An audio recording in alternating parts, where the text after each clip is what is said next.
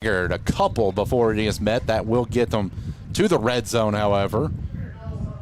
And Henry Clay's big. I mean, they have a lot of meat. They got a lot of good athletes.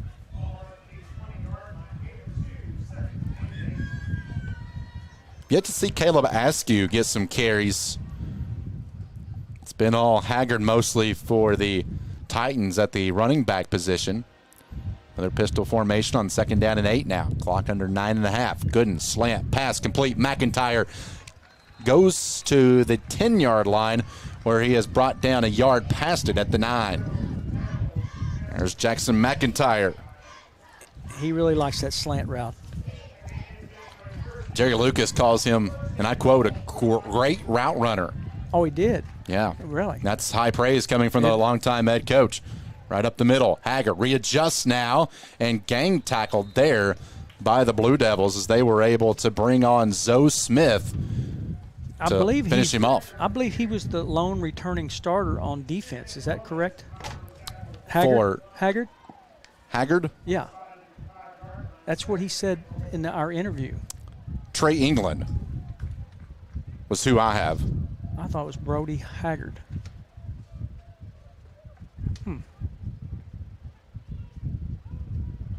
And we also have Evan Cosme, who've not yet called his name. Yeah, that's right.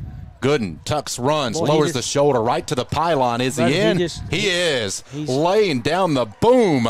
Cade Gooden for rushing touchdown number 2. That's a leader right there. He didn't run out of bounds. He just dropped the left shoulder and run it right through the end zone. And an injured Blue Devil player over on the far sideline as they were trying to wrap up Cade Gooden. He's right there at the end zone. And that is Tristan Thompson. We'll take a timeout here with 8:23 to play. 13-0 Collins pending the extra point.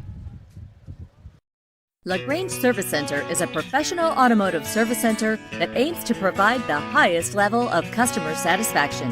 Their team is dedicated to performing honest and ethical work. Their experienced technicians make affordably priced immediate and scheduled repairs. Plus, they offer 24-hour emergency roadside assistance and much more.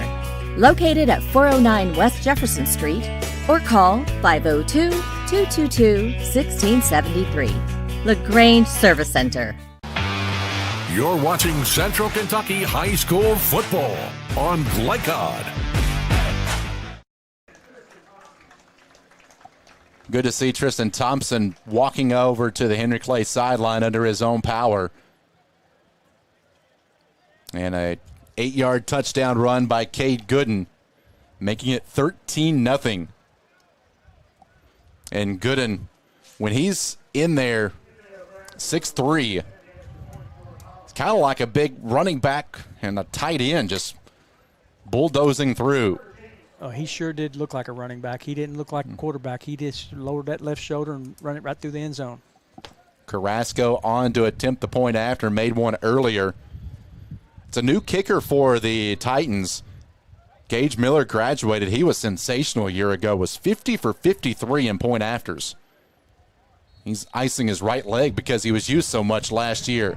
Well, and that kid there looked like he did a good job too. That splits the uprights as well to make it 14-0 with 8:23 left. And Cade Gooden picking up and leading off this Collins offense. Now, Coach, how can Henry Clay get some momentum back?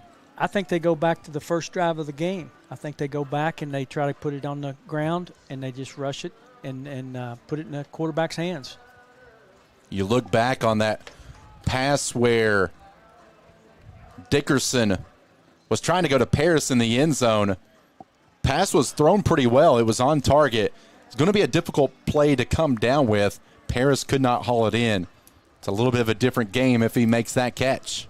Well, from a receiver standpoint, that's exactly. If you ask him where you want that ball thrown, he's going to say down and out.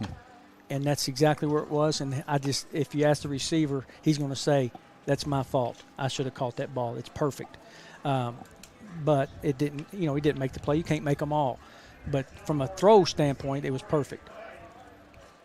Listen, Henry Clay team was in so many close games last year despite their 1-10 record. They lost 18-6 against Madison Southern, was in that game, lost by a field goal to Henderson County, dropped one against Dunbar by only 9 a season ago, and they lost in overtime to Connors. So you look at the 1-10 record, yeah, that doesn't look great on the surface, but right there's 4 games where you're easily in, and you're talking about maybe a 500 record.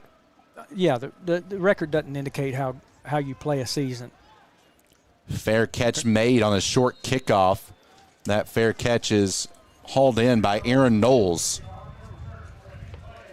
They don't want them returning the kickoff, that's for sure. They've kicked it out of bounds and Swib kicked a pop-up kick 2 times.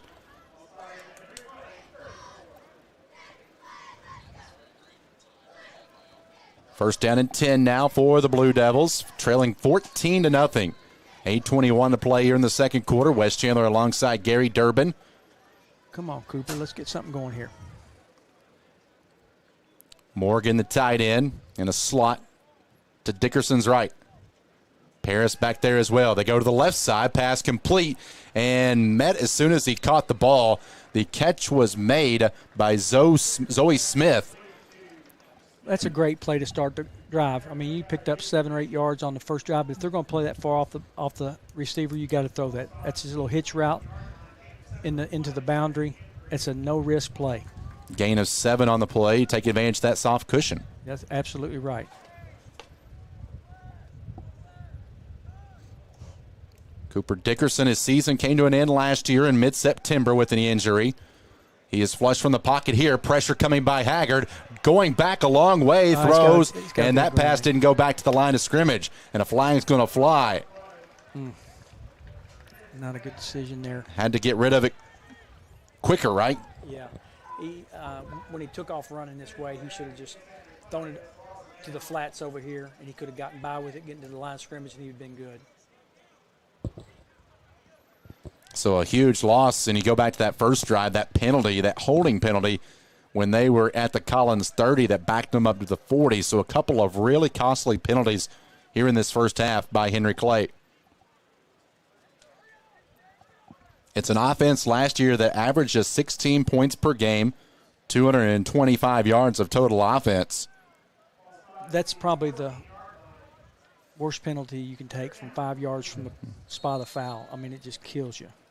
And now it's... And a loss of down. It's third down in Richmond.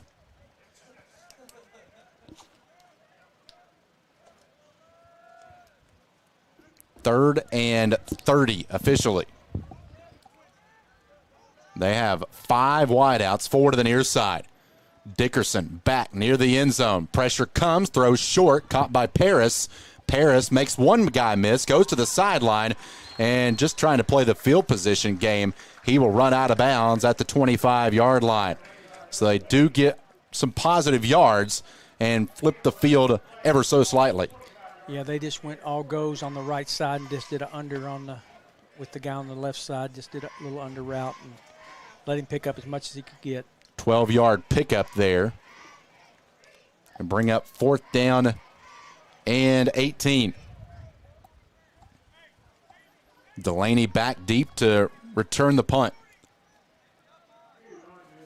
On to punt it away is Noah Goot. He handles the kicking and the punting duties. Oh, he hit a good one last time. Max Topmiller late getting onto the field. Looking to duplicate that here, and he gets off another good one. And that'll be fair caught at the 38-yard line. So a 38-yard punt by Goot. And that'll bring Collins back onto the field with a 14-0 lead. Well, they were doing okay until we got a grounding. And those penalties just are so demoralizing. Oh, that you just – any penalty from behind the line of scrimmage where you have a loss of down 2, it just kills you. Now here's Cade Gooden. Gooden, if you're just joining us, became the 40th quarterback in KHSAA history to record 500 completions in the first quarter. Go look at that list, Wes. Oh, I did this morning. How good of players are on that There list? are some really fine, impressive players. Gooden, another completion. This time it goes to Hintz, and triple tackled there by the Blue Devils. Leading the charge that time was Aaron Knowles. If you want to see a good throw, rewind that one. That ball's in the air before the guy makes his turn. It's just a quick three-step drop, and he just fires it right on the numbers. Yeah, that ball's released when he puts his foot in the ground. Like Henry Clay, nice little pickup on first down. Second down and 4. Gooden, design QB keeper. Real estate for Gooden inside Henry Clay territory. Brought down at the 48. 13-yard pickup on the ground. Uh-oh. Hit on the ankle. That ain't good. And he will come out. So Cade Gooden out for this play. The freshman Noah Jones entering. Those hit below the knees don't feel good in the shins and the ankles. And not the sight that Collins fans wants to see. Gooden was sidelined for 3 games last year, and without him, they were just 1-2. Yeah, I can understand that. So the freshman thrusted into the spotlight here in a 14-0 game halfway through the second quarter. Haggard to Jones's left. They will go to Haggard. Flag flies. Moderate pickup for Haggard. And we'll await the penalty marker from Steve Schamaker. Sideline warning. No penalty, just a warning on this one. And that was on Collins. Yes, sir. So Jones will now come out, and good news for the Titans. Cade Gooden back in. And we have an official's timeout with 5:51 left in the second quarter. We'll step aside. The Titans looking to add to a 14-0 lead over Henry Clay. You're watching high school football in Central Kentucky on Glycod. Stuck on the road? Call Martin's Peterbilt Mobile Service. Our 24/7 commercial roadside service, truck and trailer repair, and warranty service will have you back on the road in no time. Call us 24 hours a day, 7 days a week. Martin's Peterbilt, keeping you rolling. You're watching Central Kentucky High School Football on Glycod. 8-4 last season for the Collins Titans. They play in a really challenging district. Woodford County's in that district as well. That's who they lost to in the second round of the playoffs last season. Those two teams put up a combined 88 points in that second round matchup, with Woodford County coming up on top 55-33. You talk about two high-powered offenses. Well, they are, and I believe I watched that one on TV or internet or whatever, but that game was unbelievable. Glycod would like to thank our corporate partners for being a part of tonight's live free-to-watch high school sports broadcast. If you're a business owner and would like to market through our platform, contact us at info@glycod.com. Wes Chandler alongside the coach, Gary Durbin. It'll be second down for the Titans. Cade Gooden returning back after he was banged up a little bit. He's back in there for this play. That wave that you just felt was Collins fans exhaling.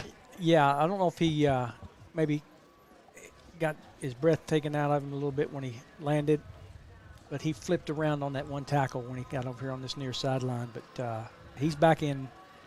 Everybody can exhale. Well, he's been sensational both through the air and on the ground as well. Coming in to this one, he has 5 career 300-yard games under his belt. Career high of 372 yards versus Oldham County back in September of 2024. And tonight, so far in the first half, if you're going to decide which one it is more so than the other, it's probably more advantage run for Cade Gooden. Oh, absolutely. He's responsible for both touchdowns. Yeah, he's phenomenal, but the way he's running the football right now is really impressive. And when I talked to Jerry Lucas earlier this week, he said that Cade Gooden is a passer first. He wants to pass the ball first, but when things break down, he has that capability to be able to take it from the pocket and really take off and run with it. That's why I put down run the football as one of my point of emphasis, because we knew that they could throw the football, but they have to establish some type of running game. They can't advance in the playoffs with just throwing. So they have to, whether it's Cade or somebody that supports them in the running game, they have to have that, or they'll void the running game completely and stop the pass. And Gooden was responsible for 770 yards on the ground last year. And remember, he missed 3 games as well. Yeah. So Over half of their rushing total was from their quarterback position. -3. -3 games. Yeah. So if you add those 3 games in, you're probably looking at close to a 1,000-yard season. easy. So it's good to see the balance that's coming back, not just with Cade, but from the other runners too. Their second leading rusher last year is a guy who graduated in Davion Dale. Caleb Askew is back for his senior season this year, and a guy that we have not called yet so far tonight. And when I was talking to Jerry Lucas about Askew, he's a guy that really developed this summer, took up track this summer, and that has tremendously helped his development as a football player. Correct. And I'm sure Coach Johnson doesn't want to see this either if they're going to face him again in the playoffs over at Woodford County. Maybe foreshadowing for future games down the line. Correct. Because they have a pretty good air raid offense as well. Both those teams are fun to watch. Under 6 minutes to play now here in the second quarter is Gooden out of a shotgun formation. That same 5 offensive line back to work. They fake the toss over to McIntyre. Plenty of time.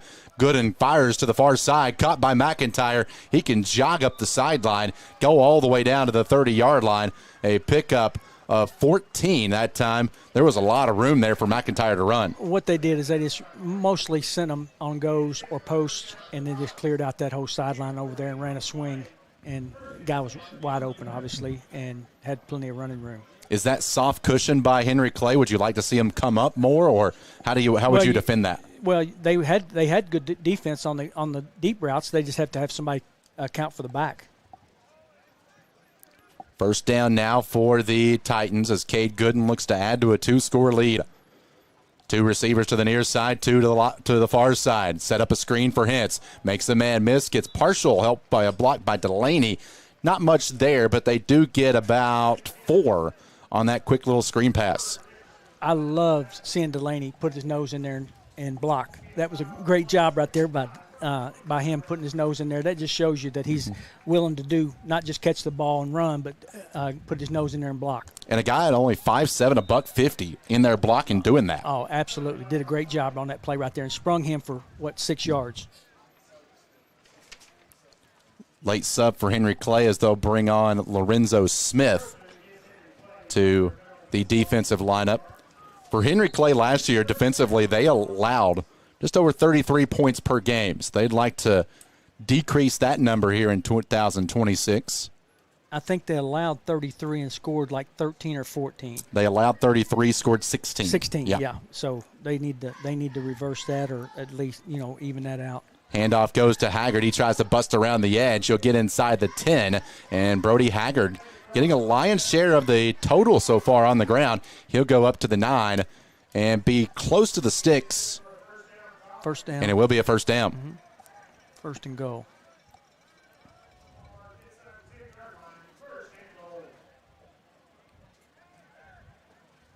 Henry Clay last year defensively did a better job against the rush than they did the pass. But you're talking about a whole different animal when you're talking about this Collins offense. One of the best in the state. And they will flatten it out here with a bevy of receivers. And Henry Clay wants to change up their defensive strategy. So a timeout to interim head coach Tim McCoy. We'll take it with him.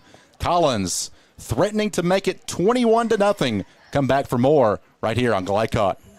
Suntime Pools. Our reputation has made us the company of choice for all your pool needs. Weekly service, computerized water testing, or just need advice. Suntime Pools.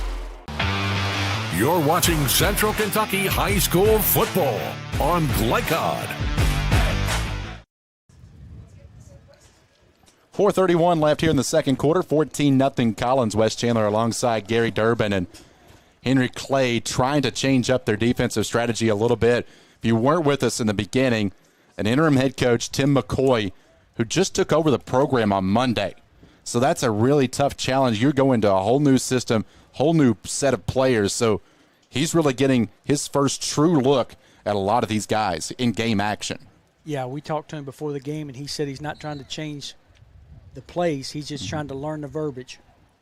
That's got to be extremely difficult. It is. For him and the players. Exactly. So he's trying to learn the verbiage that they're doing, and then he can try to correct from what they're doing. And facing a really strong litmus test here in Collins.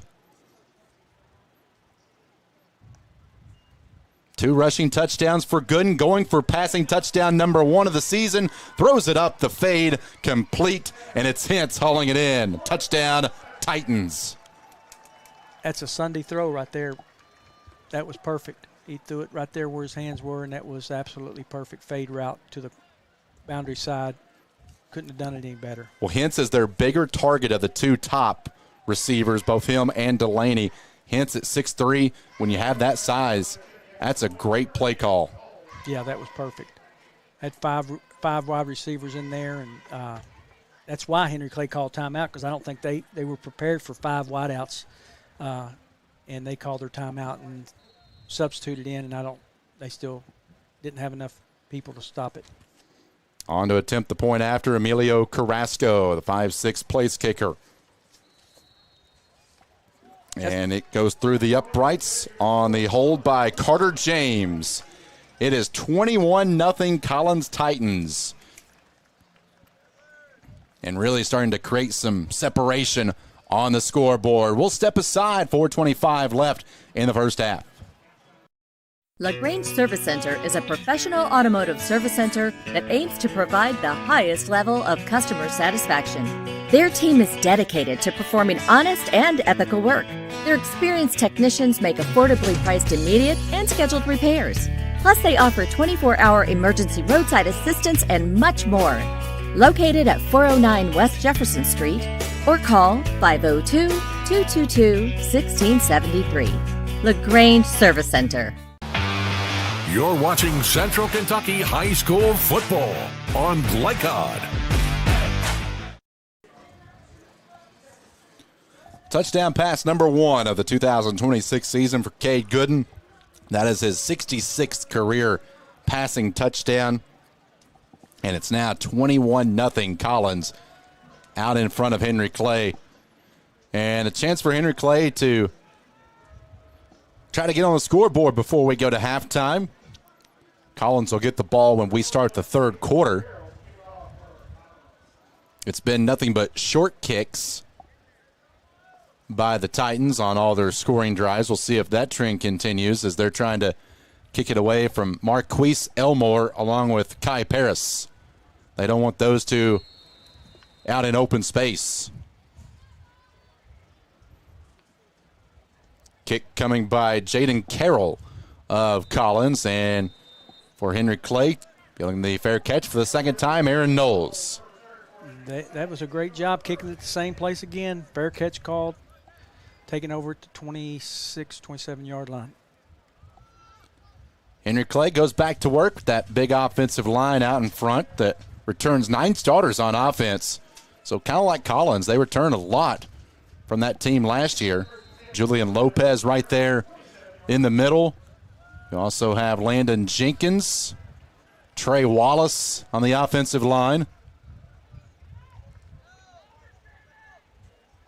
Cooper Dickerson back through the air. This is Morgan's first reception of the afternoon and evening now. He'll go up to the 30. Short pickup as they get 3 to their big tight end, Henry Morgan, the 3-sport athlete.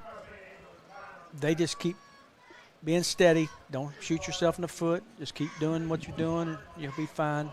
Put points on the board for the half. They got plenty of time.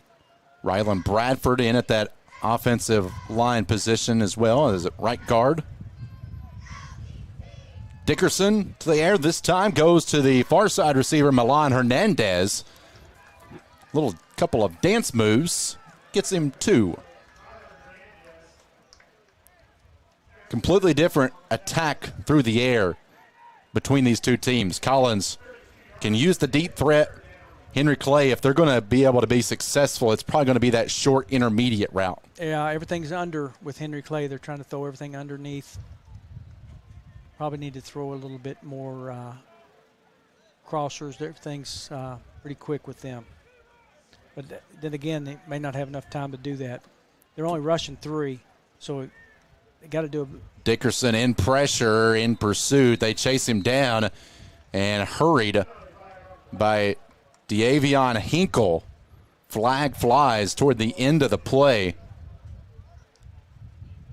They, despite, as you said, just rushing 3, they were able to break through there and force Dickerson to throw it ahead of when he was trying to.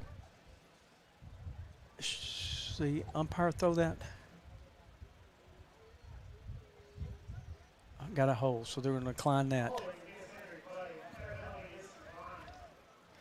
Yeah, they only rushing 3. They got to be able to block 3 and then give that quarterback enough time to throw. If you can't block 3 with 5, then it's going to be a long night.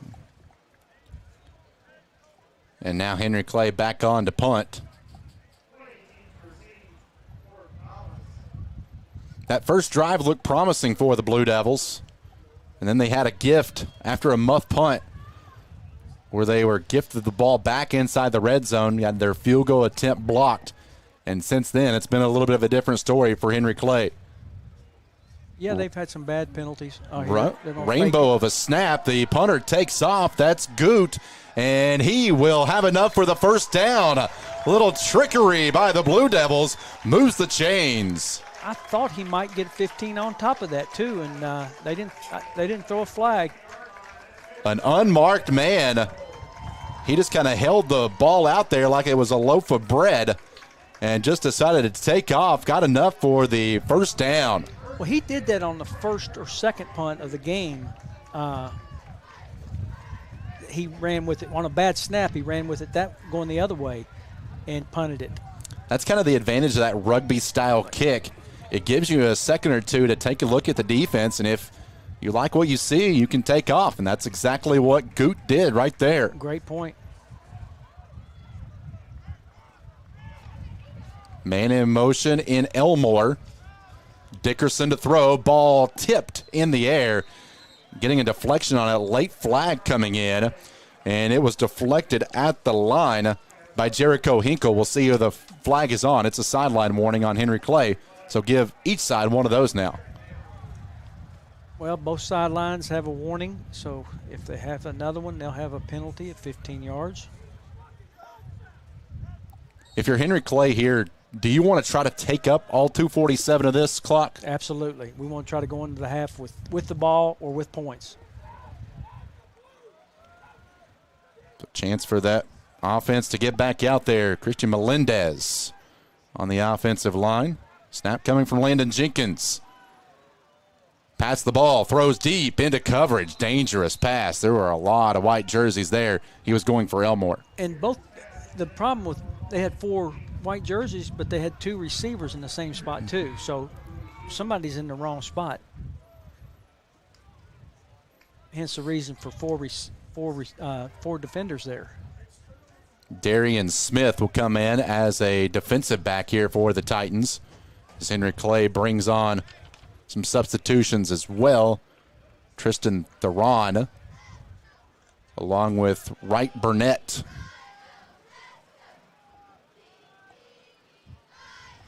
.240 left, 21-0. All Collins here from Lafayette. Handoff on the ground. They will go to the new running back in. Oh, that's Holine once again. Called his name a lot first couple of drives, but not a lot since. And we have a timeout called to Collins. Yeah, Henry Clay was going to try to draw him off sides, I think. I don't think they were going to go for it. I think they were just going to try to draw him. So that'll bring up 4th down now. And about 4 as Jerry Lucas calls a timeout. And talk about Jerry Lucas and what he has done at Collins. This is his 17th year over there at Collins, his 20th season overall. This begins year number 21, former head coach at Western Hills in the mid to late 90s. the only coach in Collins football history. That's so awesome. Started the program over there, and then all the success they've had over there, built the program into what they have now it's just remarkable. What better person to start a program, build a program, and have the success that he has right now? And they have high aspirations here in 2026. Last year, their offense was sensational, 34 points per game, over 230 passing yards per game. Yeah, I don't think they're looking for anything but a finals state tournament championship. If there was one question mark, it's on this side of the ball, the defense. They do lose their top 3 tacklers from last season. On 4th down, pass complete, 1st down. Henry Clay goes inside Collins territory. The pass completed to Elmore all the way up to the 38-yard line. Good for them. I'm glad they went for it. That was a great call, great read by the quarterback. He had a short receiver open, and he went with the next layer, just a little flood levels throw, easy read, and he made the right read. Pickup of 17, and they're really high on Marquise Elmore, a transfer from Danville. Anytime you can just get athletes on the field, that's an advantage at this level. Dickerson finds Morgan, and he is suplexed down at the 34-yard line. Again, Henry Clay will take those 4 or 5-yard pickup. This one is going to be marked as a 4-yard pickup. That'll bring up 2nd down and 6. All right, now we need a sideline coach. It's going to be a clock manager here. So now that they got a benefit here. This is a great break for them. They got the clock dead. Now we can talk about plays. We got an injured player here. Looks like a cramp. So this helps them out a lot. Early on in the year, you'll see some of those cramps work into play. 1:44 left in the second quarter. 21-0 Titans. We'll step aside here on Glycott. Stuck on the road? Call Martin's Peterbilt Mobile Service. Our 24/7 commercial roadside service, truck and trailer repair, and warranty service will have you back on the road in no time. Call us 24 hours a day, 7 days a week. Martin's Peterbilt, keeping you rolling. You're watching Central Kentucky High School football on Glycod. Henry Clay going for it on 4th down. They were able to make it to keep the drive alive. Here's a 2nd down and 6. Thrown to the far side where it is caught by the receiver in Hernandez. A lot of east-west motion there, and it keeps that clock running. Yeah, I'm not crazy about that call. Swing to the wide side on this play. I'm not crazy about it, but they had to go try something. They lose 3, and now as your 3rd and 9 at the Collins 38, time becomes a little bit of a factor here with 1:10. This is usually where they like to go to Paris. He's the lone receiver to the far side. They will go to Paris. Pass is complete right at the sticks, and I believe he's going to be a little bit shy. Yeah, 56 seconds, so you got to be ready to go. Pickup of 7 on the play to Paris. See, you waited too long. You're going to call timeout, you got to do it. See, he's looking for help. He's looking for Coach Amberg, whether you're going to call timeout or Coach McCoy. They have 1 timeout remaining. 35 seconds left. Ball spotted at the 30. Going to the far side is Burnett.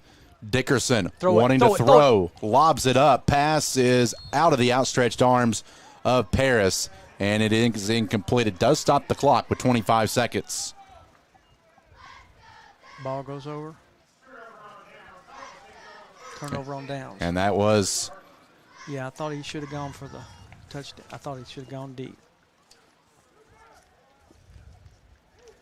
Henry Clay did have a kicker last year that graduated, Ethan Cooper, who was 4 for 4 in field goals last year and was 17 of 18. They had to replace him. And Noah Goot this year. So it could have taken away an opportunity to get some points on the board. Being a junior quarterback, you just got to know the down, you got to know the distance, and you got to know the time. An interception is not going to hurt you right there. You got a guy running down the seam. Just give it a chance. Yeah, worst case scenario is they intercept it and in the end zone. Goes to the end zone, goes to 20, 25-yard line. Yeah, so now Collins, 25 seconds is plenty enough time for Cade Gooden, and said he'll just take it and run up to the 35.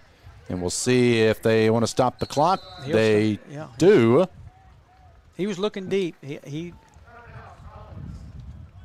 They will have one timeout remaining after they use it right here.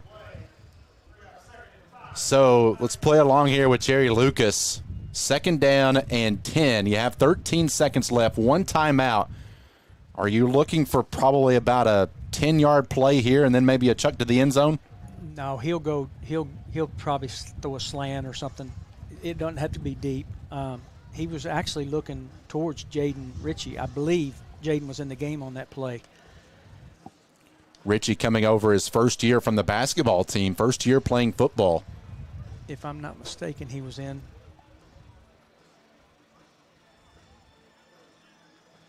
Yeah, he's in the. He's right there on the wide out with the red gloves, pink gloves. It's all about fashion now. Everybody's got to be trendy. Yeah. That's why he stood out, because I don't think we've seen red gloves in the game yet, but he's in the game right now. 2nd down and 5. 13 seconds left for Cade Gooden. Can they add to a 21-0 lead? Snap goes to the belt of Gooden. Steps up. Pressured.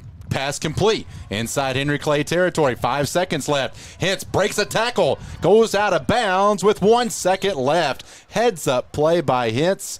I'm sorry, that's Cochran. Yeah. Cochran able to step out of bounds with a half-second left.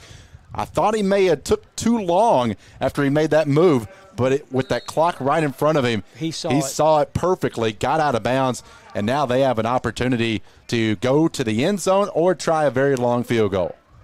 It would be a 50-yarder from here. So that kicker has a great leg. But we're going to take a break here with 1 second left. 21-0 Collins. Trying to be a responsible citizen and the best recycler you can be, but you just aren't sure what goes where? Google Oldham County Waste Wizard and check out the Wizard search engine. Just type in the name of your mystery item and see what pops up. It will tell you whether it goes in the trash, recycle bin, or donations. It tells you how to discard troublesome items like paint and televisions. Can you believe it even tells you how to get rid of a boat? Oldham County Waste Wizard. Do you believe in magic? This message funded by Oldham County Solid Waste Management.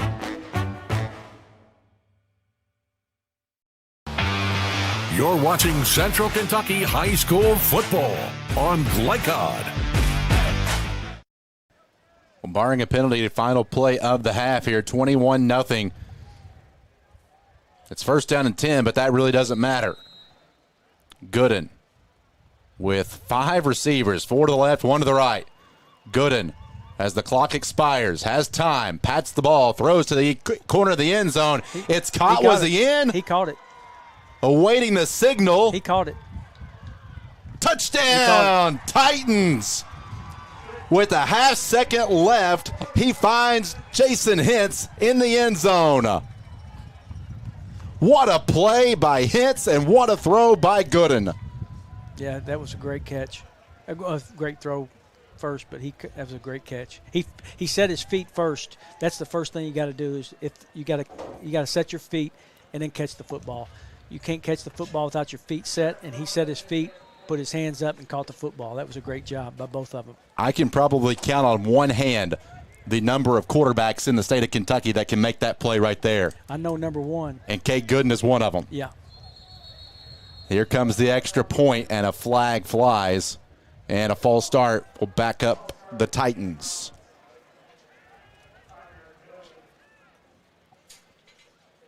My goodness, that talk about just so deflating.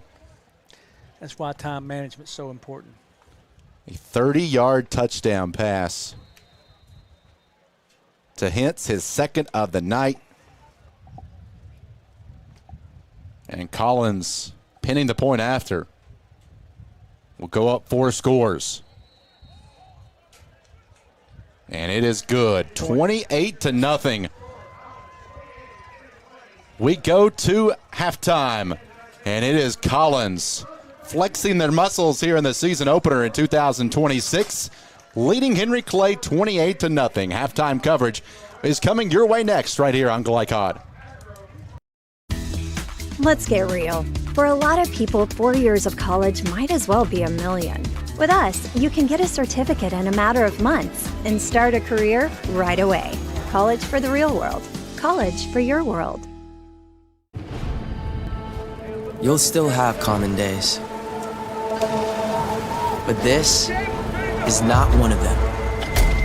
A few weeks a year and you'll discover the most uncommon time of your life. Let's get real. You could go to work right after high school, but spend a little time with us and we'll give you a better chance to do more, be more, and earn more. College for the real world. College for your world.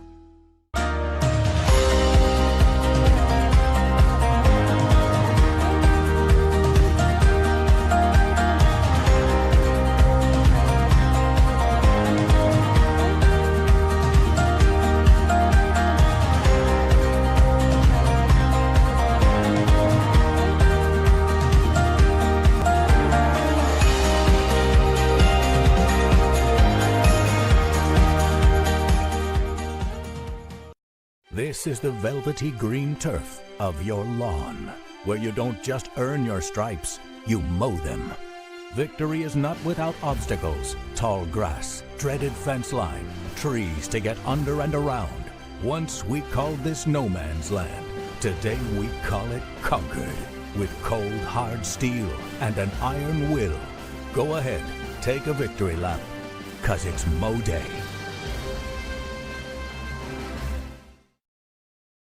For any of your window, door, and siding needs, contact the team at Elite Building Products.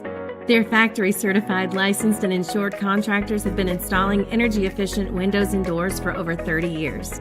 They also offer energy tax credits and military veteran discounts. Locally owned and open weekdays at 242 Wilson Drive, just off of the 27 bypass. For a free estimate, call 859-887-2440. Elite Building Products. New recruit, take advantage of our apprenticeship program. Come out of our 4-year course debt-free. With health insurance, a guaranteed pension, a degree, and an electrical license. 3 words I'd use to describe the apprenticeship are opportunity, skillful, educational, solid career path, rewarding, beneficial, and a brotherhood. A life-changing opportunity. The cost of school is free. All your books are paid for. You go to school once every 2 weeks. All the other stuff is on-the-job training. The teachers here are great. They're all very, very knowledgeable. They're preparing you for what you're already seeing in the field. If you're struggling with something at school, sometimes your fellow students can help you work through that. Everyone's willing to help each other. It's like a big family. I love being a part of a union, something bigger than myself. This field is so vast. You can find something that you really love to do because there is so much you can do. I went from a job to a life-changing career. Power up your potential with the IBEW. Tonight's halftime report is brought to you by IBEW Local 369. Find out how you can earn while you learn at IBEWLocal369.com. Power up your potential with the IBEW.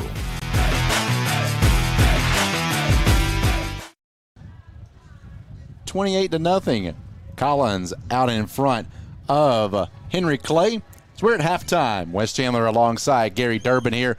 Appreciate you tuning in here with us.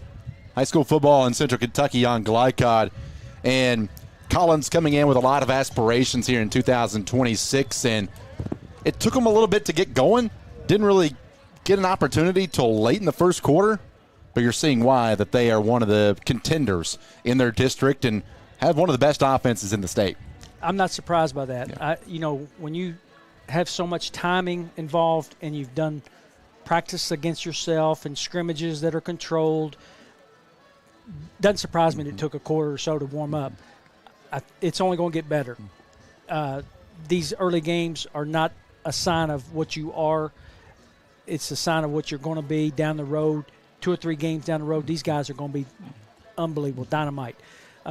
But, yeah, they warmed up in the second quarter, and you saw some throws that are unbelievable, some catches that are – that last catch we saw, that's professional. That's a throw was unbelievable. The catch was he planted his feet and reached up and grabbed the ball with his hands. You don't see that on Sunday. That's a quarterback and receiver that have worked together for multiple years. Oh, it's timing and it's unbelievable. It's a great sign of what is to come. You want that to continue for Collins, certainly in the third and fourth quarter. For Henry Clay now, it was a good opening drive. They got all the way down to the 30-yard line, a holding penalty.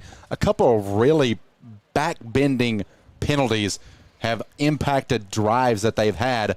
They got down here on the final drive of the first half that they had, went for it on fourth down, got it, had another fourth down where they threw the ball over the shoulder, out of bounds, incomplete, turned it over on down. So they've had some drives, just not been able to capitalize.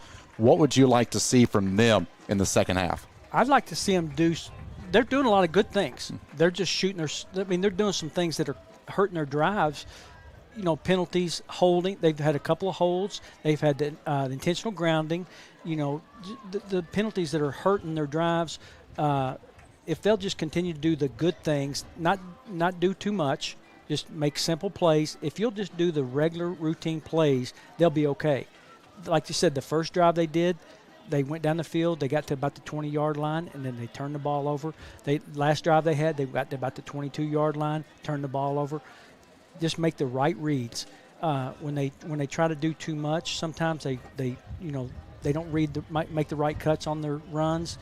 They try to sweep too wide, hit the hole, stay in the hole. Don't cut outside. Stay in the hole. These big guys can make a hole if they'll hit the hole. Just make the runners stay in the gaps.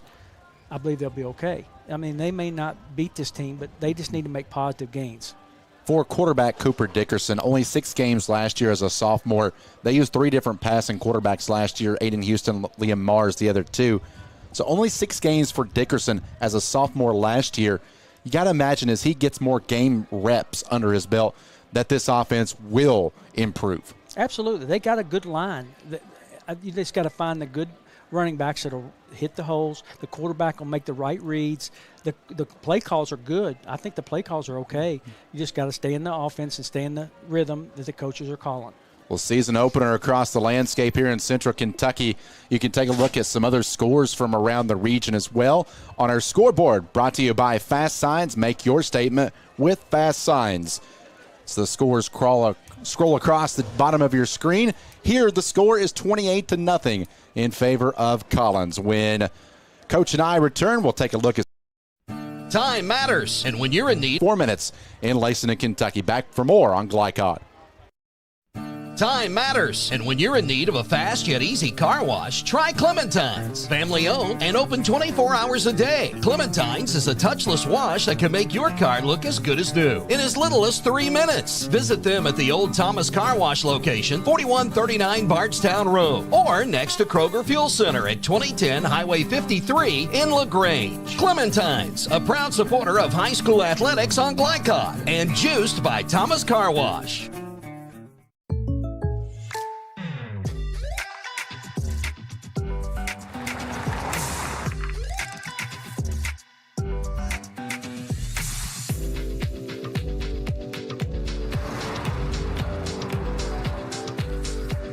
For your surprisingly great rates, contact your local State Farm agent today. If you want the real deal, call State Farm agent Leslie Gilly in Crestwood today. Like a good neighbor, State Farm is there.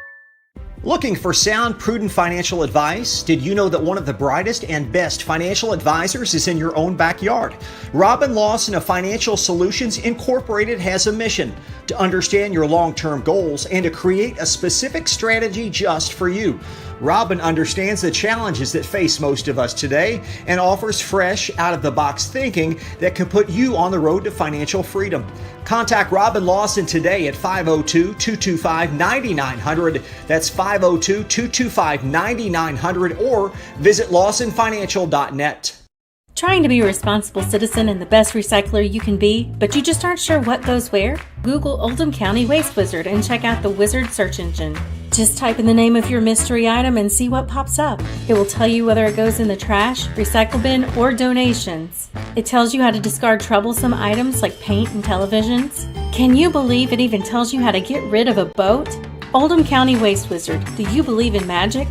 This message funded by Oldham County Solid Waste Management. LaGrange Service Center is a professional automotive service center that aims to provide the highest level of customer satisfaction. Their team is dedicated to performing honest and ethical work. Their experienced technicians make affordably priced immediate and scheduled repairs. Plus, they offer 24-hour emergency roadside assistance and much more. Located at 409 West Jefferson Street, or call 502-222-1673. LaGrange Service Center. Founded in 1910 in the Ohio Valley region, German American Bank has been raising the standards in banking and wealth management for over a century. Big enough to provide the conveniences of modern banking, yet small enough to care about the people and communities we serve. Because we believe that when a community thrives, its people prosper. We're lending more than money. We're lending a hand.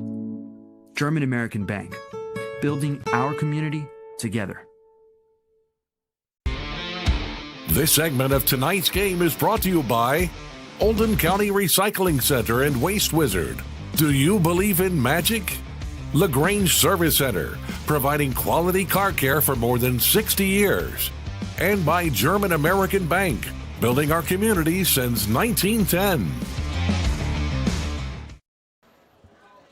Closing in on the start of the second half here in under 5 minutes from now. 28-0 Collins out in front of Henry Clay. Some numbers from the first half of action. The number that jumps out the most is the total offense. 33 plays for Collins, 288 yards. 30 plays for Henry Clay for 69 yards. And you look at the individual numbers. Cade Gooden on the ground, 7 carries for 62 yards, including a pair of touchdowns. Brody Haggard has 5 carries for 32 yards. Through the air, Gooden 14 of 21 for 194 yards with those 2 touchdowns, that one coming at the end of regulation. Josh Cochran has 5 catches for 103 yards. Jason Hintz, 5 catches for 62. He has both touchdowns. McIntyre, 2 catches for 25. And Avion Delaney, a little bit surprising, 2 catches for just 4 yards. For Henry Clay, Zach Coline, 7 carries for 20 yards. Noah Goot had that special teams punt fake, 1 carry for 10. Cooper Dickerson's 12 of 21 through the air for 60 yards. Hernandez, the leading target, 3 catches for 7 yards. 2 catches each for Paris, Elmore, and Smith for the Blue Devils. We'll step aside, scoring summary when we come back on Glycod.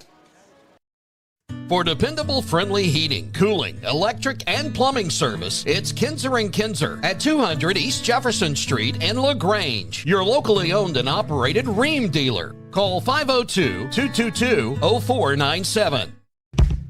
A lot goes into taking care of your property. You need equipment with more durability, versatility, and #1 rated reliability built in. Like Kubota compact tractors that can do it all right. Z-Series mowers that deliver a quality cut. And the Sidekick utility vehicle built for hard work and fun at 40 miles per hour. Kubota equipment lives up to the highest standards. Yours. Visit your local dealer today. Anderson Sales and Service in Madison, Crestwood, and Louisville. Founded in 1910 in the Ohio Valley region, German American Bank has been raising the standards in banking and wealth management for over a century. Big enough to provide the conveniences of modern banking, yet small enough to care about the people and communities we serve. Because we believe that when a community thrives, its people prosper. We're lending more than money. We're lending a hand. German American Bank, building our community together. Looking to ease the stress of running a business? Then count on the accountants at Kelly King & Company. They offer a wide array of services, including taxes, payroll, and bookkeeping, while providing deep analysis and strategic guidance to help you make sound, smart business decisions. Contact Troy in Crestwood at 502-241-5656 or visit them online at kingcpa.net. Kelly King & Company, proudly serving and supporting Oldham County for generations and a dedicated partner to small business. Research has shown high school sports to be a great community influence. Join scores of local businesses that have partnered with Glycod in sponsoring live, hometown-oriented sports programming on our video and social media platforms. For more information, email info@glycod.com. You don't have to look far to see the power of the Electrical Union Local 369. No matter the size, we have the right contractor to fill your needs. When it counts, you can count on the International Brotherhood of Electrical Workers Local 369. Contact the IBEW today. You're watching Central Kentucky High School football on Glycod. Wes Chandler joined alongside Gary Durbin here as we are about ready to start the second half in just a couple of moments. Henry Clay and Collins have both emerged from their locker room area as we are getting ready for the start of the third quarter. It's 28-0 Collins as the Titans are looking for their third straight season opening victory. And last year they started 5-0, had a really good start. Then right there kind of in the middle was when Cade Gooden went down after that. So they then dropped their last three into the regular season strong, won that first-round playoff game, lost in the second round to Woodford County.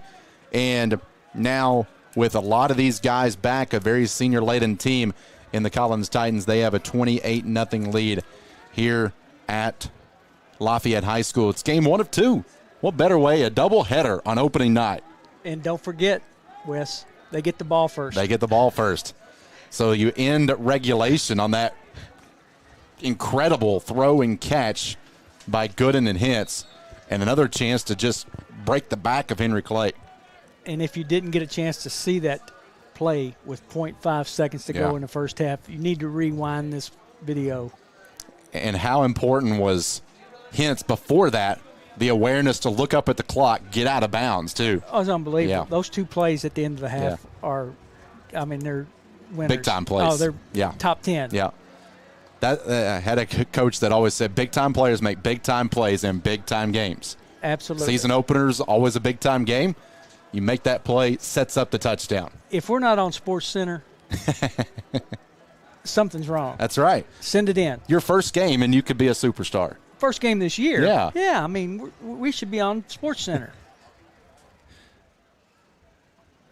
Make it happen. You're up 28-0. Okay, let's go inside Collins' locker room. You're up 28-0.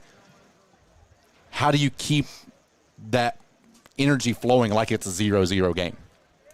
Well, they know the rules.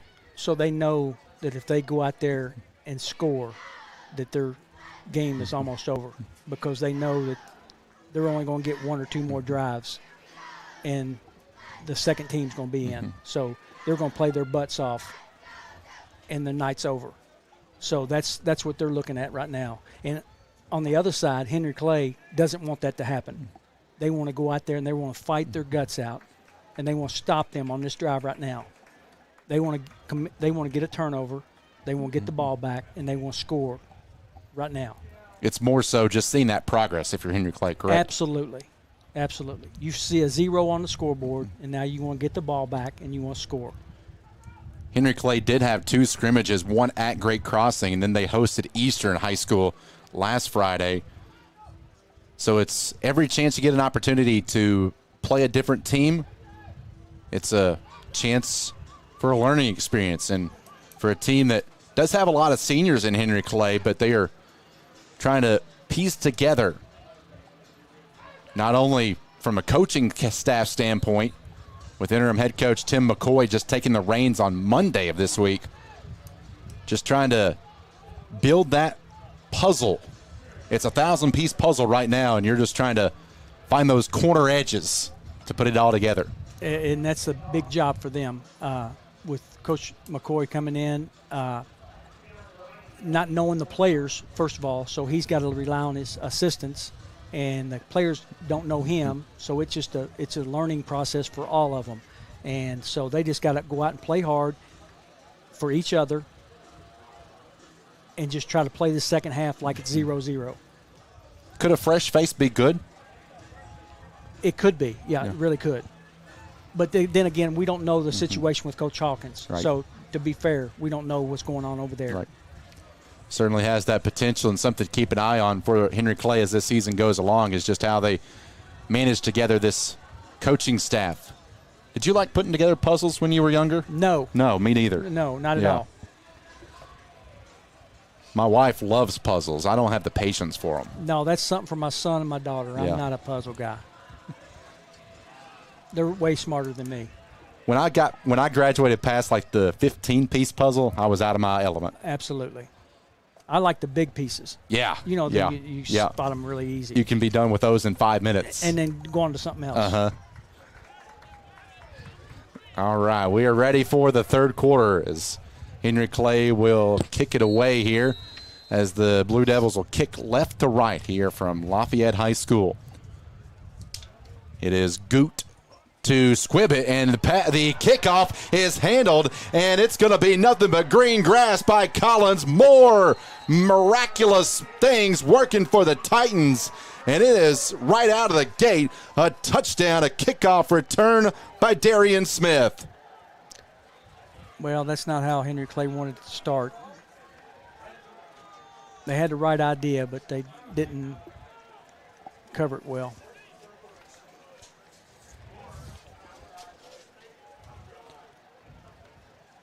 It was a pretty good kick. Was that just the coverage unit not being where they should? Yeah, that's the idea was there, but So now a chance to make it 35-0 as they return the opening kickoff. What was it, right around 45, 46 yards, somewhere around there? Yes.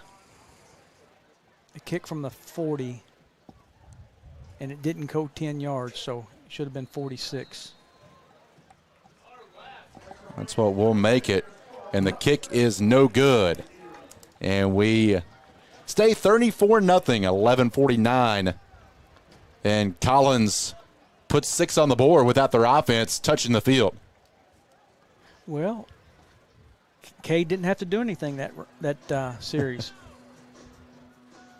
So you get to this point in the game now, if you're Collins, Cade Gooden, a lot of potential for him this season. You're starting to get into that territory. If you're inside Jerry Lucas, you're saying, okay, what's the game plan? How long do we stick with him? What year is the backup that came in, number 4? Freshman. Yeah. Noah Jones, 6'1" freshman. I think you get him some time. I think it could be one where you maybe see him for a drive or two. Yeah. Just get him in the flow of a close to a full game if this score continues. I would think that he would get one more drive.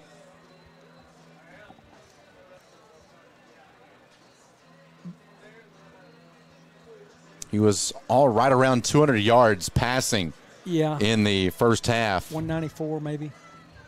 And then get that freshman in, get him some looks. Jaden Carroll will because I don't think their offense is going to slow down. Right. I mean, it is what it is. It's a juggernaut for sure. 34 points per game last year. 232 yards through the air a season ago. Short kick handled by Patrick Bea. First time we've called his name tonight. And they will go up to the 30 on a couple of spin moves. Bea, a guy that they are really high on, especially on the defensive side. Yeah, he's senior. Guy that they said last year that him and his unit really learned how to compete and to be able to finish games. And that's really important in a rebuilding process.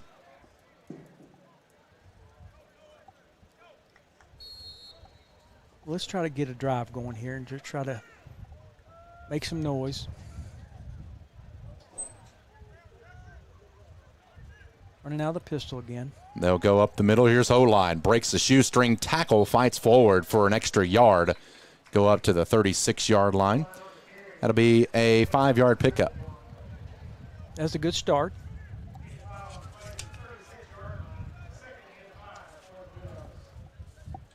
Looks like Coach Hughes is calling all the offensive plays. I thought Coach Ambergy may be doing a little bit of offensive play calls. Yeah, Matthew Ambergy spent time on some colleges' staffs. Kentucky Wesleyan, Kentucky State, and EKU. Pass complete to Paris. Down, And good start. Just about a half-yard pass, did enough to move the sticks.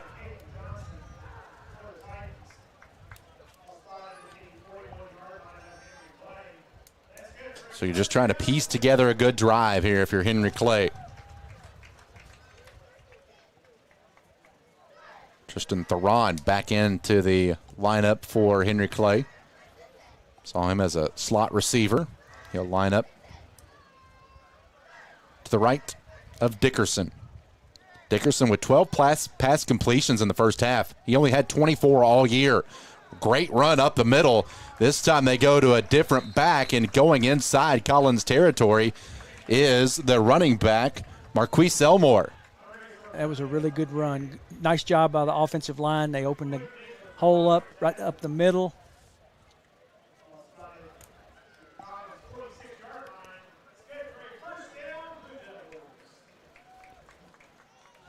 So another opportunity for Henry Clay to go inside Collins territory. Back to Holine. Holine around the edge. Sheds a tackle inside the 25, and he'll be brought out of bounds there.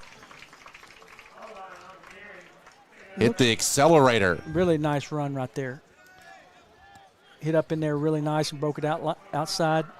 Made a really good run. 17-yard pickup for Zach Holine. Holine's running with a purpose there. He's not looking at the scoreboard. He's running. Andres Ordonez in as kind of a blocking back. They're running that power pistol. And L.J. Moore to the right of Dickerson. They'll give it to Ordonez. Ordonez back up inside the red zone to the 18. Give a lot of credit to this offensive line, especially that right side. Mm-hmm. Trey Wallace doing a nice job out in front, leading the blocking.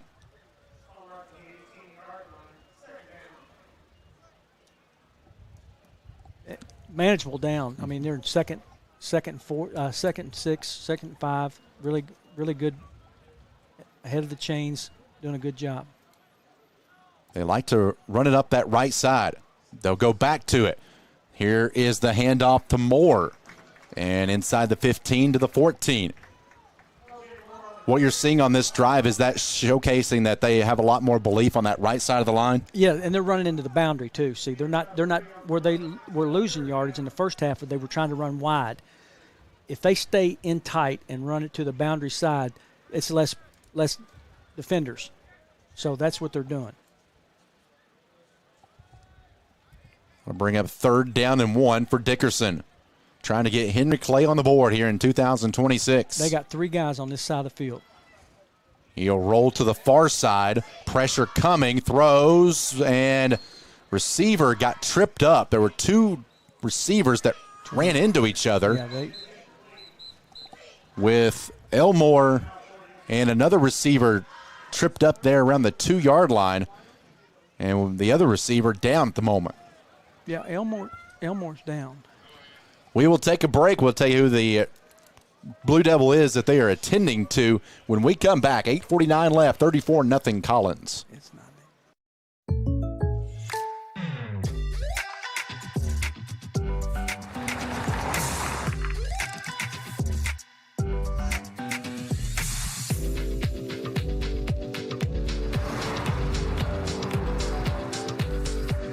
For your surprisingly great rates, contact your local State Farm agent today. If you want the real deal, call State Farm agent Leslie Gilly in Crestwood today. Like a good neighbor, State Farm is there. You're watching Central Kentucky High School football on Glycod. When injury on both sides, injured receiver in Henry Clay and an injured defensive back for Collins is who we are taking a moment to look at right now, getting stretched out. Both appear to be lower extremity injuries. While we have a moment, Glycod would like to thank you for making us Kentucky and Indiana's #1 free-to-watch platform for high school sports. Keep up to date with our live broadcast by clicking the subscribe button on your YouTube page or by scanning the QR code at the top of your screen.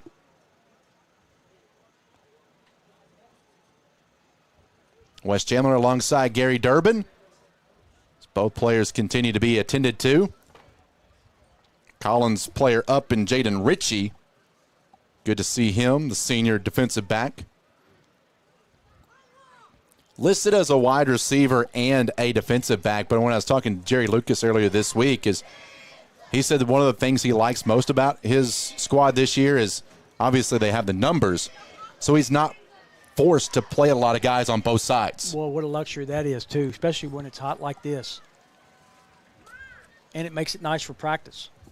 For sure. If you want to go ones against ones, makes it for a nice practice. So Richie is up. They are still attending to the Henry Clay player that's down on the far sideline, and that is Zoe Smith for Henry Clay that they are attending to. Yeah, I said Elmore, and that wasn't Elmore. I apologize for that. Hillman Smith ran into each other on the same route. And, yeah, they were right next to each other, so somebody made a mistake on the route tree. So if you're just joining us, 34-0 Collins out in front, 8:49 left here in the third quarter. Collins scored on the final play of the second quarter with time expiring on a 30-yard touchdown. Smith is up now, and that's a good sign. He will get help back to the Henry Clay sideline. Limping pretty noticeable. And then on the second half kickoff, they return the kickoff 45 yards, Darian Smith to the house. And the extra point missed.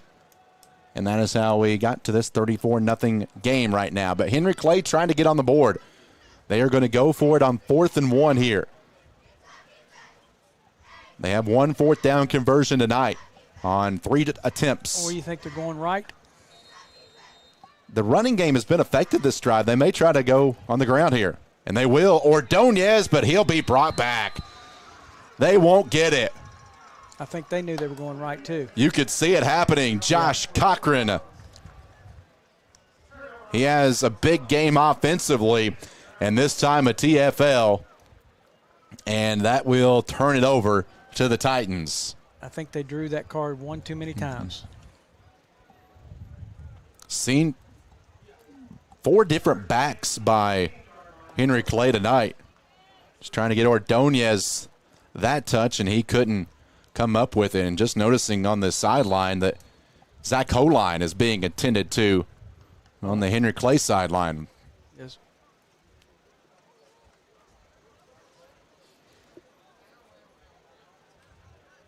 So Cade Gooden back out. He will start with the ball at his own 16. One score would get us to a running clock for the duration.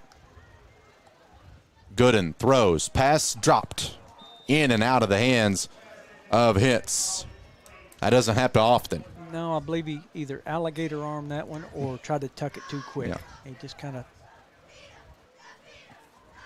tried to run before he caught it. Well, for most teams last year, 63 receptions, 916 yards, and 8 touchdowns, that would lead your squad. Yes. But it didn't last year for Jason Hitz. Pretty much 1A and 1B for the Titans in the receiving category. I like them. They're among the best in the Commonwealth. Absolutely. 2nd down and 10. Gooden trying to go over 200 yards passing. Time to throw. Fires it. Caught by Cochran. Over 100 yards for Cochran. He will have the first down as he goes all the way up to the 31-yard line. A pass completion of 16 yards. Well, that was a great check down right there. He had his receivers off. And Cochran down as he flings his helmet off. He made that tackle for loss on the other side, and he went down for about 5 seconds just trying to get stretched back out, and you wonder if it's that same cramping issue for Cochran. It appears to be the way they're stretching his legs out. I'm no doctor. I worked at a hospital for a long time, but I'm not a doctor, but it appears to be. With that pass completion, that puts Gooden over 200 yards now via the air. Had 3 300-yard games last year, did Cade Gooden. His high was 344 against Dixie Heights. That's awfully good. Yeah, and I'm sorry. Go ahead. No, I was going to say that was an awfully good check down right there. That goes unnoticed. The receivers were covered. He read that, and he checked down to the swing, and picked up, what'd you say, 16 yards? 16, yeah. Yeah, that's really good. And that's a skill set that some quarterbacks You don't see. don't develop. No, Yeah, you don't yeah. see that in high school. It's the second straight year that Cade Gooden is beginning his season right here on this field. Last year, they opened the season in a bowl-type game Okay. right here on this field, and he threw for 5 touchdowns. Nice. He's responsible for 4 so far tonight, 2 via the air, 2 on the ground. Nice. He's flushed from the pocket this time, lobs it up, caught it midfield, out of bounds, pass completed, and hauled in by McIntyre. Pocket presence is unbelievable. He really did a good job of stepping up. 18 more yards, and there's Jackson McIntyre.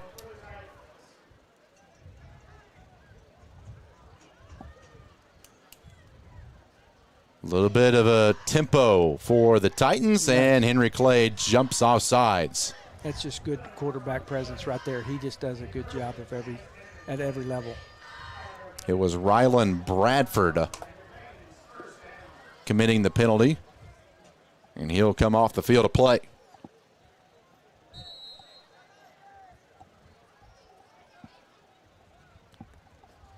So My son played quarterback here at Lafayette and then at Mount St. Joe. I was telling you.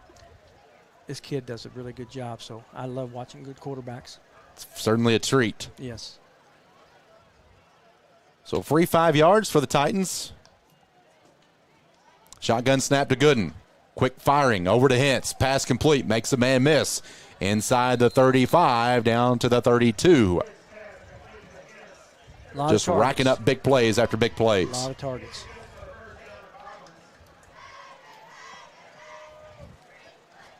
Collins has brought on Miles Terry as a receiver as well. Most schools, especially at this level, don't have that type of depth, and that depth in the wide receiving room is at a next level. Yeah, they may have 2, but not what they have.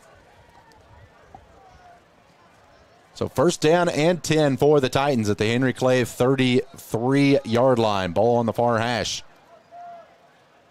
This offensive line has been good for the Titans. Gooden will run it, and he'll go out of bounds. Moderate pickup there of 5, make it 6. He just does a good job of stepping up in the pocket, keeping his eyes down the field.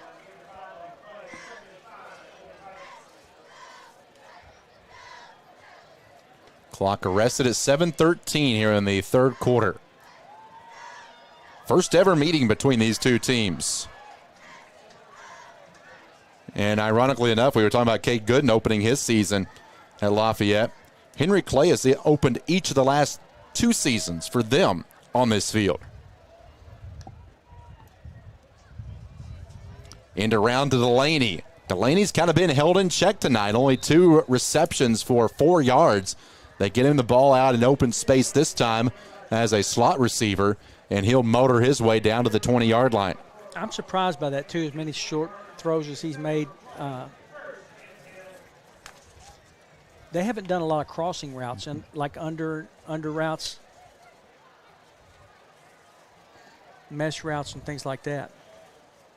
I'm sure they don't want to show all As that I was either. getting ready to say, as a former coach, do you think you're hiding some stuff for future opponents? Absolutely. Gooden will now roll out to his right. Points, looking for Delaney. He'll tuck it and run. Has 2 rushing touchdowns. Goes to the pylon, extends the ball out. He's going to be short. I believe he stepped out before that. Yeah, he's They'll mark him out of bounds at the 5. Pick up a 15. I believe they're going to be at the 1. Is it at the 1? Yeah. Okay. I believe it's at the 1. He didn't know where to. He put the ball across the sideline at the 1. So it'll be first and goal now.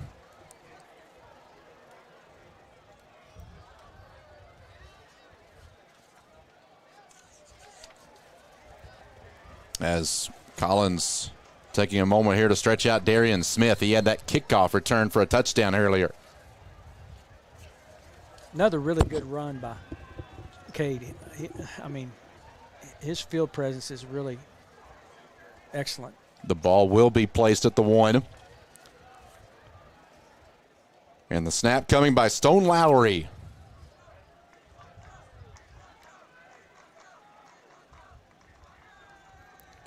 Gooden.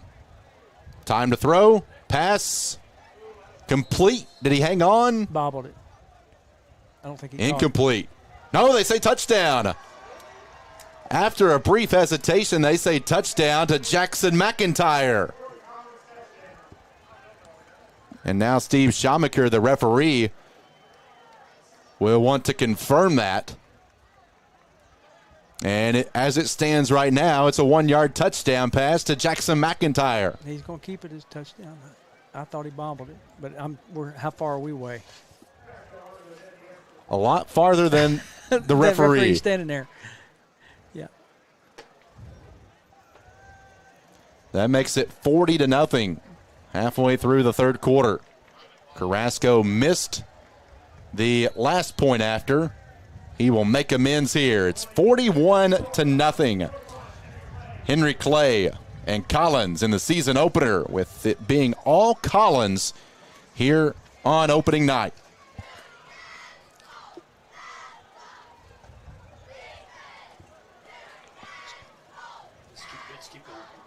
We're on.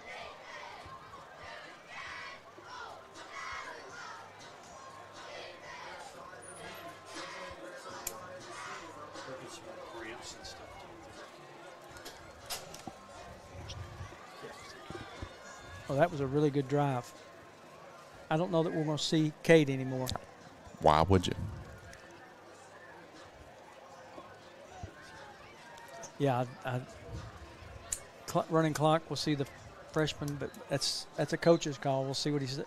Really, there's nothing left for Gooden to prove, I don't think. Yeah, he's probably at 300 plus, maybe. Enjoy your night. Yeah. You've had a good one. So it'll be 41-0 after the point after. That gets us to a running clock here for the final 5 minutes of the third quarter. So we can still make our dinner reservations. And probably time to turn the lights on.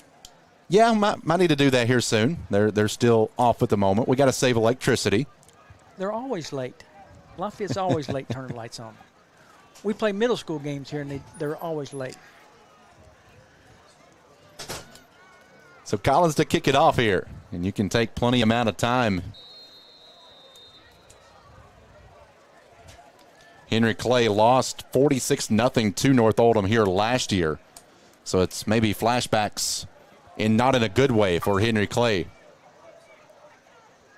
Kickoff handled by Paris. Paris looking for a blocker, now cuts it back upfield, tries to shed another one before he is brought down shy of the 40-yard line. Brought down by Miles Terry.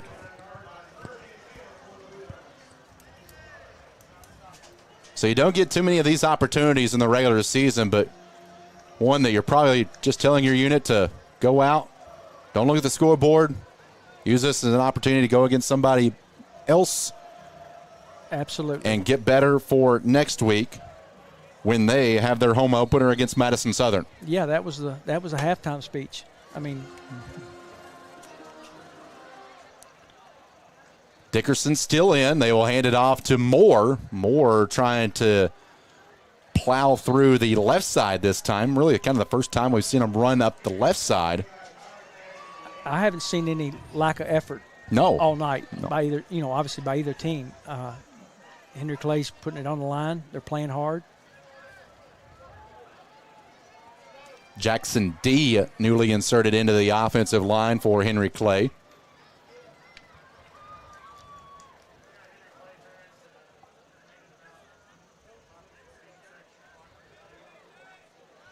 Game 1 of 2 here. Lob it up toward the sideline, and that'll be a 15-yard penalty. That was an easy one. They're going to get Collins on that one. 28. 28. Yeah, and unfortunately we don't have a 28 on our roster, so we'll have to. I got it. Noah Ames. Okay. Noah Ames. There we go. Asking you shall receive. Season opener, you never know what you're going to get from a roster standpoint. Noah, I hate to call you out on a bad play, but you get your name called. 2 minutes left here in the third quarter. Appreciate you joining us here for opening night of high school football in Central Kentucky. Wes Chandler alongside Gary Durbin. Dickerson to throw. Time. Pass dropped over on the far side. And it was in and out of the hands of Elmore. I don't know if that was a play called, but that was a great throw if it's a back shoulder. That was a perfect throw.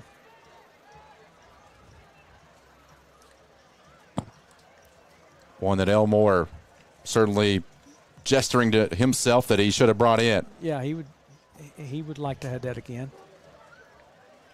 He's a nice athlete. Probably mad at himself for that. And we told you earlier that Dickerson, only 6 games last year because of an injury. Second down and 10 play, not going for much there. What injury you had? You know what he was hurt? I believe it was a shoulder issue. Yeah, that's the same thing that Yep. happened to my son. Quarterbacks and shoulders. Mm-hmm. Kind of like a baseball and a pitcher. That's words you don't want to say together oftentimes. Yeah. So 6 games last year for Dickerson as a sophomore. Still growing into that. And these are valuable reps for someone that's still relatively new to the position. Mm-hmm. Absolutely. Under a minute now remaining in the third. Got great poise, too. I mean, he handles himself well. Guy that plays middle infield and also pitches on the baseball team. Broken up on the near side. Pass break up there by Jason Hitz. He's a good athlete. A little bit late on the throw. Get rid of it a little earlier. Great route, though. Good route by the receiver. We talk a lot about his receiving skills, but at 6'3" as a defensive back there, that plays advantageous for the Titans. You know when he came in, too, right? Yeah. After the pass interference. Yeah. That'll put an end to the third quarter. 12 more minutes left here in game 1 of 2. 41-0 Titans. For dependable, friendly heating, cooling, electric, and plumbing service, it's Kinzer & Kinzer at 200 East Jefferson Street in LaGrange, your locally owned and operated Rheem dealer. Call 502-222-0497. Bugsy's Entertainment Complex is now open in Lexington. Located in Hamburg, Bugsy's brings together a wide range of attractions all under one roof, including bowling and duck pin bowling, arcade games, axe throwing, mini golf, and immersive experiences like the Hurricane VR ride and Valo Arena. This huge space also features food, drinks, and areas designed for parties, events, and nights out with friends and family. Whether you're planning a group outing or just looking for something new, Bugsy's offers a fresh entertainment experience right here in Lexington. You're watching Central Kentucky High School football on Glycod. They get 300. 41-0. Collins out in front of Henry Clay. Cade Gooden, 249 yards through the air so far, 3 touchdowns, and he has rushed for 86. I think he's making your job for when we pick most outstanding players pretty easy, Gary. I'd have to vote yes. Cooper Dickerson, 13 of 25 for 65 yards. Zach Coline, the leading rusher for Henry Clay, 9 carries for 48 yards. Blue Devils football to open up the fourth quarter. Lobbed and brought in. Inside the 25, they go to the air. The rainbow pass is complete to the receiver, Miller Stone, and that moves the sticks. That's one of those as a coach you go, no, no, no, no, no, yes. Yes. Miller Stone hauls it in. What a terrific name. That's awesome. Great name. Think Dad had anything to do with that? Of course, that just sounds like a football player's name. Or a beverage name. Yeah. Wonder how many vetoes were before they got to Miller. And they will go back to Stone, trying to find him in the end zone. This time he gets tripped up. That's a good miss. Going to miss it long.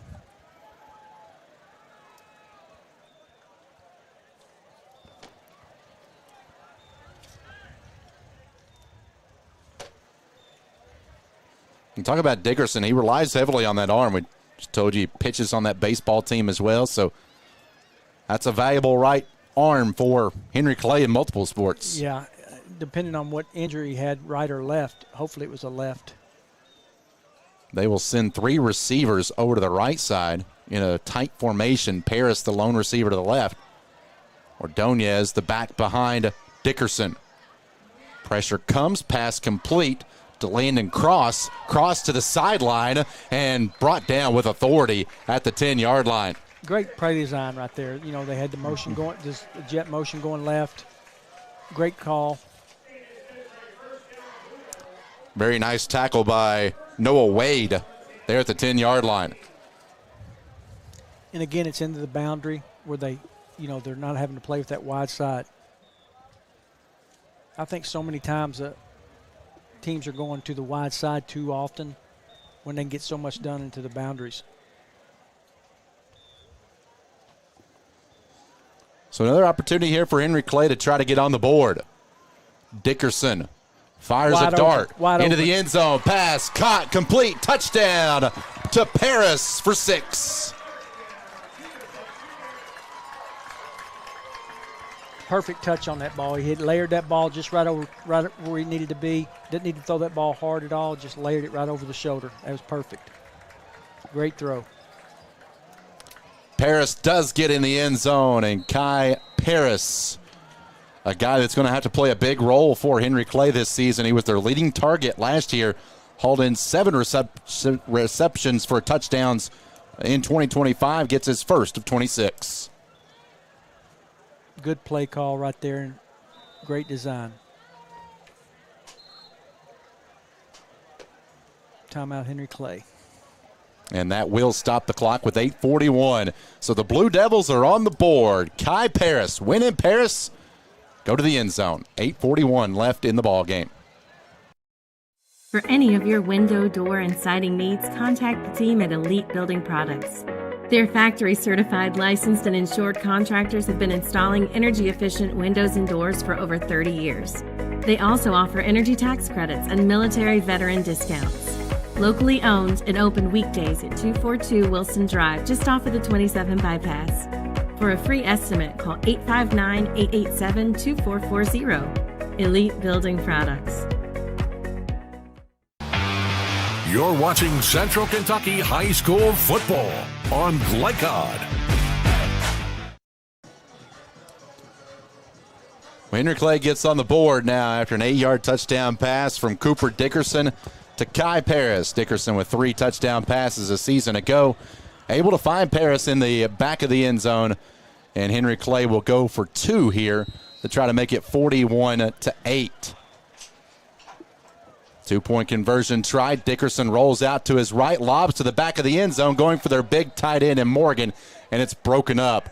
Pass off the fingertips of the tight end, and it falls shy, and we stay 41-6. That wasn't a bad throw. I mean, he put it up there where he needed to be. It's just a little high. Could that be something, really an extra point doesn't get you all that much? You're just working to try to get a play later for maybe a 2-point conversion that matters on down the road. It's both. It's a 2-point conversion for later on, and it's also just another offensive play on the goal line or that area. And it worked twofold. If he needed to work on extra points, they could work on extra points. So it's whatever you need to work on. You could work on 2-point conversions or just goal line plays in general. Well, they were looking for one of their best targets in Henry Morgan, who certainly has the frame to be able to haul in those high-arcing passes. Another guy that plays multiple sports. He plays outfield and pitches on the baseball team, plays basketball as well. I wouldn't want to post up against him. No, and I like the play call. I mean, extra points not going to help you. Extra plays are helping. So I like the play. This past year, on the baseball diamond, Henry Morgan hit an inside the park home run in April at the Lexington Legends field. Well, that doesn't surprise me. As big as that field is in the outfield, you hit a wall over there and it can ricochet and go anywhere. I don't know how you hit it, but yeah, that's a big field. I would be needing oxygen rounding second base. Yeah. They would have to have oxygen right there for me, and I'd have to take a timeout. I don't know if I could make it to first. That's when they call him the pinch runner. Right. Go to first, somebody run for you. Yeah. Here's Avion Delaney trying to scramble through. Oh, He lost the football. And Collins got back on it, though, at the 34-yard line. So Avion Delaney, we saw him muff that punt return in the first quarter. That led to an opportunity for Henry Clay. This time he gets back on it, or his teammate does. He's got to keep a good attitude because there's going to be games where he's the go-to guy and those other guys are not. So he's got to keep his head up because he may not be getting the action that he expects, but there's going to be games where he's going to get the action where they're going to key on Hintz, and he's going to get all the balls. Or McIntyre, Cochran. Exactly. The list goes on and on. There's a list of them, right. So he's got to stay involved and stay positive. Cade Gooden back in there. Yeah. 6 minutes left. Surprising. Your backup quarterback, we saw him for one play earlier. Gooden had to come out because of an injury. Gooden to throw. Wide open space for Delaney. That's an easy catch, and he will hopscotch his way all the way down into Henry Clay territory. So much cushion there for one of the best receivers in the state. Well, that's the spin on that ball is unbelievable. He really throws a good spiral. You could drive a Mack truck through that hole. Yeah, that was huge. He was wide open. They were probably expecting a deep ball, and that was wide open. So Delaney will line up at a slot here to the right. Henry Clay jumps off sides here. And it will be Lorenzo Smith, the guilty party. They will bring on Trayson Godfrey to check in for him now. Collins led 28-0 at halftime. They scored on the final play of the second quarter as the horn sounded, and then took the third quarter kickoff to the house. Gooden to throw, slant, little off target. They were going back for Cochran, who has a 100-yard receiving game tonight. Got the nose down a little bit on that one. And a top 10 play by that at the end of the half. Yeah. We're going to put that on Sports Center somehow. I don't know how to do all that, but it'll make top 10.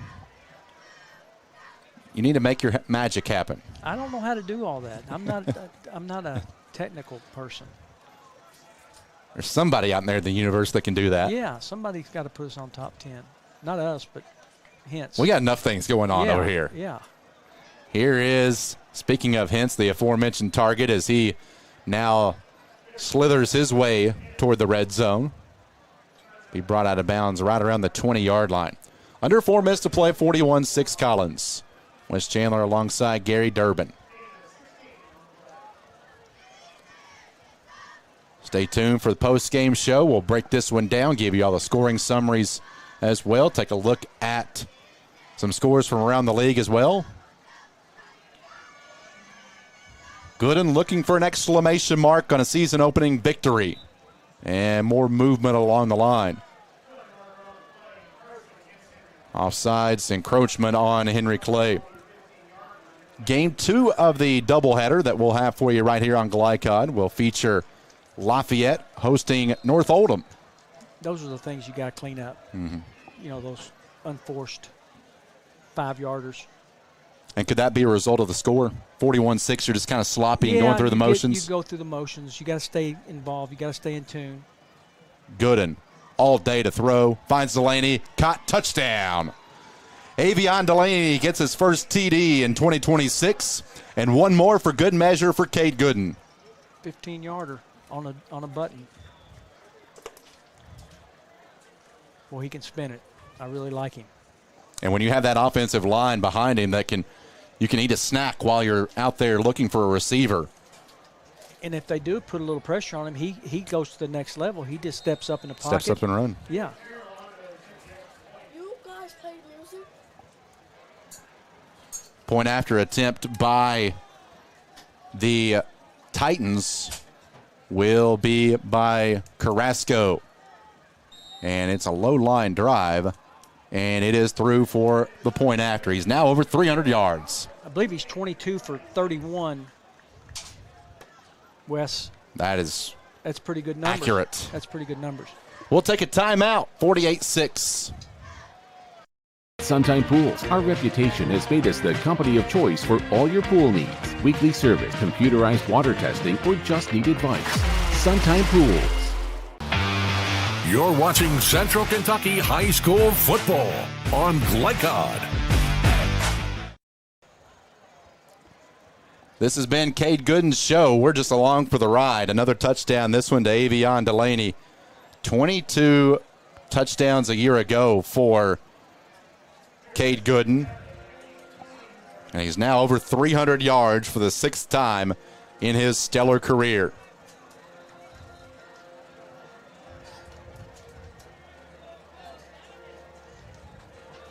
Became the 40th quarterback in KHSAA history earlier tonight to record 500 career completions or better.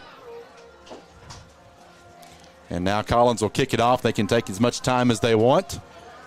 I'd call that a pretty good night. That's a pretty good night. And for some kids, I'd say it's a pretty good season. Absolutely. Here's the kickoff for the Blue Devils. It'll be taken by Paris, who has their lone touchdown. Probably maybe the final play of the game. It'll be brought down at the 29-yard line. We do have another game on tap for you. And it features Lafayette, North Oldham. John Baldridge, along with Cisco Bryant, will bring you all the play-by-play action of that one. We got the best end of the stick. We got the first game. That means we get to get out of here. You know why? Why is that? We're the B team. Oh, yeah, absolutely, yeah. B team works the first game. That's right. A team comes in. We're the matinee. Right. They're the primetime game. Exactly. Yeah. Yeah. That just means I get to get home and have a reasonable dinner time. Absolutely.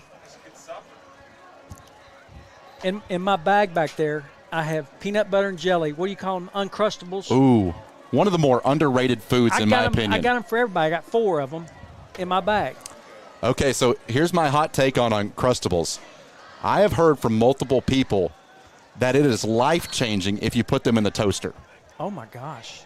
That does sound good. I've yet to do it, but I've heard from multiple people. Here's a pass completion over to Parks. The clock's got to run. Yeah, the clock never ran. It never ran at 20.4 seconds. The game should be close to being over, and now they'll start it. Unless they have a timeout. But it doesn't sound all that bad. An Uncrustable in a toaster? Yeah, it's got to be good. You're probably getting some pretty good little snack there. Well, that was a great throw by It was. Yeah. Dickerson, final play of the game to Morgan, and incomplete, and that will be the final play of the game. So Collins, for the 3rd straight year, comes in and wins their season opener as they take care of Henry Clay 48-6. It was the Cade Gooden show. We were just along for the ride, Gary.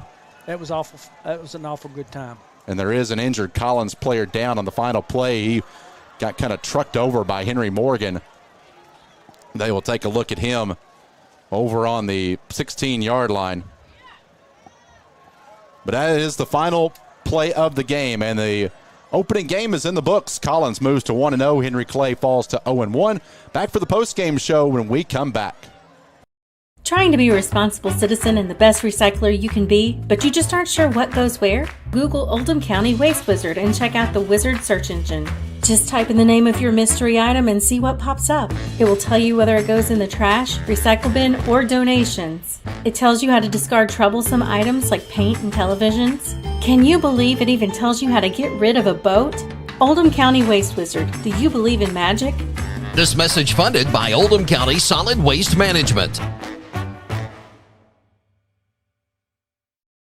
For dependable, friendly heating, cooling, electric, and plumbing service, it's Kinzer & Kinzer at 200 East Jefferson Street in LaGrange, your locally owned and operated Rheem dealer. Call 502-222-0497.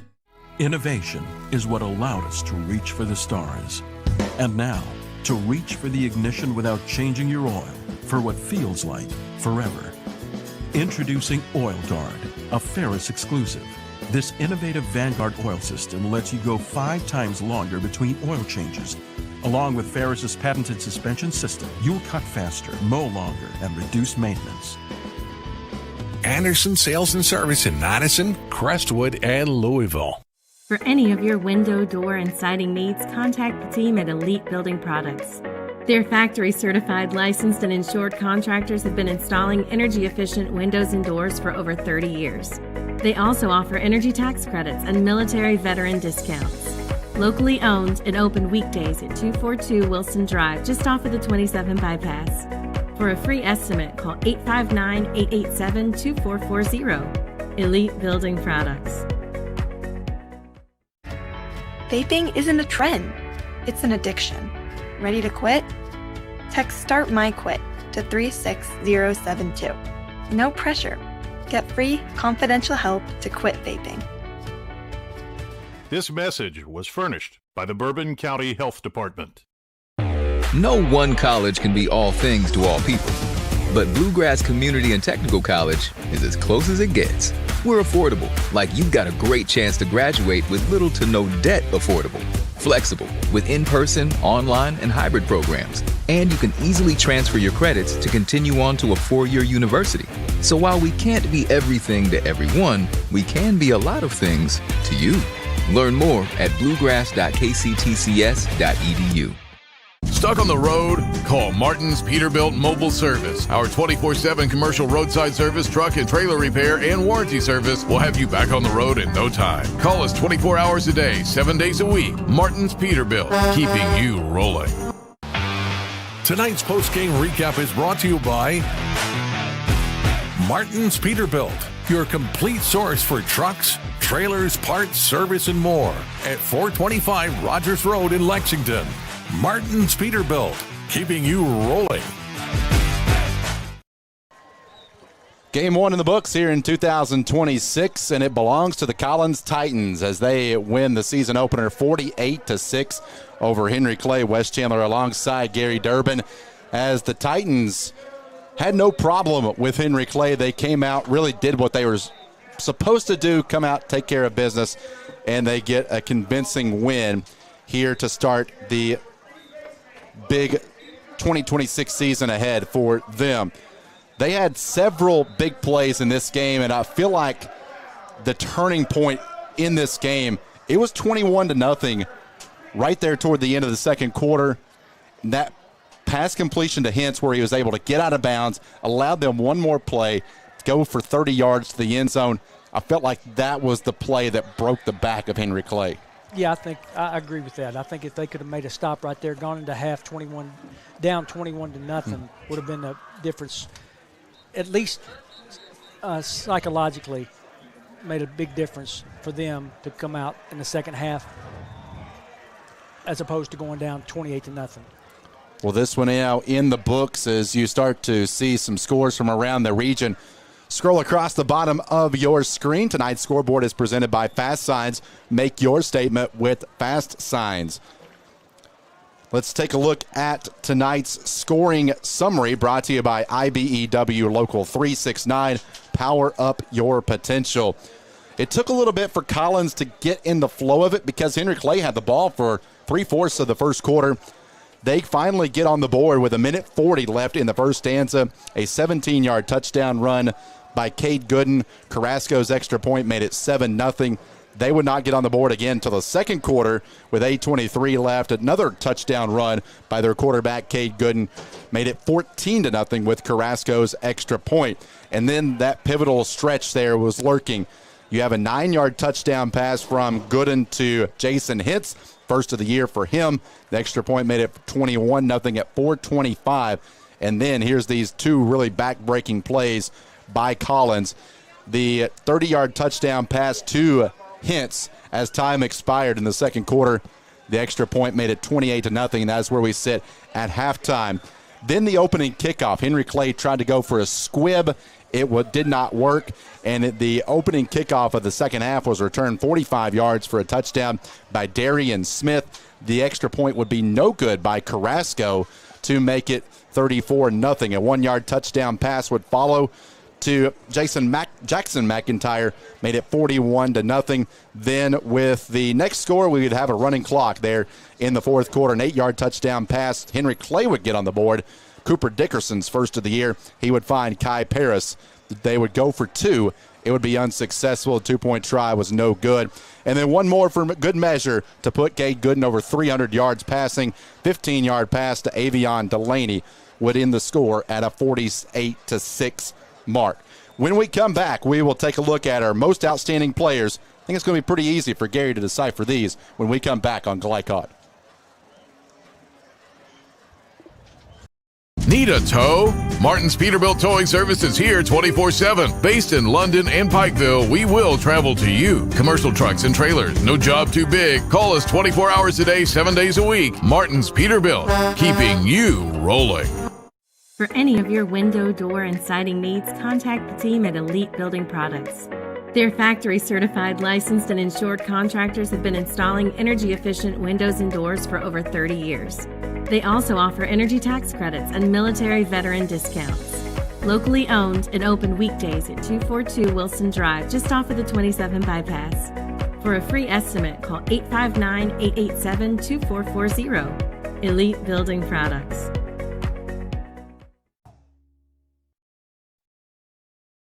We all make choices about alcohol. Kids make choices whether to drink or not. Bye, Dad. Bye-bye. Remember, I'm going to Alex's party tonight and sleeping over. Have fun. Hey, remind me about that party again? And adults make choices whether to talk about it. That's true of parents and every other trusted adult in a kid's life. Kids want to know our expectations, and they want honest answers in everyday conversations. So talk with your kids and help lead them on a positive path. Because when you talk, they hear you. Bugsy's Entertainment Complex is now open in Lexington. Located in Hamburg, Bugsy's brings together a wide range of attractions all under one roof, including bowling and duck pin bowling, arcade games, axe throwing, mini golf, and immersive experiences like the Hurricane VR ride and Valo Arena. This huge space also features food, drinks, and areas designed for parties, events, and nights out with friends and family. Whether you're planning a group outing or just looking for something new, Bugsy's offers a fresh entertainment experience right here in Lexington. Let's get real. You could go to work right after high school, but spend a little time with us and we'll give you a better chance to do more, be more, and earn more. College for the real world. College for your world. Research has shown high school sports to be a great community influence. Join scores of local businesses that have partnered with Glycod in sponsoring live, hometown-oriented sports programming on our video and social media platforms. For more information, email info@glycod.com. Home of excellent service, support, and satisfaction, Lexington Outdoor Power Equipment is your one-stop mower shop. Family owned since 1985, Lexington Outdoor offers top brands like Husqvarna, Toro, Grasshopper, and Echo. Plus, free pickup and delivery. Located just 2 miles west of Douglas High School, they're open weekdays and most Saturday mornings. For more info, stop in or visit their website at lexoutdoorpower.com. Lexington Outdoor Power Equipment, the right equipment for the right job. You're watching Central Kentucky High School football on Glycod. 48-6, your final score here in Game 1 of this doubleheader on season opening night in Central Kentucky. Wes Chandler alongside Gary Durbin, and let's take a look at tonight's most outstanding players. They are presented by Oldham County State Farm agent Leslie Gilley. Like a good neighbor, State Farm is there. Collins, I think there's no question. No, there's no question at all. We're going to go with Cade Gooden. As you said earlier, Cade was 22 of 31 for 305 yards, had 4 touchdowns. The longest throw tonight was 33 yards, which is a little surprising. Yeah. They didn't show a whole lot of offense tonight. Their offense was pretty simple. They didn't want to show a whole lot, but they didn't do any double moves. It was pretty simple. And then you want me to go ahead? Go ahead. Yeah, for Henry Clay. For Henry Clay. I'm going to go with the quarterback there for Cooper Dickerson. He was 17 for 31, 135 yards, and his long was 29. So, they threw it down the field a little bit. But I was impressed with him. He's a junior. You said he came off an injury. So I think he's got a lot of promise, too. He threw the ball well. They kicked themselves in the foot a few times, and I think that as long as the season goes along, they're going to be better. certainly a building block for the future, you hope. Join us next Friday for great Week 2 schedule. Coverage starts at 6:30. For all the schedule information, please visit glycod.com or scan the QR code. That'll be at the top of your screen as well. Well, that's going to do it for our coverage. We hope you enjoyed it. I want to thank our entire team, producer Jeff Cooper and Chris Labar, camera operation by John Strange. For my partner, Gary Durbin, my name is Wes Chandler, signing off and saying so long. Your final score tonight from Lexington is Collins 48, Henry Clay 6. Thanks for watching High School Sports on Glycod.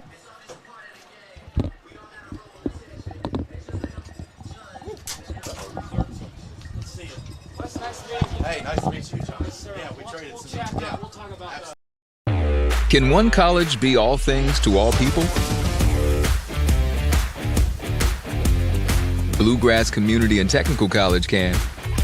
Learn more at bluegrass.kctcs.edu.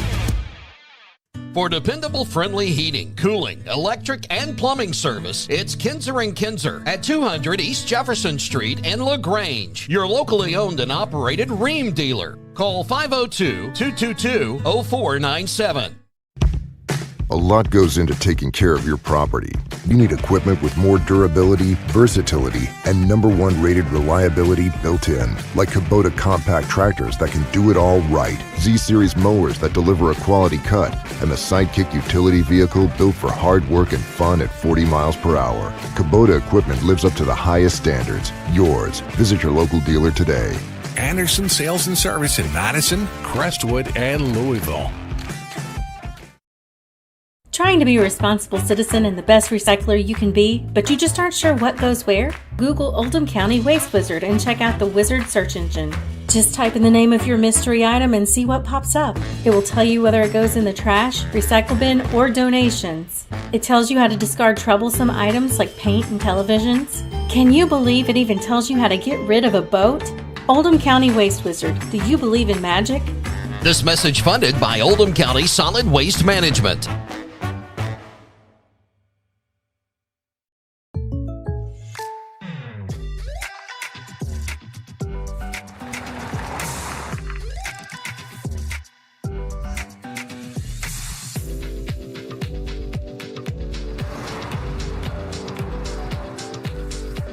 For your surprisingly great rates, contact your local State Farm agent today. If you want the real deal, call State Farm agent Leslie Gilly in Crestwood today. Like a good neighbor, State Farm is there. Time matters, and when you're in need of a fast yet easy car wash, try Clementine's. Family owned and open 24 hours a day. Clementine's is a touchless wash that can make your car look as good as new in as little as 3 minutes. Visit them at the Old Thomas Car Wash location, 4139 Bardstown Road, or next to Kroger Fuel Center at 2010 Highway 53 in LaGrange. Clementine's, a proud supporter of high school athletics on Glycod, and juiced by Thomas Car Wash. This segment of tonight's game is brought to you by Oldham County Recycling Center and Waste Wizard.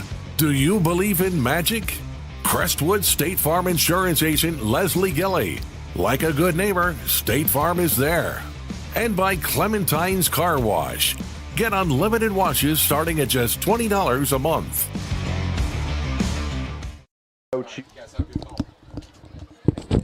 On a delightful Friday night, we welcome you to Lexington, Kentucky for Glycod's presentation of Kentucky high school football in Lexington, getting set for game 2 of this doubleheader at Lafayette this evening, as the North Oldham Mustangs getting set to start their season, taking on the home team in the Lafayette Generals, and set for football high atop in the press box on a beautiful Friday night, alongside former Wildcat wideout and Cisco Bryant. Hi everyone, I'm John Baldridge, and Cisco, before we get into this matchup, it's just exciting to have football back as we gear up for another season here in 2026. Well, it's always a pleasure. Once you get through this, that, and the double, and the practices, and starting in June and July, and then August comes, it's big time football now. Coach, talking to both coaches this week, it really was the ground game that's going to be the factor in this matchup tonight. For North Oldham, a new quarterback takes over, but they're really led by their running back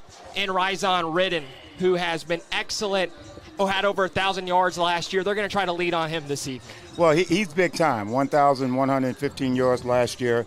And 20 touchdowns. I think that's the biggest plus for him is that he puts it in the end zone. And you get 20 touchdowns, you're dating a cheerleader. I'm sorry. Both teams with a new quarterback. The same story for this Lafayette team. Dominic Faulkner, who transfers in from Dunbar, had a really good season there last year, passing for over 1,000 yards. Will not go tonight due to some transcript issues. So Emmanuel Anono, the sophomore who played freshman in JV last year, will make his first snap as a varsity quarterback. They're going to try to really lead on their ground game as well for this Lafayette team, led by Harrison Stevens and J.J. Richardson, who both had really strong seasons last year. Right, but I'm going to go back to the quarterback real fast. You know, he has a lot of snaps because he played a lot of freshman games as well as JV games. So he hasn't had varsity snaps yet. But like you just said, John, going back to the running game, they've got a double deuce, and you just mentioned both of them. And so Lafayette will rely on that. We'll get into the keys in a little bit, but it feels like defensively, that's where this game's going to be won, especially for Lafayette trying to get off the field against a very strong offense, and North Oldham coming off a 10-3 record last season. Right, unbelievable record. Went to the third round of the state. They won a district for the first time, so North Oldham's going to do their thing.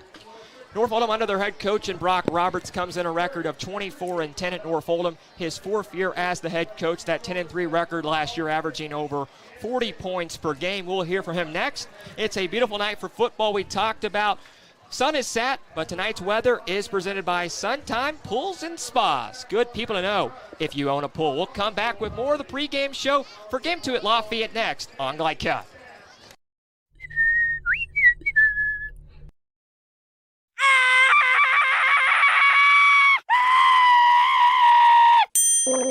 Leaves and other dirt and grime are no match against the experts at Suntime Pools, your BioGuard dealer. Weekly service, computerized water testing, or just need advice. Our reputation has made us the company of choice for all your pool needs. Visit us today for a full line of BioGuard swimming pool products. Suntime Pools. Hey, who turned out the lights? Hello? No one college can be all things to all people, but Bluegrass Community and Technical College is as close as it gets. We're affordable, like you've got a great chance to graduate with little to no debt. Affordable, flexible, with in-person, online, and hybrid programs. And you can easily transfer your credits to continue on to a 4-year university. So while we can't be everything to everyone, we can be a lot of things to you. Learn more at bluegrass.kctcs.edu. At Central Equipment, we're a family, and that's what sets us apart from other ag and outdoor power equipment companies. It's the amazing options we give our customers through the quality brands that we represent, with the parts and service that we offer, with one main focus of making sure you, our customers, leave happy. If you need a new tractor, mower, chainsaw, or have other power equipment needs, come to Central Equipment and become part of our family, so we can show you the Central Equipment difference.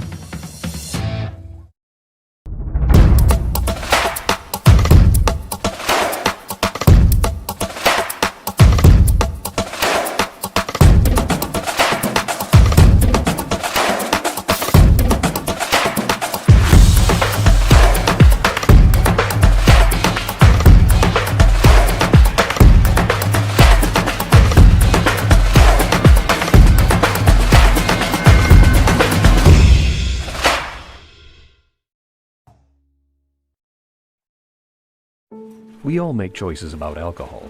Kids make choices whether to drink or not. Bye, Dad. Bye-bye. Remember, I'm going to Alex's party tonight and sleeping over. Have fun. Hey, remind me about that party again? And adults make choices whether to talk about it. That's true of parents and every other trusted adult in a kid's life. Kids want to know our expectations, and they want honest answers in everyday conversations. So talk with your kids and help lead them on a positive path. Because when you talk, they hear you. For any of your window, door, and siding needs, contact the team at Elite Building Products. Their factory-certified, licensed, and insured contractors have been installing energy-efficient windows and doors for over 30 years. They also offer energy tax credits and military veteran discounts. Locally owned and open weekdays at 242 Wilson Drive, just off of the 27 bypass. For a free estimate, call 859-887-2440. Elite Building Products. This edition of Coach's Comments is brought to you by Elite Building Products. For a wide selection of top quality windows, doors, and vinyl accessories, visit their showroom just off the 27 bypass in Nicholasville at 242 Wilson Drive. Elite Building Products, the right decision for your home. Back at Lafayette High School, getting you set for football. About 10 minutes before we get going for Game 2 tonight, John Baldridge back with you in the press box with Cisco Bryant on the pregame show as North Oldham taking on this Lafayette team to begin the season. We talked about the run game needed to be a factor. We're not going to get to that interview with the head coach and Brock Roberts of North Oldham due to some time constraints with this late pregame show getting underway due to the first game this evening. But Cisco, when you look at this matchup, it really does come down to the trenches this evening. Well, that's the big key in anything. And as a former coach and a coach who coached high school for many, many years, the biggest key is your front line, outline, what's the push you're going to get. And that's what both teams are looking for. Got to speak to both coaches this week, and it felt like it wasn't what the scheme is, how we're going to prep for the team we're playing. It's about what we do, what we can control, and especially for North Oldham this first 2 weeks, they talked about just managing ourselves and taking care of ourselves. And I feel like that's going to be the big story here in the first couple of weeks of the season. Right, especially when you come back with a brand-new quarterback in the helm on both sides. Like I said earlier, Lafayette has had 3 new quarterbacks in 3 years. So that's the biggest key for both teams. It is a very talented Lafayette run game.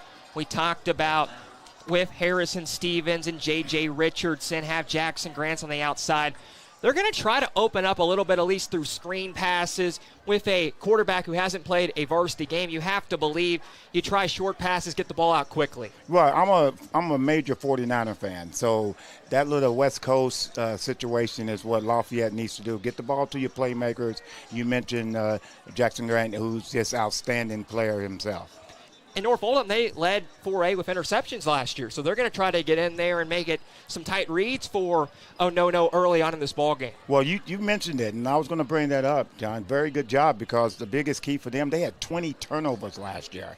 Fumbles, interceptions, and that's giving the ball back to your offense makes it quite impressive. Yeah, you look at North Oldham, 37 takeaways last year to 6 giveaways, so a huge margin there.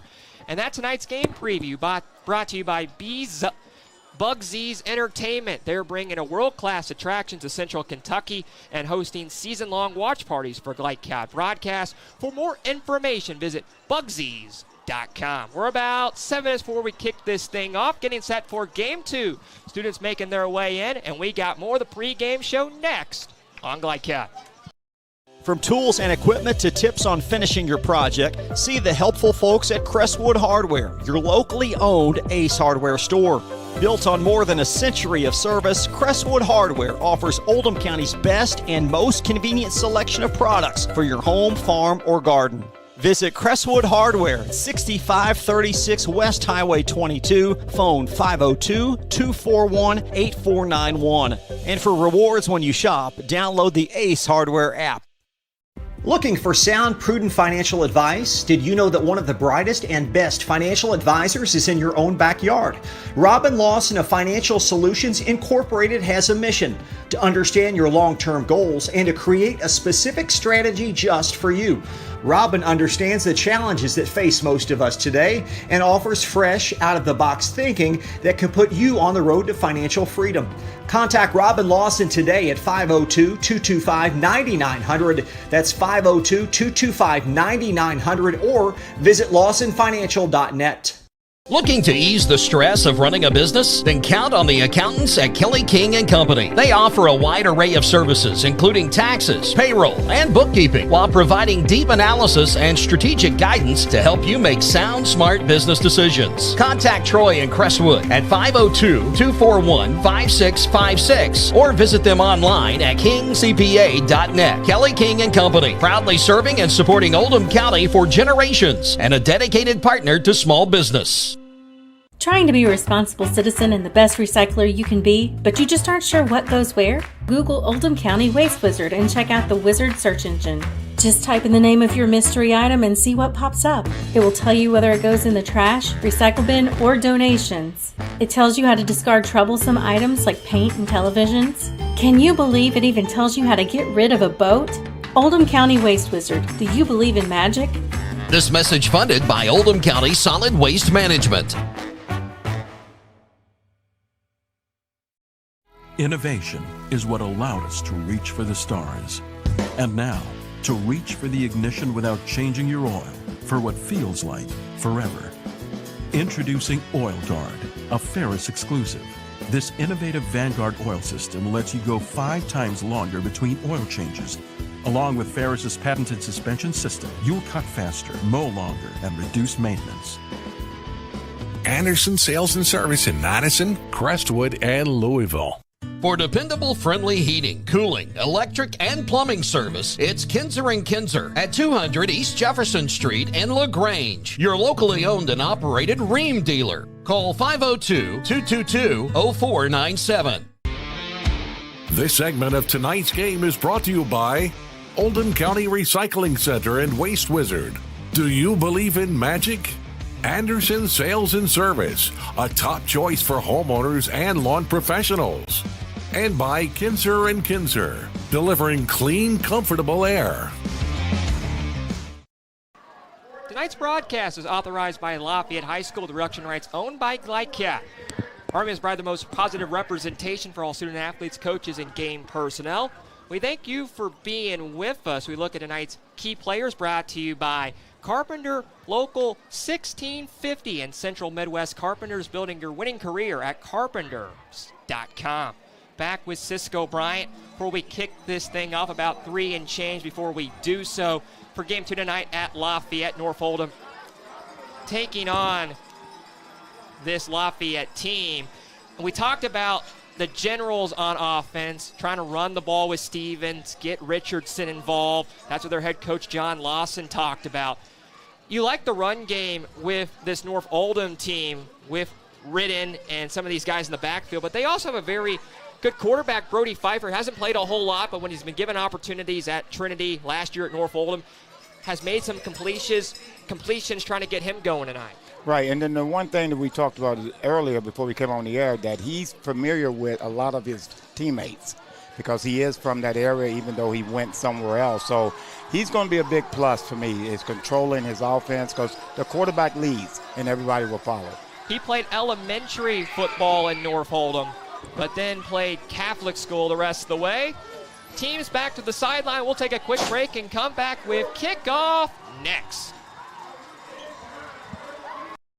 At Central Equipment, we're a family, and that's what sets us apart from other ag and outdoor power equipment companies. It's the amazing options we give our customers. Through the quality brands that we represent. With the parts and service that we offer. With one main focus of making sure you, our customers, leave happy. If you need a new tractor, mower, chainsaw, or have other power equipment needs, come to Central Equipment and become part of our family. So we can show you the Central Equipment difference.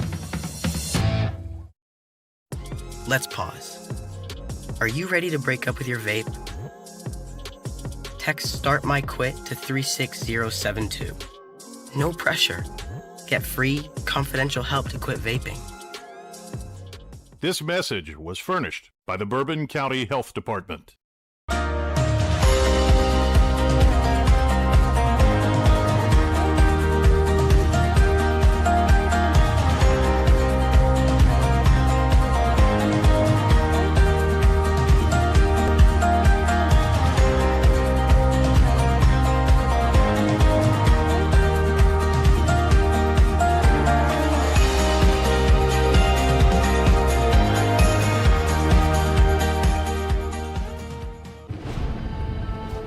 You'll still have common days.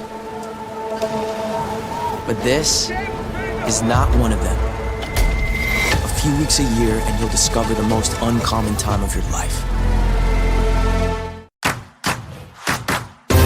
With Fast Signs, create striking custom visuals that inspire pride district-wide. Fast Signs. Make your statement. We all make choices about alcohol. Kids make choices. Back on Glycad, set to go for football in Central Kentucky. We thank you for being with us. Cisco Bryant, John Baldrige. You wait all off season long through the summer heat. The lights are out and we're ready to rock and roll. Wow, everybody's excited. Got a very good crowd for Lafayette. North Oldham brought a pretty decent crowd down as well. Mentioned North Oldham went 10-3 last year under their head coach and Brock Roberts, a record of 24-10 in his fourth year at North Oldham. John Lawson went 5-6 last year with this Lafayette team, a record of 13-31 overall. Chris Waldron will kick it off for North Oldham, and it will be a touchback and taken for Lafayette as they'll begin from their 25-yard line. Well, and the biggest thing about high school football is you cannot run it out of the end zone, so that's why the whistle got blown. College and NFL, you can. So we'll meet Emmanuel Anono, the 6', 175-pound sophomore quarterback, playing his first snap in a varsity game under center. Played JV and some freshman football last year with no Dominic Faulkner, who transferred in over the offseason, over 1,000 yards, not going tonight due to some transcript problems. So Onono makes the start, and they will start from the 20-yard line.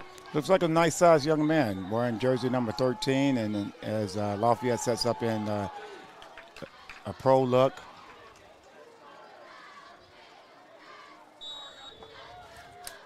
So 1st and 10 to get us going. And they'll send a man in motion. And they'll go on the ground on first down, right up the middle, up past the 25, has the first down and a gain of about 11, moving the sticks on the first play of the game. Well, that's momentum right there, and that's what we talked about earlier, the running game and controlling the clock for Lafayette. So that was actually pretty good. Good push from the front line. That was Harrison Stevens, the 5'11 junior, who had over 330 yards running last year. The 1-2 punch with him we'll see a lot tonight, Cisco, Stevens, and J.J. Richardson. Well, just feed the running backs. The linemen looks like they're ready to push off and to assist them. They'll go from the gun on first down and 10 from the 31-yard line. A man in motion. They'll go to Stevens once again, right up the gut, up past the 35 to the 36 for a gain of 5. Back-to-back times they put a person in motion to get the defense to move, and then they come underneath with the run game.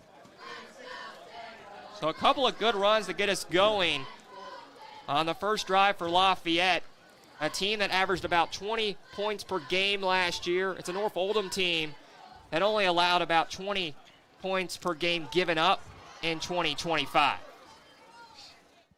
2nd down and 4. Sends a man in motion. They're going to go on the ground with Stevens. Tries to break out right side. Has some room. Got the first down up past the 40, the 45, close to the 46-yard line. Stevenson looks like a true running back. The hole wasn't there, so he broke it outside and used his speed and got the first down and keep it in front of the chains. Keep the chain moving. Speaking of John Lawson, the head coach today, he really talked about his 2 running backs, and Stevens and Richardson, who both check out now. Love their work this offseason through the offseason program. And Stevens, who just ran there, was a baseball player on that team last year. Right. Plays multiple sports, does well, and looks for JG to get into it. Mr. Superman, he's down here on the bottom of the screen. I'll go under center. No will take the snap and hand it off right up the middle into North Oldham territory, breaking off tackles and a burst of speed, 15-10, and tripped down to the 6-yard line. What a run by Tyree Richardson. The sophomore had a burst of speed and all the way down to the goal inside the 10. Well, that's what running backs do. They break tackles, arm tackles, so you got to get in front of him and wrap him. That didn't happen, so a big run for Lafayette. So a quick drive, only 2 minutes in, and all the way down to the 5-yard line. And that was a big thing last year at this time. A couple of setbacks on jumping off sides, and it's not happening this one. Very good discipline by Lafayette. Tyree Richardson last year only had 53 carries on the season.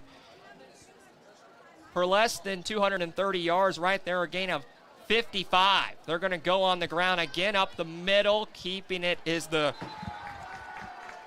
running back in Simpson who took the snap, and he's tripped up for about a loss of 1. Yeah, that was a direct snap to Simpson, and Simpson tried to get what he could get. Very good penetration by North Oldham front line.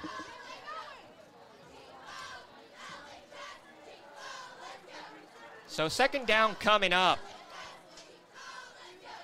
North Oldham hasn't had a third down on this drive at all. Right. It's been everything Lafayette. Oh, I'm sorry about that, John. This is different for North Oldham. They usually dominate on defense, and this is a little different. So Lafayette needs to stick it in the end zone and finish it. Simpson will send a man in motion. He goes right up the middle, up past the 3, close to the 2. Now, Lafayette's saying touchdown. Yeah. I'm looking at the side officials. No, they're saying it's going to be so third down. So he got down to the 1. Or second down. It will be third down and goal.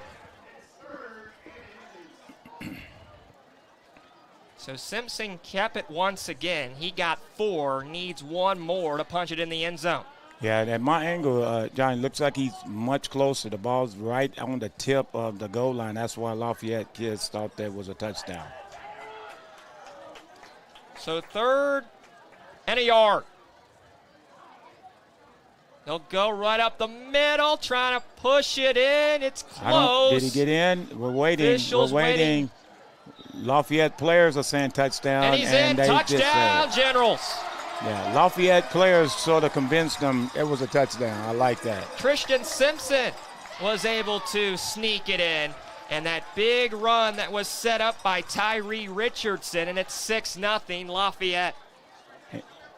And again, putting somebody in motion, making the defense move, and running right underneath them. Very good. So an early 6-0 lead on the first drive for Lafayette. Lafayette runs a swinging gate, and just to see if you are pay attention on film, so now they're set up to kick the extra point. Jackson Grants will attempt it, was 23 for 27 last year from placement. We got a whistle and a flag down. Check the marker. So it's offsides lining up in the neutral zone. They'll move it from about the 3 to the 1.5. Quick drive it was, 7:42 to go in this first quarter, and all the way into the end zone, down the field, went Lafayette. And I don't believe we saw a single pass on that drive. No, we didn't. We saw misdirections. That's what you need to do. Control the clock. So Grant, kick, trying to add on the extra point. It's up, and it is right through. 7-0 with 7:42 to go. Lafayette punches in. Norfolk will get the ball next. We'll come back with that on Glycat. Trying to be a responsible citizen and the best recycler you can be, but you just aren't sure what goes where? Google Oldham County Waste Wizard and check out the Wizard search engine. Just type in the name of your mystery item and see what pops up. It will tell you whether it goes in the trash, recycle bin, or donations. It tells you how to discard troublesome items like paint and televisions. Can you believe it even tells you how to get rid of a boat? Oldham County Waste Wizard. Do you believe in magic? This message funded by Oldham County Solid Waste Management.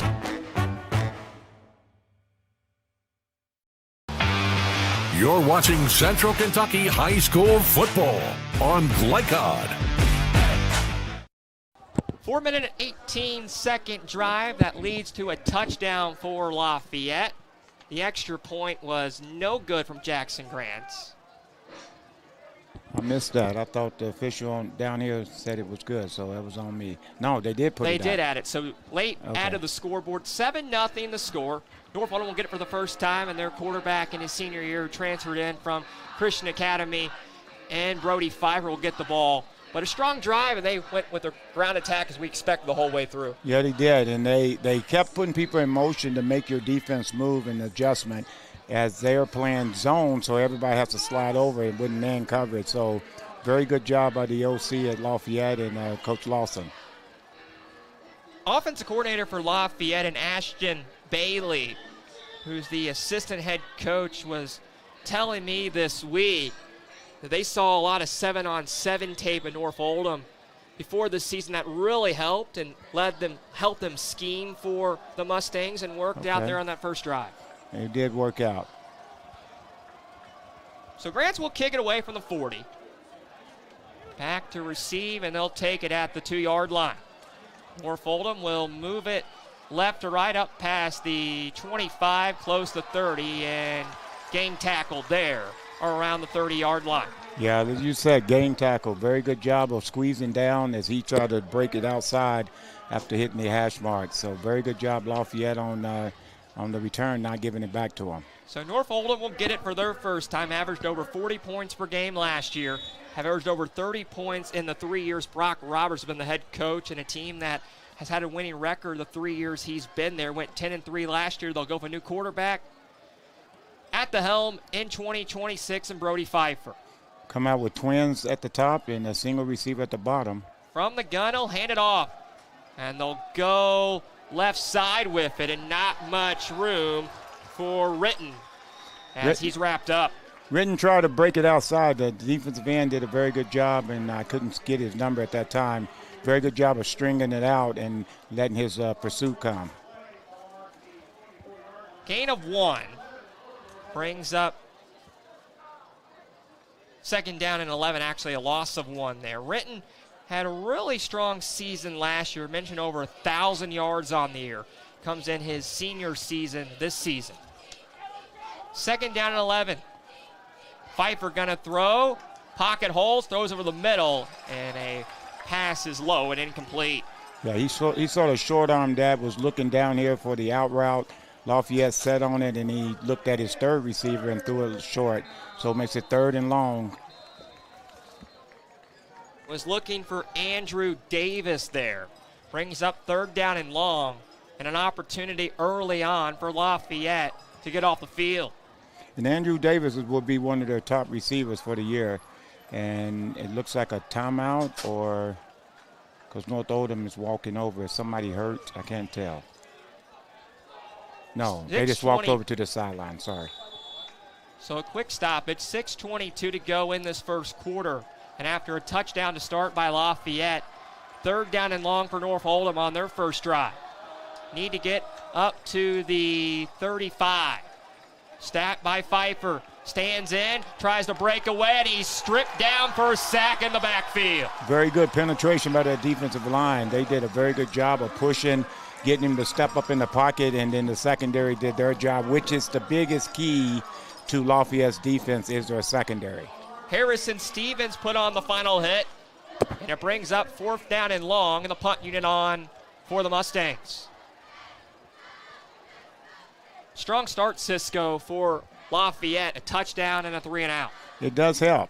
Start strong. It does get the momentum on your side and gets the crowd into it for Lafayette.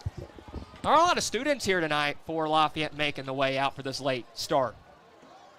They'll punt it away back at the 10-yard line. It's a wobbly kick and rolls out inside North Oldham territory at the 45.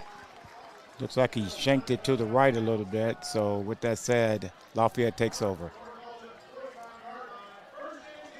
So we saw the run game the whole first drive, and I think you continue to go with that. No reason to pass the football, what we've seen so far from Lafayette. Well, I'm looking for something a little bit flavorous, meaning a little play action, because now you're going to start putting the linebackers and the safeties and the defensive backs going to start coming closer to the box. So you got to keep the secondary honest. And they came up. It looked like they went to man coverage. So they changed their secondary. They're in cover 1 with a safety free in the middle.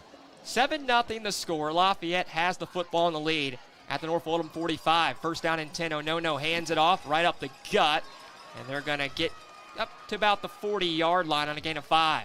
Even though you had 8 people in the box, again, the offensive line has done an excellent job of getting a good push. So he still gained a plus. He's in front of the chains, and that's what you want. Tyree Richardson, the ball carrier, his second carry for the sophomore after having that long 55-yard run back earlier on in that first drive. put them in the red zone. Gain of 4, 2nd down and 6. They'll mark it at the 41-yard line. Receiver each way. No under center. He'll take the snap, and he'll hand it off to Stevens once again. He'll break through a couple of tackles, has the first down all the way to the 34. Now, that was a different type of handoff because actually the running back stayed in sort of like a draw play, which most teams don't use anymore. So he squared sideways, and everybody sat down, and the line did again an excellent job of getting penetration, got the first down, picked up 9. John Lawson was talking about the offensive line, and it's a very new defensive line for North Oldham. They have a lot of their linebackers back, their secondary, but some new pieces up front to start this season for them. Right, they're going to make adjustments, so don't worry about that. Coach knows what he's doing over at North Oldham. Couple tight ends sent right to left. They'll send a receiver left to right. A no-no is going to pitch it, and it's thrown for a loss. Well, as I said, he brought him off the edge and got him behind the chains for the first time. Now we'll see what Lafayette goes with on this one, if they continue to run the football or have no throw it for the first time. Nowhere to go for Harrison Stevens there. A loss of 2 on first down. Brings up 2nd down and 12. Well, earlier in the first thing, I said something about they changed their defense up and basically went man-to-man. So when the receiver sat down the block, he just got loose and got him in the backfield. North Oldham entering the season replacing 6 of their 11 starters on defense. Makes a difference. Tight end sent in motion. Now they'll send a receiver. They're going to pitch it to him. Going right to left, trying to spin off a couple tackles. Gets back to the original line of scrimmage, but not much more. Maybe about 4. Brings up 3rd and long. Well, did a little jet street coming downhill, and the running back did a very good job. The receiver, if you will, come up and put him back in front of the chain. Now it's 3rd and 8. So they got 5. Need to get down to about the 29-yard line. Right. Move the sticks. Well, John, what do you think real quick? Is he going to pass it or give it off? I expect to go with the ground game again, but we'll see what they do. What do you expect? I expect him to play action. They're going to fake the run and throw this time. A no off his back foot. Throws right side and incomplete. Right. Looking for Kai Hatcher, the tight end. Brings up 4th down. That was a very good play call, but the only difference is in North Oldham, which I said, Coach Brock, he's going to make adjustment, and they brought the house to put pressure on him. Now, are you surprised they're going to stay out here? It looks like they're going to keep the offense on the field on 4th down and 8. I'm very surprised because you got the momentum, kick the ball, kick it out of bounds, make them go the distance, 80 or plus. So this is a big momentum call from Coach Lawson. Second drive for Lafayette. Touchdown on their first drive, a 3-and-out by North Oldham. A punt that went to the 45 of North Oldham. 1 first down on this drive, now 4th and 8 from the 37. A no under center, trying to keep the drive going. Needs to get down to the 29-yard line. Well, I think he's trying to draw him off. We got a whistle and looks like a movement on the offensive line. No, that was the tight end jumped on the offensive line, but they wasn't really going to go for it. They was trying to get it closer and then make a decision. So they'll lose 5 on the legal procedure. So that's the junior tight end in Hatcher. Brings up 4th down and 13. Well, they had a great play right there. You try to draw them off and try to get it closer. Now it's more management than 3rd and 8. It'd be 3rd and 3. 3:06 to go in this first quarter of play. And North Oldham will punt it away. Lafayette back to receive as North Oldham, and they'll let it hop down at the 10 and roll in the end zone. Smart move. So we'll take a break. 2:58 to go in the first quarter. 7-0 Lafayette at home. Suntime Pools. Our reputation has made us the company of choice for all your pool needs. Weekly service, computerized water testing, or just need advice. Suntime Pools. You're watching Central Kentucky High School football on Glycod. Back with Cisco Bryant, John Baldridge at Lafayette High School. North Oldham will get it back for their second time. Went 3-and-out on their first drive. Generals on top of the Mustangs 7-0 with 2:58 to go in the first quarter. And we saw some passes early by North Oldham. Expect to go back to this on their second drive. We'll see what they do here. They're going to hand to Ritton. Breaks off tackles. Almost had a burst and got up around the 29, but looked like he had more room. Yeah, he tried to make a move and did, and then all of a sudden his feet got twisted up. But it would have been a track meet if he would have broke through that arm tackle. Gain of 9 on the 9-yard run for Ronan Ritton, the senior running back. It brings up 2nd and 1. 4 receivers on 2nd down. Trips to the right side. They're going to take the snap. Standing in the pocket, now going to scramble, trying to get there and able to. And a nice run to pick up the sticks for first down. Well, smart move on his part. He was trying to hit the tight end on an out route at the top, and then all of a sudden he realized he didn't and tucked it and got the first down. Brody Pfeiffer, quarterback for this North Oldham team. Only 47 passes last year. Didn't play much at Cal, didn't play much at Trinity, but comes in his senior season, an opportunity to start, transferred over to North Oldham, and starting here tonight. They're going to hand it off to Ritton on the draw, breaks up the middle, and got to the 40-yard line for a gain of about 7. He's only inches away of breaking one because, again, he's doing a very good job of picking his holes, taking his time, running the football, not really hitting it hard right away. Gain of 8, 2nd and 2 at the 40. Running under 2 minutes on this next play. Well, they're not giving Lafayette a chance to sub because they're coming straight to the line back-to-back time with trips down at the bottom and a single receiver and Redden in the backfield by himself. Lafayette player had to come off because of his helmet. And now we're going to move the football up. They said somebody jumped off sides. So a 5-yard penalty, and that makes it a first down and 10. So up to the 45 in North Oldham.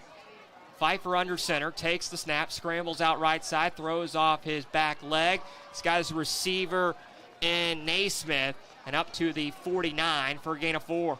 They're moving Pfeiffer every single time on the pass. He's not dropped back yet. He's rolling top, rolling bottom, and just trying to, just like a run play, to get 4 or 5 on this and make it 2nd and 6. 2nd and 6 upcoming. 7-0 Lafayette.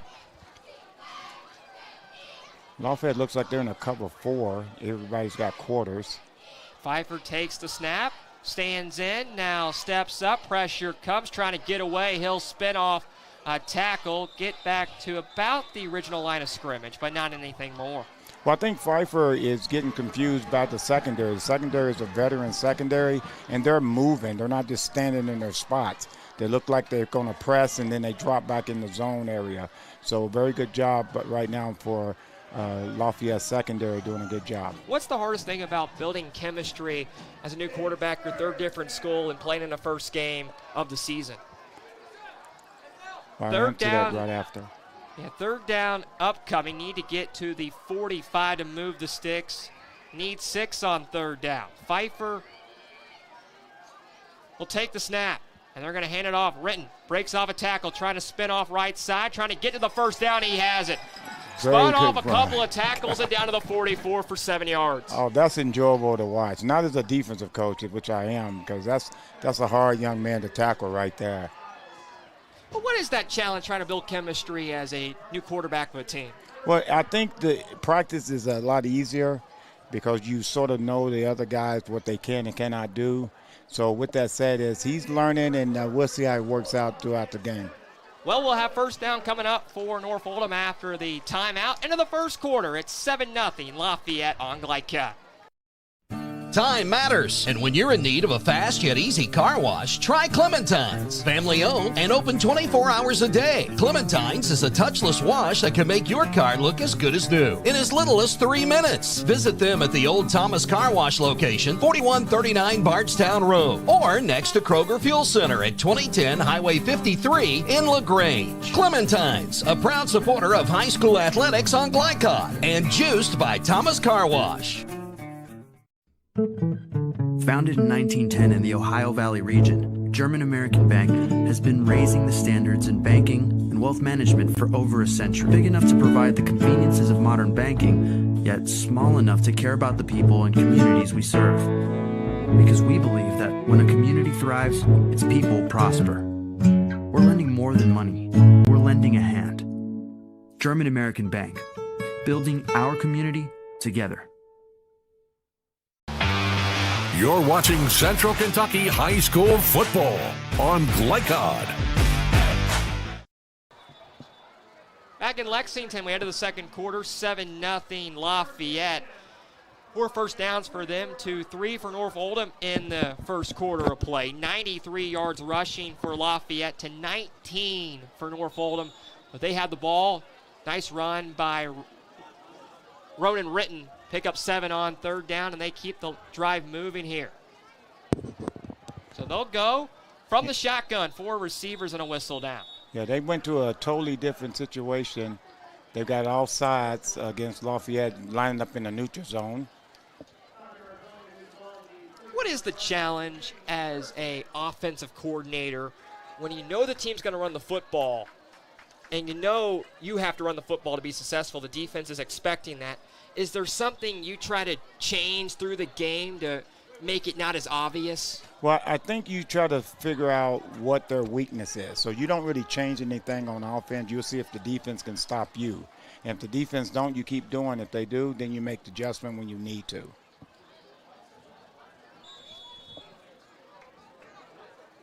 So here we go, 1st and 5 after a 5-yard penalty. 5 receivers out there. Snap taken by Pfeiffer. Pressure comes, scrambles towards his right, and a throw over the middle, and it's incomplete. Well, I was surprised he didn't run with that. With an empty backfield with 5 receivers going out there, he rolled out again. They're moving him out of the pocket, and I thought he was going to run to pick up the first down. Only 5 passing yards for North Oldham in the first quarter, none for Lafayette. We talked about a whole drive they scored that touchdown on. They didn't throw the football at all.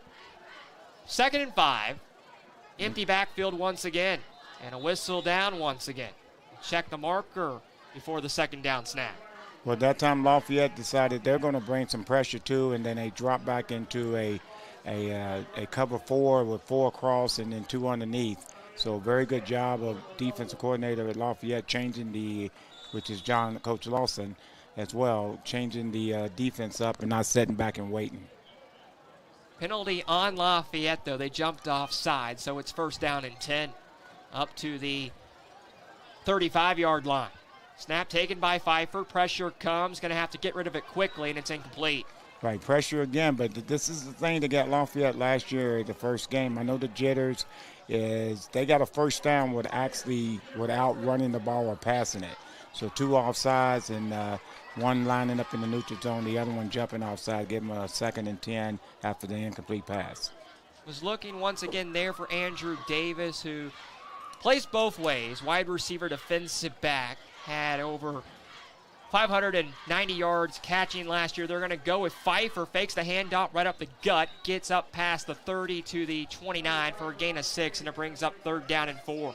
Right, that was a quarterback read. He's going to decide if he's going to give it the old veer run, if you will, and he kept it and moved the chains a little bit, 3rd and 5. So a big 3rd down coming, a minute into the second quarter. Lafayette trying to get off the field and stay on top, 7-0. What do you think you draw up here if you're the head coach of North Oldham? Well, North Oldham's going to do, I think they're going to roll him out, Pfeiffer out, and try to get him on the corners. And but that's what I'm looking for them to do on this one right here. Because whatever it is, he's changing the play or acting like he's going to change it. Trips the bottom of your screen. 1 receiver up top. They're going to take the snap and hand it off. They gave it to him. Out the middle, Rendon is wrapped up and brought down short of the line to gain. Right. It's not a question. It's just that I was surprised because normally at that situation he's been rolling him and he's been picking up 2 to 3 yards. He got about 2 yards or 2.5. So it's 4th down and North Oldham is staying on the field. 4th and 5. A nice tackle there by Harrison Stevens and brings up a 4th and 3. needing to get to about the 25 or so. We'll take a timeout here as it's used by North Oldham.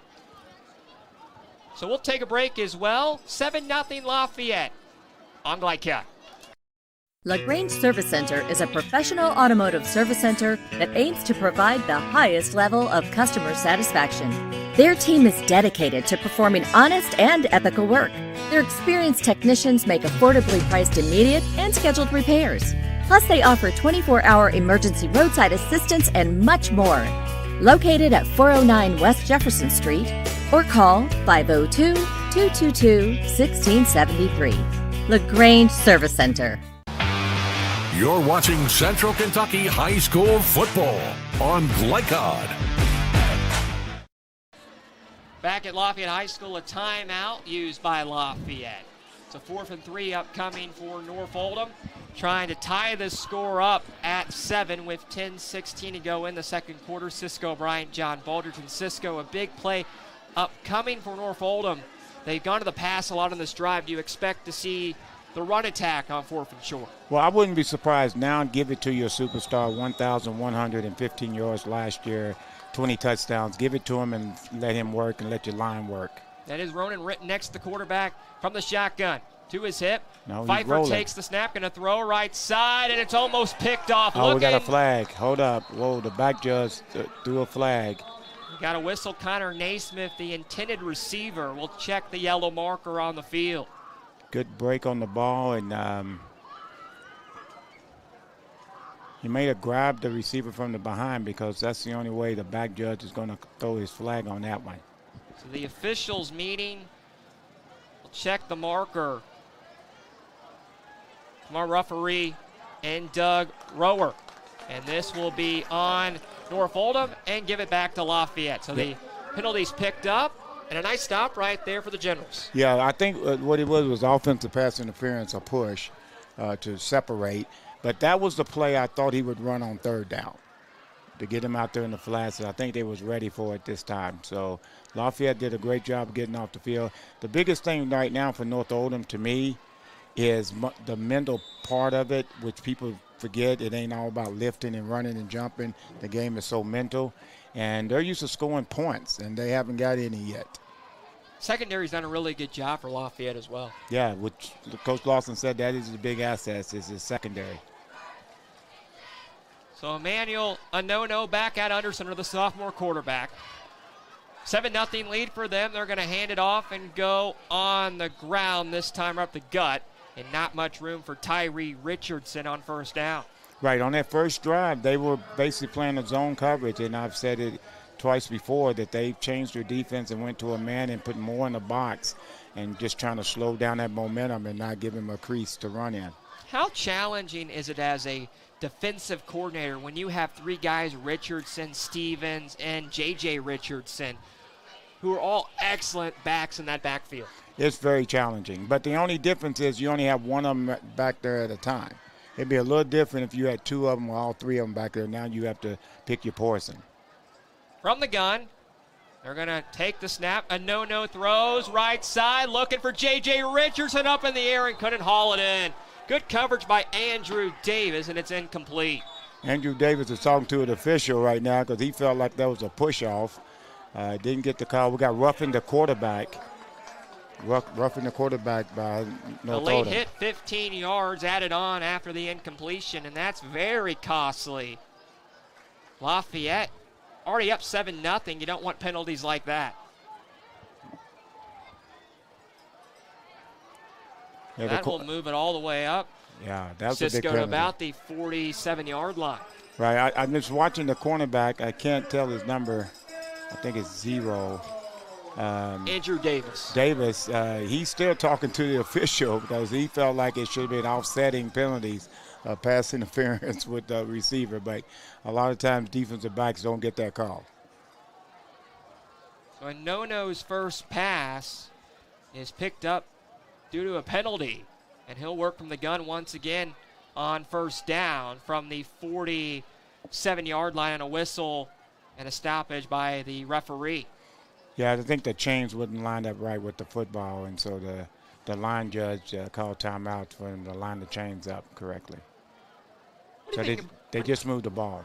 What do you think about those NFL automatic chains they have now? They're a little different than we have here in high school. Hey, all I know is technology. Technology. 9:25 to go in the second. Lafayette with the football in the lead. They're going to go on the ground, this time with Richardson. That's Stevens, beg your pardon. Breaks off a tackle inside of North Oldham territory, past the 25, 20, 15. Stays on his feet, inside the 10, 5, towards the goal line. They give it to him. Touchdown. Touchdown, Lafayette. Lafayette, great run by Stevenson. Excellent run, good blocking downfield. But he broke a lot of tackles to get in the end zone. 46 yards on the run and ahead of steam, and what a run it was by Harrison Stevens. Oh, that was a nice run. That's I said it before. Lafayette, I stand corrected. North Oldham just got a sideline warning. So 13-0 now. And it feels like all the energy in the stadium is on one side of the football field right now. Right. The coach is all the way down, which he can be, to the 10. He's on the 13 for North Oldham. So Grants will attempt the extra point. Is 1 for 1 tonight. Trying to make it a 14-0 lead with 9:07 to play in this first half. Snap down, kick is up. And we got a whistle down first. We got North Oldham all sides. Kick was no good, but a penalty is assessed. We'll move it a half a yard closer. And a shorter kick for Jackson Grants. Right. I think he pulled up because the whistle actually came as he was in his motion, so that's why he missed it. He don't miss too many of them. Grants went 23 for 29 last year. The kick is up, and this time is perfect. Right down the middle. 14-0. Can't give a guy like him another opportunity. 2 touchdowns for Lafayette. They're on top by 2 scores with 9:07 to play in the second. We'll take a timeout on Glycat. Stuck on the road? Call Martin's Peterbilt Mobile Service. Our 24/7 commercial roadside service, truck and trailer repair, and warranty service will have you back on the road in no time. Call us 24 hours a day, 7 days a week. Martin's Peterbilt, keeping you rolling. You're watching Central Kentucky High School football on Glycod. Glycod would like to thank our corporate partners for being part of tonight's live free-to-watch high school sports broadcast. If you're a business owner and would like to market through our platform, contact us at glycad.com. Doubleheader of our Glycad broadcast tonight at Lafayette. And the Generals had to wait around a little while on top 14-0. I was speaking to their coach, John Lawson, today, and he talked about we're going to watch movies. We're going to do anything we can to keep our mind right, get ready to go for this 8:30 start. And they've came out with the run attack and done very well. Done the script. That's what bottom line is. That's coaching right there, and the kids are actually following the script. And they're not making their quarterback do more than what he has to do. Hand the ball off, let your running backs do what they do. Stevenson on a great run for a touchdown, 14-0 Lafayette. So Grants will kick it away from the 40-yard line. North Oldham trying to get this thing going, a team that went 10-3 last year.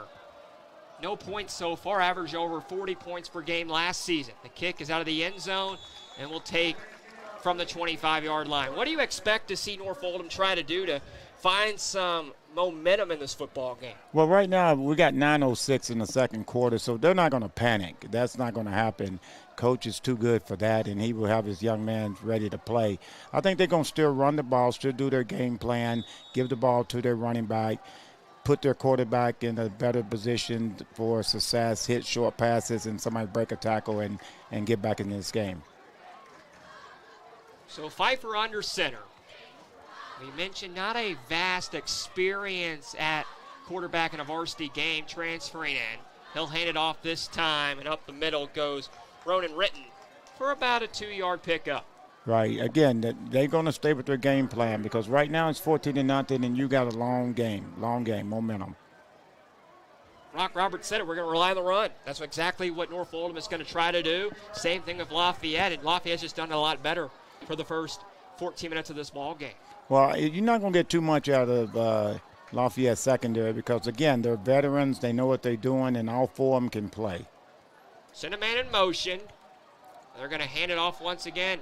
And Renton doesn't have much out past the 25. Ronan Renton to the 26. Brings up third down and about 4. Well, even with the motion, you can see the veteran secondary, they just stood there and waited till they could find the football and they got to the ball. So that's very good. So this is a big down for North Oldham to try to keep moving the chain and get the momentum a little bit on their side. We'll see if they bring pressure. It's worked so far for Lafayette on that defensive front. Need 4 on third down. Under 8 minutes left in this first half.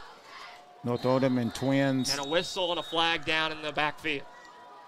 Delay a game. So that is a costly mistake on a quarterback we mentioned who just hasn't played a whole lot in these momentum opportunities. So back it up 5 yards. Third down and 9. This is different for them for the last few years, North Oldham. They usually are very on sync and they respond back very well. So again, this is going to come down to the quarterback leading his team. Need the 30 on third down. Empty backfield. 5 receivers, 3, top of your screen. They're going to take the snap. Pfeiffer throws, going to dump it off in the flat, up past the 25 and strip down at the 27, short of the first down marker. Brought in by Connor Dottery. Donnery, very good tackle, and again, coming up, catching the ball in front of you, making the tackle. Don't let anybody behind you. So again, Lafayette gets off on third down. Now be ready for something. So Lafayette needs to be ready for a trick play or something because North Oldham's going to try to get the momentum back on their side and try to get the ball back. Punting it back out there for the Mustangs as they'll kick it away inside their 15. And a end-over-end kick gets up in the air, rolls down at the 45, past the 40, close to the 35, and touchdown at the 37. 6:55 to go. 14-0 the score as Lafayette will get it back, and that offense has shined so far here this evening. Right. It seems like everything seems to be working. They had a little sputter the second time they had the football, but they've continued to stay with the game plan. North Oldham did a very good job of not giving them the momentum and kicking the ball away from their deep man. We talked about the takeaways, too, for North Oldham, 37 last year. Right. At some point, you got to find a way to get the football back in good territory for your offense. They've always been tucked back here early on in this ball game. Right, because they've been playing the distance, the field distance, and that's a big thing. That's a big thing. 6:55 to go. First down and 10 for Lafayette. 14-0 lead. Oh, no. Sends a man in motion. We got a whistle. Delay a game. Delay a game once again. This time will be on Lafayette and a loss of 5. So every time you see the back judge throw his flag because he's the one that's keeping the clock.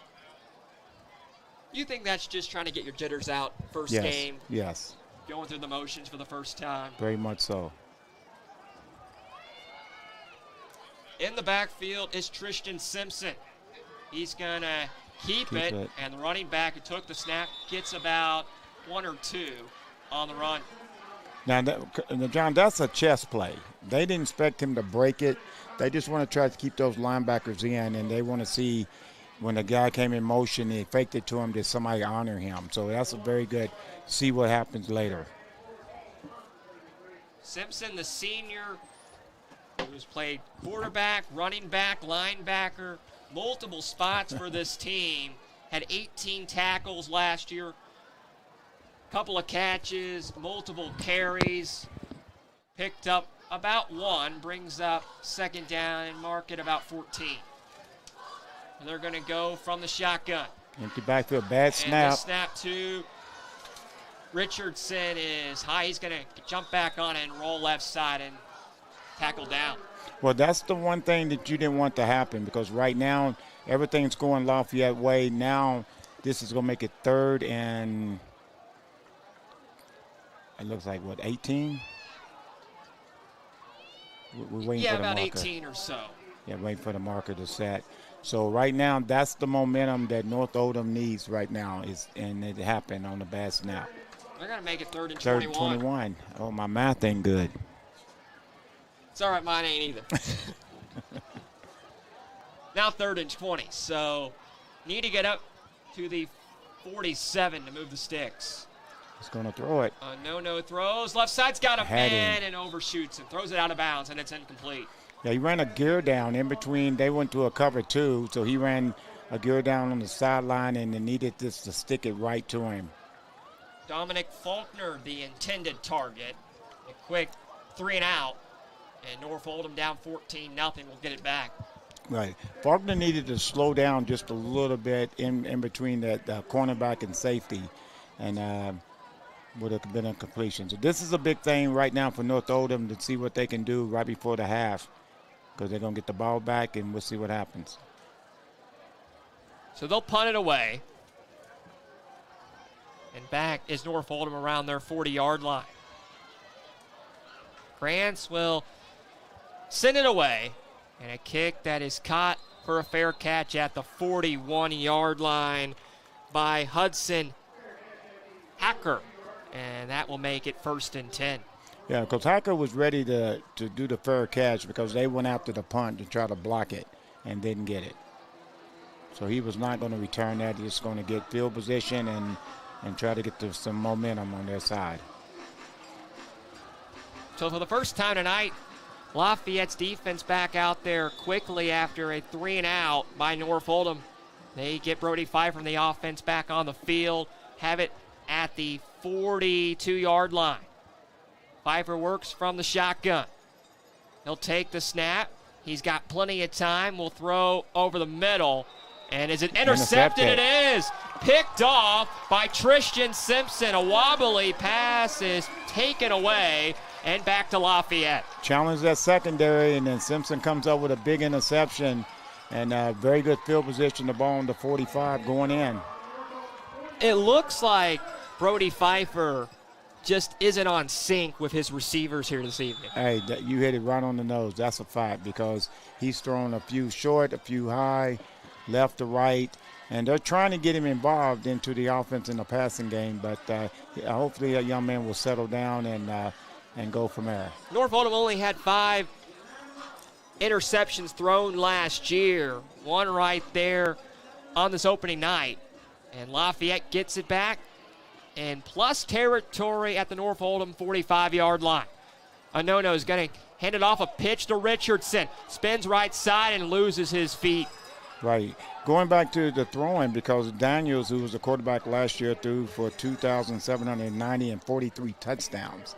So that takes a lot of pressure off of your team when you got a quarterback doing that. Then you get a new quarterback coming in, and it's a little different right now. But well, North Oldham had 8 players on the offense coming back from last year, but you're right, the quarterback is gone. Finding some of those pieces on the outside has been a problem here early on tonight. Yeah, very much so. Like you said, they're not in sync yet. Under 5 to go in this second. 14-0 the score. No under center. He's got Simpson behind him. Receiver each way. They're going to give it. Assuming it's Harrison Stevens. He'll push forward inside the 40 down to the 38. And maybe about 3 yards short of that first down.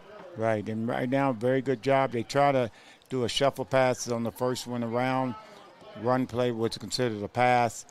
He got a few yards, and they came right back with the inside trap.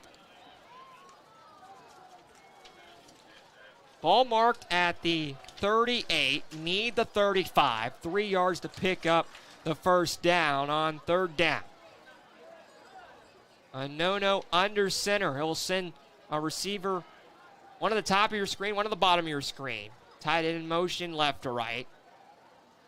Running back in the backfield in Stevens. They're going to give it to him. He'll push forward, has the first down, keeps his legs moving inside the 30, close to the 29. Should be enough. That moves the chains. Good plan. He planted and then hit that hole because they brought pressure on the outside, was trying to get him before he got started. But he did a very good job. So 1st and 10 as Lafayette already up 14-0 with 3:50 to go in this first half, trying to make it a 3-score game.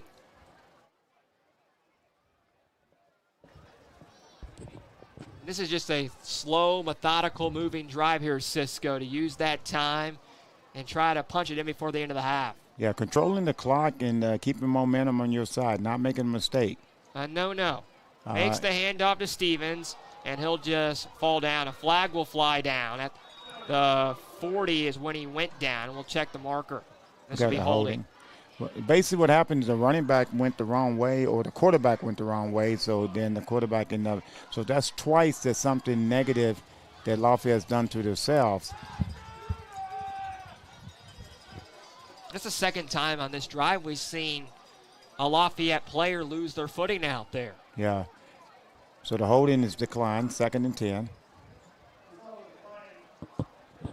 Oh, 2nd and, because the quarterback went back.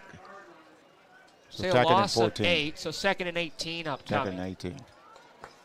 Back to the 39 is where they'll mark it on 2nd down and long. I'm going to quit looking at the chains because they're coming late. I'm going to look at the clock. Stevens to the right hip of a no-no from the shotgun. 2 receivers each way. He'll take the snap. Pressure comes, throws over the middle. Got Richardson open at the 10 to the 5. Breaks off a tackle and in the end zone for a touchdown. Wow, his first touchdown. And look at the linemen all hugging him and giving him his props. Good throw, good strike, touchdown Lafayette. A beautiful pass by a no-no to J.J. Richardson. And it's 20-0. No did a good job of staying in the pocket and waiting for his receiver to run that deep post route, which takes time to get there, and threw it a dime. Very good throw. John Lawson didn't speak much of his quarterback today, but he's really liking his play here this evening. Gotta love it. Ground game early, getting the pass game going here before the end of the half, and it's been all Lafayette at home. Grants to attempt the extra point, trying to make it a 3-score, 21-0 game. We got a whistle and a flag down once again. Yeah, North Oldham's nose guard, 75, I think it looks like. He jumped off sides, got in the neutral zone, because in high school, once you break the plane, you can't go back. So it's automatic a penalty. So see if Lafayette continues to kick the field goal or try to get a 2-point. They're going to keep the field goal team out there, John. Looking at the Mustangs game notes from today, they don't have a special teams coordinator listed. There's multiple guys that do that job, but you have to be very dissatisfied. 2 times we've seen already on this special teams unit offsides penalties. Yes. Kick is up by Grant, and it is perfect. He's 3 for 3. It's 21-0, 3 touchdowns for Lafayette. Generals on top with 2:56 to go. We'll take a break. Come back with the first half in a moment. LaGrange Service Center is a professional automotive service center that aims to provide the highest level of customer satisfaction. Their team is dedicated to performing honest and ethical work. Their experienced technicians make affordably priced immediate and scheduled repairs. Plus, they offer 24-hour emergency roadside assistance and much more. Located at 409 West Jefferson Street, or call 502-222-1673. LaGrange Service Center. You're watching Central Kentucky High School football on Glycod. 14-0 the score. Lafayette on top. Norfolk will get it back with 2:56 to go in this first half with our great crew. Jeff Cooper running the 1s and 2s, making sure everything is perfect for you watching this game this evening with the former Wildcat wideout. In Cisco Bryan, I'm John Baldridge. Cisco, it's been all Lafayette at home. It's been all Lafayette, and it's been, like you said, it's been their pace. It's been Lafayette's pace, and they're up 21-0 with 2:56 here in the second quarter. So Grants will kick it away from the 40. And he will send it in over end, this time taken back at the 2-yard line by the Mustangs. Up past the 15, 20, close to the 25, maybe the 26, and that's where we'll see Brody Pfeiffer once again. Well, very good job on the kickoff. He thought he had a seam in Jackson. Good. He decided to close it up real fast and got the momentum, continue to stay on Lafayette's side because I thought he was going to break that one. So Pfeiffer and the offense will come back out. We mentioned only 5 yards passing in that first quarter. An interception on their last drive. You expect them to go back to the pass game with 2:47 to go in this first half. Well, I don't think you have much of a choice because running the game means now North Oldham, Lafayette's playing the clock and not them because it's all about getting off the field and getting a win. We'll see what they do. They're going to go at Renton, and they're going to go up the middle and get about 3 yards on first down to the 29. And we mentioned that Brock Roberts told me on Wednesday they're going to rely on the run game, rely on Ronan Ritton, and continue to go to that down 21-0. Well, Ritten's going to be the man because the biggest thing for North Oldham now is to get some momentum because they actually get the ball back in the second half.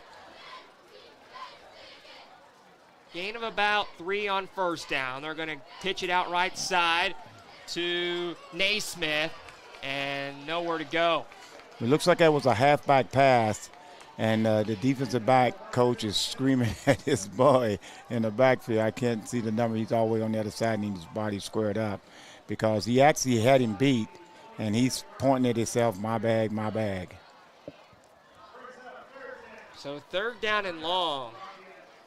We'll have a timeout here will be used, I believe, by Lafayette. So with 1:58 to go before halftime in a 21-0 game, it feels like you have to find a way to get 10 yards here on third down. Right. I'm going to mention that, but before this, that's a very good timeout by Lafayette because the receiver was open. If he would have threw it, he was open. He's trying to let them know they're going to run a trick play. They're going to do this. So that's coaching. That's what coaching does. And that's why you have your timeouts and using them correctly. But Oldham, again, is trying to look for something. North Oldham, trying to look for something and trying to get some type of spark. And right now, Lafayette's defense has done a very good job of shutting that down. It also feels like we've talked about the quarterback and Pfeiffer hasn't found the reads he wants tonight. Right. The passes have been offline a little bit. He hasn't had much time in the pocket to throw the football. It seems like pressure's been on him very quick. Well, the defensive coordinator for Lafayette has done a great job of blitzing when he needs to blitz.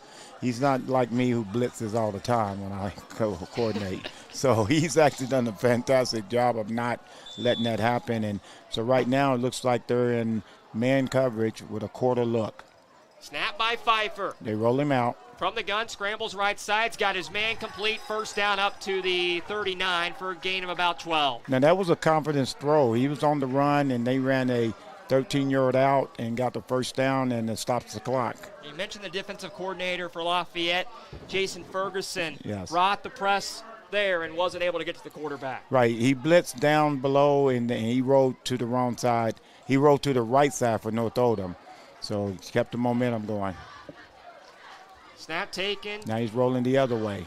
Pfeiffer out right side's going to throw deep over the middle, and it's incomplete.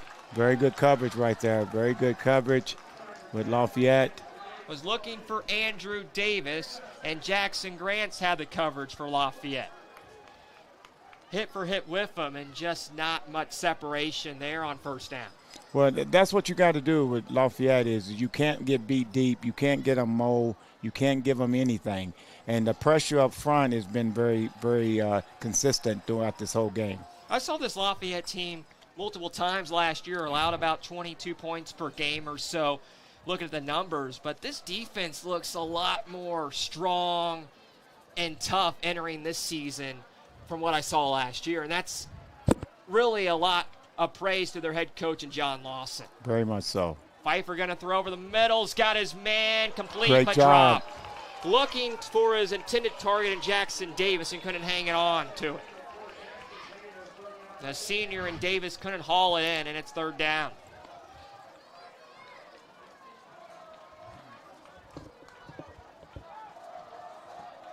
So very good job with the secondary.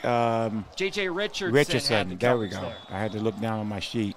Rich done a very good job. And the term that I use all the time, just because he catches it doesn't mean he holds on to it. So that was one of those cases that they tried to get it to their main receiver, and then Richardson did a very good job of breaking it up. 3rd down and 10. Need to get to the 48 to move the sticks.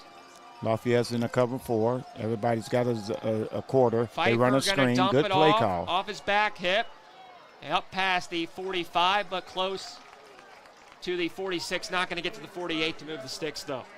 Well, that was a very good play call. Very good job of the defense of Lafayette coming up and making the tackle, keeping the ball, the runner in front of him. Now it puts it on 4th down. I'm surprised that Lafayette's not going to use their last timeout. A 1:25 to go. Looks like they're going to leave the offense out here. Remaining part of this first half, trailing 21-0. A big play to come and great field position if you get off the field if you're the Generals. And now Lafayette does. They do use it. Are you surprised that you're leaving the offense out there, giving great field position inside of North Oldham territory if you don't pick this thing up? Well, I would be surprised if he comes out of the break and not punt the football. I think what he was going to do is stay on the field and let the 45 seconds and let the 45-second clock or 35-second clock run it clock all the way down, then call timeout and then punt it. That's what I figured he was doing, because remember I said Lafayette did not use their last timeout. They waited 7 seconds before they actually did. So I'm surprised if he comes out and does it again. We'll see what they do here. On 4th down and 2. In a first half that's been dominated by Lafayette. 2 running touchdowns, a long passing touchdown by a no-no to J.J. Richardson on the last drive. And they're going to leave the offense out there. They are. So here we go, Cisco. 4th down and 2, need the 48. Pfeiffer from the gun, running back next to him. He'll bark out instructions. And if he doesn't get the first down, the clock stops. Stomps his foot, takes the snap. They're going to hand it off right side, trying to spin off a tackle. Close to the first down. Didn't get it. He got it. No, he didn't Brody get it. Dressel, the senior running back, tried to spin off a tackle right side, but wrapped up, and it's back to Lafayette. Lafayette with 107. I was a little bit surprised about that. I figured it'd be a rogue dump. I just think that makes your defense vulnerable because you are looking to stop the run. It's not a wrong or right. It's just a choice. So 1:07 to go in this first half. Great field position for the Generals. They'll get it at the 47-yard line. So what do you think? They're going to run it? I think you run it and get up there and try to run type of draw play. And in this formation here, he looks like he's going to probably roll out to his right. No timeouts for Lafayette. A no-no from the gun. He'll take the snap. He's going to throw left side. Tight coverage that way. Looking for his receiver. I think it's incomplete. Right, it's incomplete. I was a little bit surprised. That's that not sure what exactly I'm going to do, because right now the DB came up and started playing tight. In the beginning, he was actually in zone, but he came up and did press defense. So it took about 3 seconds. 63 seconds to go in this first half. 2nd down and 10. Manuel, a no-no, takes a snap from the gun. And we got whistles down before the 2nd and 10. Legal procedure. So this will be a false start on the offense and push it back inside their own territory, and it's 2nd and 15. So back to the Lafayette 48-yard line.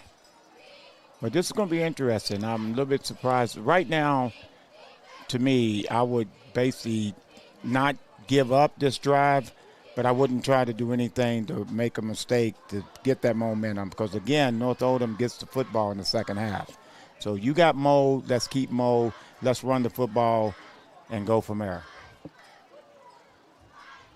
2nd down and 15. Grant's lined out to the right side. And a no-no talking to his running back in Stevens. From the gun, running back behind him. They'll send 2 receivers each way. They're going to take the snap, and they're going to throw a screen pass to Richardson out left side. He's got blockers past the 30, 25. He's to the house. 5, touchdown, J.J. Richardson, 52 yards for the score. Now, that was a safety play because it actually was a bubble screen at the top. If they tackle him, it's like a run play. He broke a tackle. The receivers came out there, did a nice block, and then he showed, I can run. I got some speed.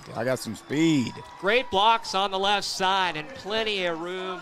Real estate ahead for J.J. Richardson. Very good job. I mean, that was a very good play call. Again, they're right on key, and the kids are executing what they needed. North Oldham got to make that tackle.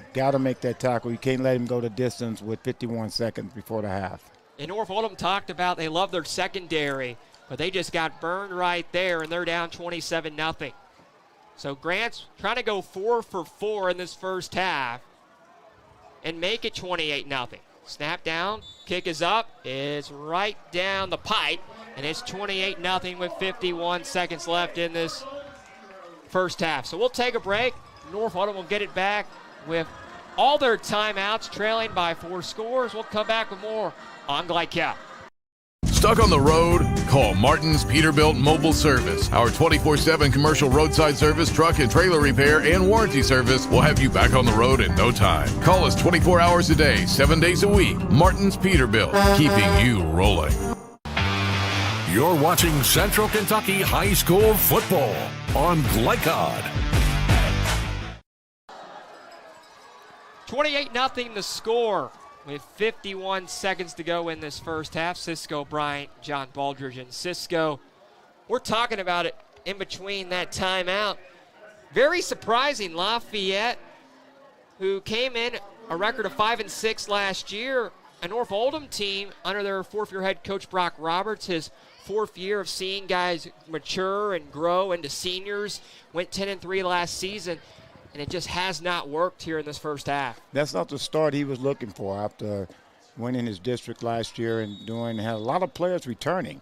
So with that said, it's going to be interesting to see what takes place in the third and fourth quarter. Grants will kick it away. You have to try to put up at least 3 here, move the football. You haven't seen anything from this North Oldham offense inside of Lafayette territory tonight. Well, you got to give Lafayette. They're taking away what they do best, is run the football. So a kick by Grants will be taken for a touchback as it flies into the end zone. Well, the young man got upset, but he's the one that stepped back in the end zone. So, and again, high school, you can't run it out if you're in any part of you're in the end zone. So with that said is a lot of the stuff that North Oldham had on paper, Lafayette on defense is taken away. What do you think about that role, being a former wideout? Your son playing defensive back, probably had plenty of opportunities to return kicks and punts. To not be able to return it right around the goal line like that, is that a rule you like in high school football? I don't like that in high school football because that doesn't prepare you for college. And so, but it's not going anywhere. Let me just put it that way. Empty backfield. Pfeiffer. Look at the pressure. Pressure comes, has to step up and throw. Look for his receiver. I think it's caught by Naismith at the 46-yard line. We got a flag down. So we'll check the yellow marker. Nice catch that was hauled in over the middle by Connor Naismith, the senior. Check the marker. Need our officiating crew once again. Well, it looks like it's on Lafayette because they're actually moving where the ball is, but he's got to ask the coach. Holding on the defense. So it's declined and up to, not the 46, the 41 for a completion of 21 on first down. So the clock stops on the first down. North Oldham's at the line. So back to the gun is Pfeiffer. The clock never started. Takes a snap, and we got a whistle and a flag. All sides against Lafayette. That means lining up in the neutral zone. Coach Lawson said they pushed up in a bump and run, the cornerback, and his head was over the ball. So 1st and 5. To the 46 now at North Oldham.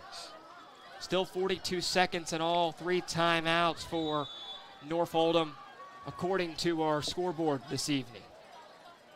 I don't know why I thought they took 1 timeout, but I guess I was wrong. 4 receivers to the right. They're going to throw left side for Naismith, and it's short. Had his man, but short arm the pass, and it's incomplete. Right, they was playing a little soft there because he was actually already 12 yards deep, and he got out of his back pedal. I guess he's not trying to give up the big play, but you can't let him complete that. But it is incomplete, but you don't want a 14, 15-yard completion. That moves it down in a quicker opportunity or better opportunity to score a touchdown. 2nd and 5 at the 46-yard line. Pfeiffer stands in, is going to throw right side. He's got his man complete, has the first down into Lafayette territory, down past the 45 to the 44 with 28 seconds left. And more than likely a timeout will be used by North Oldham, and we got one here. So they'll use a timeout with 28.9 on the game clock and a 28-0 Lafayette lead. And it feels like that fast-paced tempo, is working for North Oldham. Well, I think Lafayette's changed their defense. They're more of a prevent defense and keeping everything in front of them. And North Oldham's doing a very good job of doing the gear downs and doing the quick outs. So right now they're bending, and we'll see if Lafayette breaks. It's been a beautiful evening. Lights are on. First night of high school football here in August in Lexington, Kentucky. Kroger Field out there in the distance. We can see it from the press box here at Lafayette, and almost that time of the year for college football in a couple of weeks. Almost. They got a little scrimmage tomorrow, and then a few weeks later or a week later, they kick it off against Youngstown State. I know you'll be over there tomorrow. Yes. Looking forward to football, gearing up as we get going tonight. Pfeiffer takes a snap from the shotgun. He'll step up, pressure comes, spins off a tackle, now going to run. Runs left side past the 40, 30, and runs out of bounds at the 25. They had him. Good play call right there. They brought the house, and he just broke a tackle. He's got to make the defensive lineman's got to make that tackle, a big run, and another first down. First time we've seen Brody Pfeiffer use his legs this evening. Right. So the clock stops with 19 to go. Ball marked at the 25-yard line. And a 28-0 Lafayette lead. 3 receivers at the top of your screen. Empty backfield, 5 receivers out there. Pfeiffer takes the snap. Has time. Steps up. Throws left side's got his man. And Davis steps out of bounds around the 15-yard line. Andrew Davis brings it in. Clock stops with 13 seconds to go. That worked out for North Oldham. They had 2 receivers in the same area. Normally you don't see that. And actually that helped him because he actually had a blocker and then got a couple more yards and stepped out of bounds. They spotted at the 13-yard line, a gain of 12 in that last play. Empty backfield once again. 5 receivers. Pfeiffer takes the snap. Has time. Throws over the middle's got his man complete. Touchdown. Hauled in by Connor Naismith. First touchdown of the year for North Oldham. And it's 28-6. That is not what you're looking for Lafayette. Just let them drive down the field with, I think it was 51.8 seconds left and get a touchdown. And so big extra point for North Oldham. Very good job, North Oldham responding back and not just putting their heads down. So very good job. Chris Waldron will attempt the extra point. Was 63 for 68 last year. Had the most extra points in 4A. Kick is up and through. 28-7. I thought that was a scrimmage kick because they didn't rush. They stood there.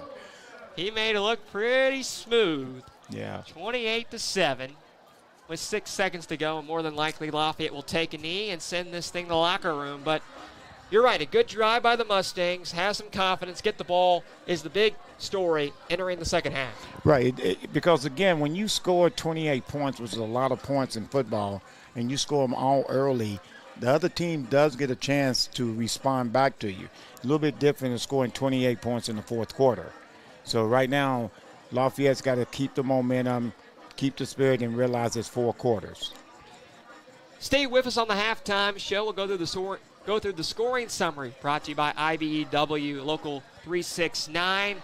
Bring you some scores across high school football and go through our fast sign scoreboard this evening. Fast signs, make your statement. 28-7. And Cisco Bryant, John Baldridge here with you at Lafayette High School. In the second game of this doubleheader tonight, after a very fast-paced first game we had.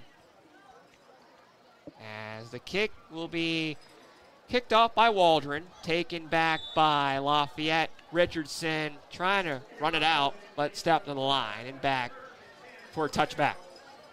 I think both teams need to tell the guys, don't step back if you're going to catch it on the one. So 6 seconds before halftime, 28-7, Lafayette. And I gotta really like what I've seen so far from Emmanuel Anono, the sophomore quarterback for this Lafayette team. Hasn't ever played a varsity game under center. Just came in there not expecting to start every single game this year, but has played very well. Well, again, it goes to the offensive coordinator, the quarterback coach, not putting him in a position to do what he doesn't know how to do. And so he's going to get better and better as the season goes on, but right now, very good job, and they are in – they're just going to take a knee. They're going to take a knee and not have a turnover here on the 20-yard line. So a no under center. Takes a snap, takes a knee, and that takes us to the break. Halftime score at Lafayette, 28-7, as the Generals on top of the North Oldham Mustangs. We'll take a break, come back with that halftime show. Next, you're watching high school football in Central Kentucky on Glycat. Let's get real. For a lot of people, 4 years of college might as well be a million. With us, you can get a certificate in a matter of months and start a career right away. College for the real world. College for your world. You'll still have common days.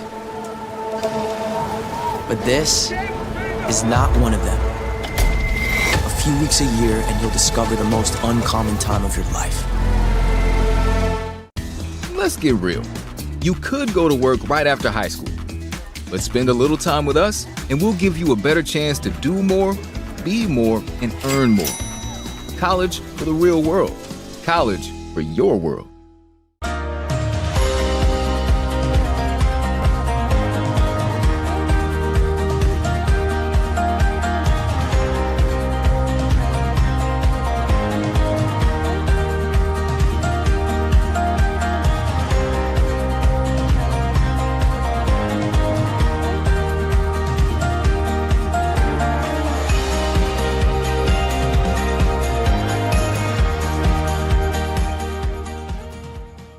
This is the velvety green turf of your lawn, where you don't just earn your stripes, you mow them.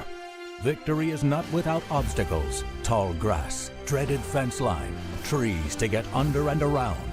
Once we called this no man's land. Today we call it conquered, with cold hard steel and an iron will. Go ahead, take a victory lap, 'cause it's mow day.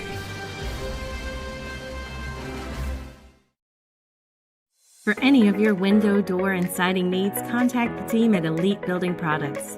Their factory-certified, licensed, and insured contractors have been installing energy-efficient windows and doors for over 30 years. They also offer energy tax credits and military veteran discounts. Locally owned and open weekdays at 242 Wilson Drive, just off of the 27 bypass. For a free estimate, call 859-887-2440. Elite Building Products. New recruit, take advantage of our apprenticeship program. Come out of our 4-year course debt-free. With health insurance, a guaranteed pension, a degree, and an electrical license. 3 words I'd use to describe the apprenticeship are opportunity, skillful, educational, solid career path, rewarding, beneficial, and a brotherhood. A life-changing opportunity. The cost of school is free. All your books are paid for. You go to school once every 2 weeks. All the other stuff is on-the-job training. The teachers here are great. They're all very, very knowledgeable. They're preparing you for what you're already seeing in the field. If you're struggling with something at school, sometimes your fellow students can help you work through that. Everyone's willing to help each other. It's like a big family. I love being a part of a union, something bigger than myself. This field is so vast. you can find something that you really love to do because there is so much you can do with it. I went from a job to a life-changing career. Power up your potential with the IBEW. Tonight's halftime report is brought to you by IBEW Local 369. Find out how you can earn while you learn at IBEWLocal369.com. Power up your potential with the IBEW.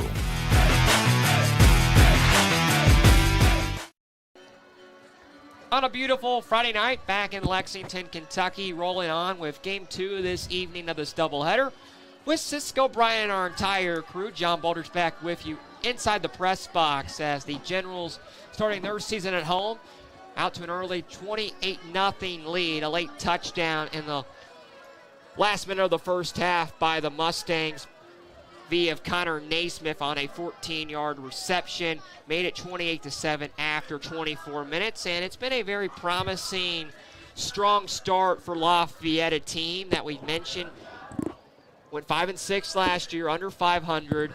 But John Lawson has got this team fired up, talked about discipline, the right mindset, preparing his team the right way, ran the ball early, got the pass game going, and they're just playing very confident. Very confident, but the one thing I hope Coach Lawson is telling is the guys in the locker room, don't get too high, don't get too low. Stay even keel. Because that's the whole key, is the same thing as North Hardin is telling their guys, the same thing. Don't get too low, and we'll stay even keel, and we'll work for getting high. Yeah, North Oldham, they get the ball to start second half. Feels like they kind of got some confidence back in the room, scoring that touchdown, and were able to, bring some energy into their team, and a team that needs it as they get ready to come back and try to fight back into this football game. Well, football is momentum. Football is getting the crowd into it. If you remember back in the day when Alabama played Clemson and Clemson blew out Alabama that year, I could give my house. I would never think that would happen. But what happened is football is a lot of momentum, and that's what North Oldham, was trying to get right before halftime. Tonight's scoreboard is presented by Fast Signs. Make your statement. Scoreboard is one-sided so far. We'll look at some of those stats as well from this first half. Go through that scoring summary. That's brought to you by IBEW Local 369. Power up your potential. We mentioned got the run game going early. That long run for over 50 yards by Tristan Simpson. Put them inside the 10-yard line. Then Simpson was able to get it in to make it 7-0. Another drive later, J.J. Richardson got in. Then you had a bunch of long passes. The pass game got going for Emmanuel Anono, making his first start as a varsity quarterback. That long 52-yard screen pass to J.J. Richardson, make it 28-0. They got that last touchdown to make it 28-7, but it feels like with Simpson and Stevens and Richardson, it's a really hard room to stop if you're North Oldham. Right, and Stevenson's run was huge because he broke a lot of tackles and ends up keeping the momentum back on Lafayette's side and not getting off the field. So like you said multiple times throughout this whole broadcast, they got 3 horses and do a very good job of using them very well. We'll take a break, come back with more of the halftime show next. You're watching high school football in Central Kentucky on the Like Hub. Time matters, and when you're in need of a fast yet easy car wash, try Clementine's. Family owned and open 24 hours a day. Clementine's is a touchless wash that can make your car look as good as new in as little as 3 minutes. Visit them at the Old Thomas Car Wash location, 4139 Bardstown Road, or next to Kroger Fuel Center at 2010 Highway 53 in LaGrange. Clementine's, a proud supporter of high school athletics on Glycod, and juiced by Thomas Car Wash.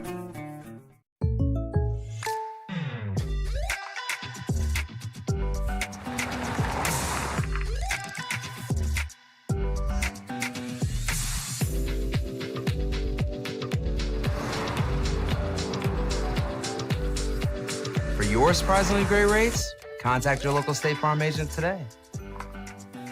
If you want the real deal, call State Farm agent Leslie Gilly in Crestwood today. Like a good neighbor, State Farm is there. Looking for sound, prudent financial advice? Did you know that one of the brightest and best financial advisors is in your own backyard? Robin Lawson of Financial Solutions Incorporated has a mission to understand your long-term goals and to create a specific strategy just for you. Robin understands the challenges that face most of us today and offers fresh, out-of-the-box thinking that can put you on the road to financial freedom.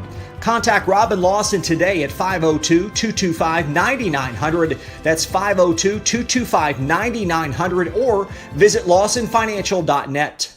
Trying to be a responsible citizen and the best recycler you can be, but you just aren't sure what goes where? Google Oldham County Waste Wizard and check out the Wizard search engine. Just type in the name of your mystery item and see what pops up. It will tell you whether it goes in the trash, recycle bin, or donations. It tells you how to discard troublesome items like paint and televisions. Can you believe it even tells you how to get rid of a boat? Oldham County Waste Wizard. Do you believe in magic? This message funded by Oldham County Solid Waste Management. LaGrange Service Center is a professional automotive service center that aims to provide the highest level of customer satisfaction. Their team is dedicated to performing honest and ethical work. Their experienced technicians make affordably priced immediate and scheduled repairs. Plus, they offer 24-hour emergency roadside assistance and much more. Located at 409 West Jefferson Street or call 502-222-1673. LaGrange Service Center. Founded in 1910 in the Ohio Valley region, German American Bank has been raising the standards in banking and wealth management for over a century. Big enough to provide the conveniences of modern banking, yet small enough to care about the people and communities we serve. Because we believe that when a community thrives, its people prosper. We're lending more than money. We're lending a hand. German American Bank, building our community together. This segment of tonight's game is brought to you by Oldham County Recycling Center and Waste Wizard. Do you believe in magic? LaGrange Service Center, providing quality car care for more than 60 years. And by German American Bank, building our community since 1910. Halftime score 28-7 with Lafayette on top. Look at the halftime stats. First for North Oldham, they had 10 first downs, Lafayette's 9. Had 53 yards on the ground with 15 rushes. But a big number for Lafayette. They had 18 carries, 157 yards on that ground attack in the first half. Pass yards have been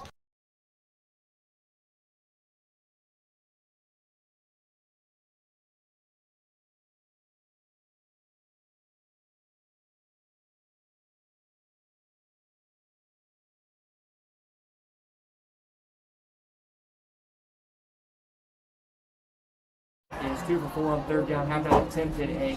Taking care of your property, you need equipment with more durability, versatility, and #1 rated reliability built in. Like Kubota compact tractors that can do it all right, Z-Series mowers that deliver a quality cut, and the Sidekick utility vehicle built for hard work and fun at 40 miles per hour. Kubota equipment lives up to the highest standards. Yours. Visit your local dealer today. Anderson Sales and Service in Madison, Crestwood, and Louisville. Founded in 1910 in the Ohio Valley region, German American Bank has been raising the standards in banking and wealth management for over a century. Big enough to provide the conveniences of modern banking, yet small enough to care about the people and communities we serve. Because we believe that when a community thrives, its people prosper. We're lending more than money. We're lending a hand. German American Bank, building our community together. Looking to ease the stress of running a business? Then count on the accountants at Kelly King & Company. They offer a wide array of services, including taxes, payroll, and bookkeeping, while providing deep analysis and strategic guidance to help you make sound, smart business decisions. Contact Troy in Crestwood at 502-241-5656 or visit them online at kingcpa.net. Kelly King & Company, proudly serving and supporting Oldham County for generations and a dedicated partner to small business. Research has shown high school sports to be a great community influence. Join scores of local businesses that have partnered with Glycod in sponsoring live, hometown-oriented sports programming on our video and social media platforms. For more information, email info@glycod.com. You don't have to look far to see the power of the Electrical Union Local 369. No matter the size, we have the right contractor to fill your needs. When it counts, you can count on the International Brotherhood of Electrical Workers Local 369. Contact the IBEW today. You're watching Central Kentucky High School football on Glycod. Just about set for third quarter play at Lafayette. The Generals on top of North Oldham 28-7 with Cisco Bryant and our entire crew. Jeff Cooper producing this broadcast. I'm John Baldridge, and North Oldham will get the football to start the third quarter. They need points here, down 21, but it's been a strong first 24 we talked about for Lafayette, and we just mentioned those stats. 157 yards on the ground for Lafayette to about 57 for North Oldham. Right, but North Oldham got them when it mattered. They got the rushing yards when it mattered. So right now, we're about to have another 3 minutes before they kick off, and it's all about Lafayette keeping the momentum. So right now they're huddling up, but they don't realize that theoretically they should have 3 more minutes.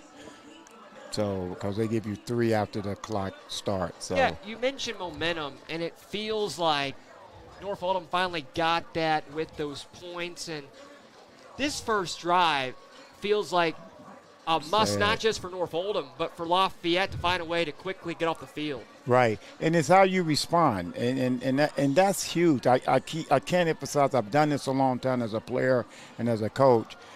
In every sport and every event is about momentum, everything, and that's what you're feeding into, because that makes your special teams, makes you block harder, makes you tackle better. It just does a whole lot.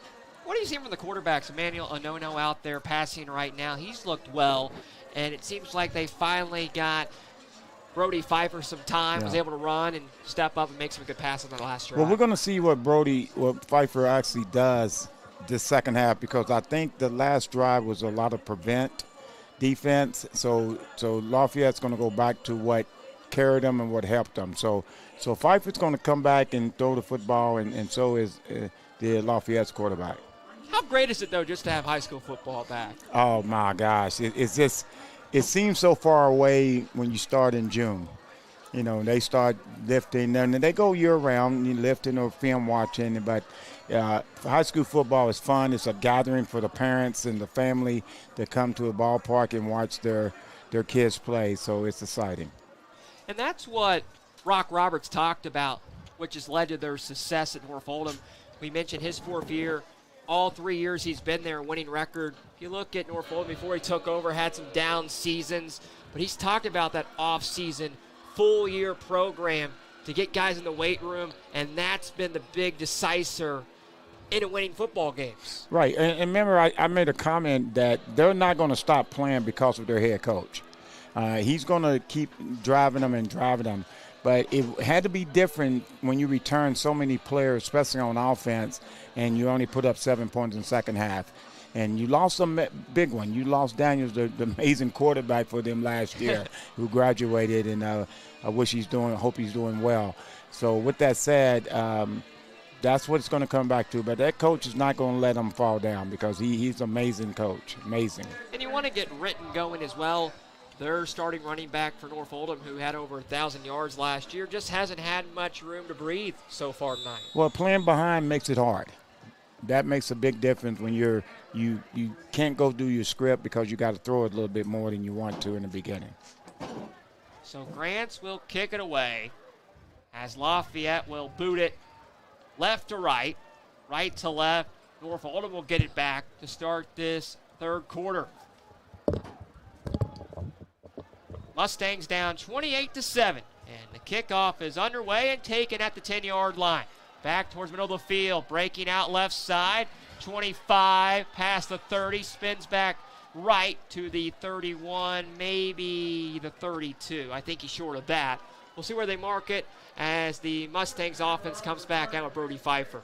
Well, very good job on the special team for Lafayette starting it out, because the kick was actually very short. And they really did a very good job of staying in their lanes and making a tackle and instead of putting the ball on the 20, it's on the 30. So here's a response. We'll see what happens. Football under the lights. Lights are on. Friday night lights here at Lafayette in Lexington. 11:48 to go in the third. First touch for either team in the second half. As 1st and 10 for North Oldham with Pfeiffer from the shotgun at the 30-yard line. He'll fake the handoff. Scrambles right. Going to throw up to the 40. The pass is incomplete. Short of his receiver, and Connor Naismith couldn't haul it in on a low pass. Right, a good play call right there, play action, rolled him out sideways to the right, and he just threw it down a little bit low, but they're trying to let them know that we're going to try to open this up a little bit. And but like you said, they've got to get their superstar running back involved. And it's been some tight reads tonight for Pfeiffer trying to fit that football in. Another example of it right there. 2nd down and 10. He'll take the snap. Stands in, steps up, pressure comes, breaks off a tackle, now takes a big hit. We'll push forward up to the 31, so a gain of 1, but he didn't have much room at all right there. Right, he tried to get between the wedges, and but the secondary linebackers actually came up and made a good pop on him, and now makes it 3rd and 9. The big hit applied by Tyree Richards, the two-way guy who had a touchdown to start this ball game. Able to get to the quarterback there. Brings up 3rd and 9. Need to get to the 40 on 3rd down and long. Pfeiffer yells out instructions. He'll take the snap. Stands in. Throws over the middle. It's batted down. A nice play by Daniel Akwako.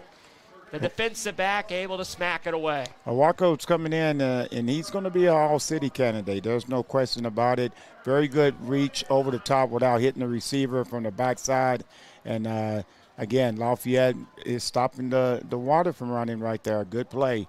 Good job of coming out of the second half after giving up the touchdown before halftime. Well, we mentioned it. It felt like you need to get a stop, 3 and out early. Build that confidence right back into your team after North Oldham had that touchdown at the end of the first half and able to get it right there.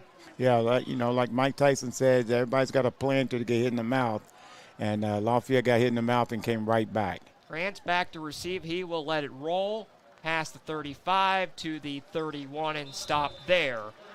So that will be given back to Lafayette with 10:42 to go in the third. And a 28-7 game, and we'll see the offense once again for the first time in the third quarter for this Generals team. Well, North Oldham can't give up 157 rushing yards the second half to get back in this game, because that takes the clock. That's that momentum of the clock. So right now they need to stop. They need to get off the field. Lafayette is coming out, and looks like they're in tight end with a trips look with the tight end in. So, well, they got 2 receivers to the right, 1 receiver at the top of your screen. They'll send a man in motion, and no under center. He's got his running back and Stevens behind him, going to go on the ground on first down up the gut and up to about the 36-yard line. Gain of about 3. I'm sorry, I would do the strip. I would do the same thing I did in the first quarter. In the beginning, Lafayette player went down. I think he's cramping. Well, 157 yards on the ground in that first half. I mean, you expect to go right back to it. Got a player down, as you mentioned. He's got a little cramp. Those things hurt. This is that season right now in the beginning, and you start cramping up a little bit. That is Jake Jacobs, one of the offensive linemen for this Lafayette team. So we'll take a timeout with the injured player. 10-12 to go in the third. It's 28-7 Lafayette at home.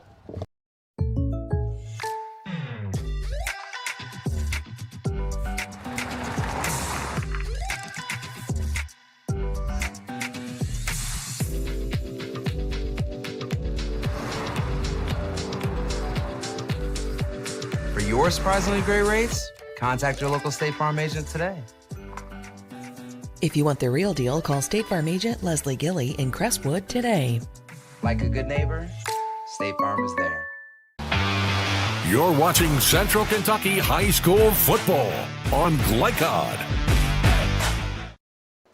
Back at Lafayette High School, 2nd down and 5 upcoming. They're going to go on the ground, and No hands it off up the middle, and not much room for Tristan Simpson.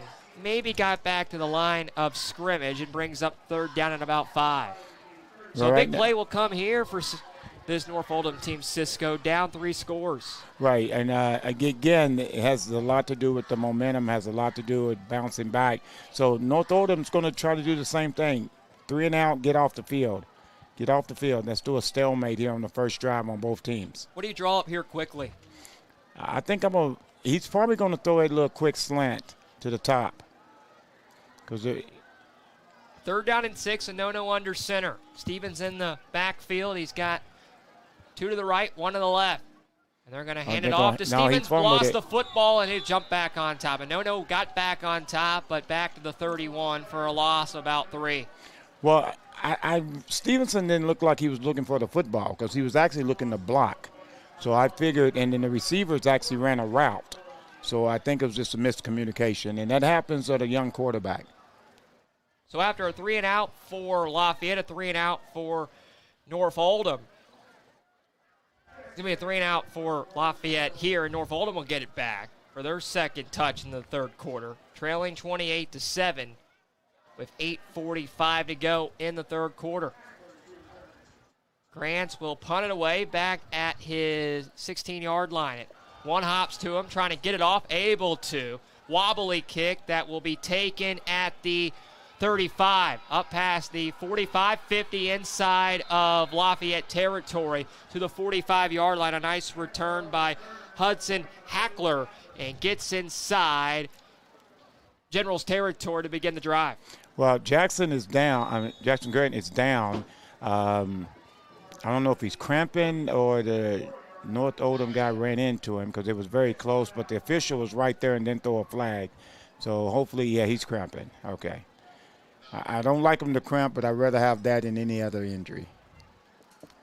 So we'll check on him with 8:24 to go. It's 24-8-7 Lafayette. We'll take a break, come back with more in a moment on Glide Cut. Trying to be a responsible citizen and the best recycler you can be, but you just aren't sure what goes where? Google Oldham County Waste Wizard and check out the Wizard search engine.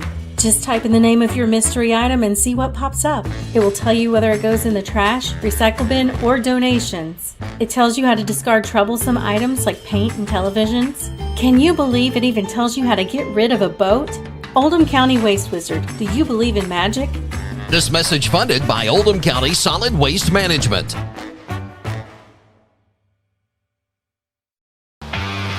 You're watching Central Kentucky High School football on Glycod.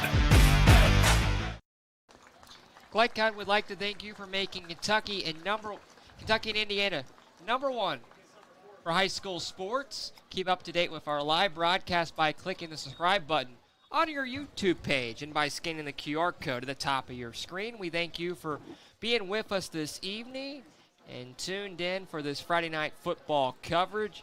It's 28-7 Lafayette with the Wildcat whiteout and Cisco Bryant. I'm John Baldridge, and chance right here, Cisco for North Oldham to get back into it. Right, let's see what he does. A little Pfeiffer will hand it off. Up the middle goes Renton. On the draw past the 41 to the 40 for a gain about 5 on 1st down. Renton showed a little bit of 2025 on that run. He meant that. He earned every moment of that 5 yards. 2nd and 5 with 8:05 to go in the 3rd. Pfeiffer hands it off. He'll fake the handoff. He'll go right side. Has some room. Has the 1st down inside the 30. Keeps his legs moving. Inside the 25. We'll see where he stepped out. But a nice run on 2nd down. That was a good read right there. He read that and rode it all the way through and pulled it out late. The end dropped in, and he went around him and got the 1st down. Got another injured player. We're seeing some cramps out here for this first game, and guys just a little bit tired down. Because you're excited about playing, and plus you think you're drinking enough water, and it's never enough because you basically need it yesterday, not today. So they said he stepped out at the 22-yard line. And once again, it feels like a drive for North Oldham to get right back in this football game, down 28-7. as a player cramping on the far sideline. But exactly what you want to see if you're Brock Roberts, getting your offense finally moving methodically downfield, get your offense running the football, and it feels like it's been with your quarterback and Brody Pfeiffer running the football. Well, he's keeping them balanced because Lafayette's done a great job, a fantastic job of their, North Oldham superstar running back. Let's put that star on him. He's that good. But they've done a very good job containing him, and so you got to do a little bit more, a little bit extra. It's Tristan Simpson playing both ways, the running back, linebacker. A walk off the field in his own power. Good to see. Now it's going to run off the field, but just a little cramped up on the far sideline for a moment. So he'll check out, get back to action with 7:56 to go in the third quarter. North Oldham's ready to go. They feel the momentum changing, and they're not even waiting to Coach Lawson get off the field. They're like, let's go. Empty backfield for Pfeiffer. He'll take the snap. They brought pressure. Throws right side incomplete. Short as a receiver.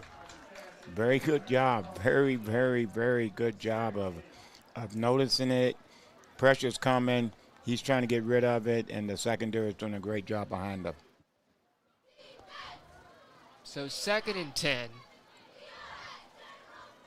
at the 22. Pfeiffer, empty backfield. 3 receivers at the bottom of your screen. He'll take the snap, throw that way. Left side, it's incomplete. And it brings up 3rd down. Well, that wasn't Pfeiffer's fault. That should have been called. That went right between the breadbasket, and he ended up dropping it. So 3rd and 10. That was Jackson Davis, the intended target on 2nd down, and now it's 3rd and 10. What do you draw up here if you're North Oldham? Well, I'm looking for a boot coming down low screen, little curl route in the middle of the field. 3rd and 10, need the 12. Takes the snap, scrambles out left side. Pfeiffer using those legs, now going to dump it off, back over the middle. It's complete, but looks short of the 1st down. Well, don't tell nobody. I sound like an offensive coordinator on that call. That was Andrew Davis, beg your pardon, with the catch. Got 9, 4th and 1. Need to get to the 12 at the 13. They're going to leave the offense out there with 7:20 to go in the 3rd quarter. Down 3 scores. Pfeiffer looks at the sideline, getting the play from his head coach in Brock Roberts. Empty backfield. 3 to the top of your screen. He'll go up the middle, run with his legs, has the 1st down, breaks out right side, and has a hole and has the end zone. Touchdown, North Oldham. Now, right before the ball was snapped, John, Lafayette's 5 to 6 of their players was jumping up and pointing at the right tackle on the defensive side of the ball, the right tackle, and because they think he moved, and so they wasn't really ready to play because they felt like that he moved. It should have been a false start. He snaps it, takes it up the middle for a touchdown. 13-yard run for Brody Pfeiffer. Trying to make it a 14-point game once again with 7:02 to go in the 3rd quarter. Waldron, extra point. The snap is down. The kick is up. It is good. And it's 28-14. So a response by North Oldham, able to punch it in the end zone and back down 2 scores. Right. The defensive coordinator threw his headphones off, and he basically was getting on his defense and not being ready to play. You can't control something you can't control. The officials didn't call it. You still got to be ready to play. We'll take a quick break. 28-14 Lafayette on GlideCap.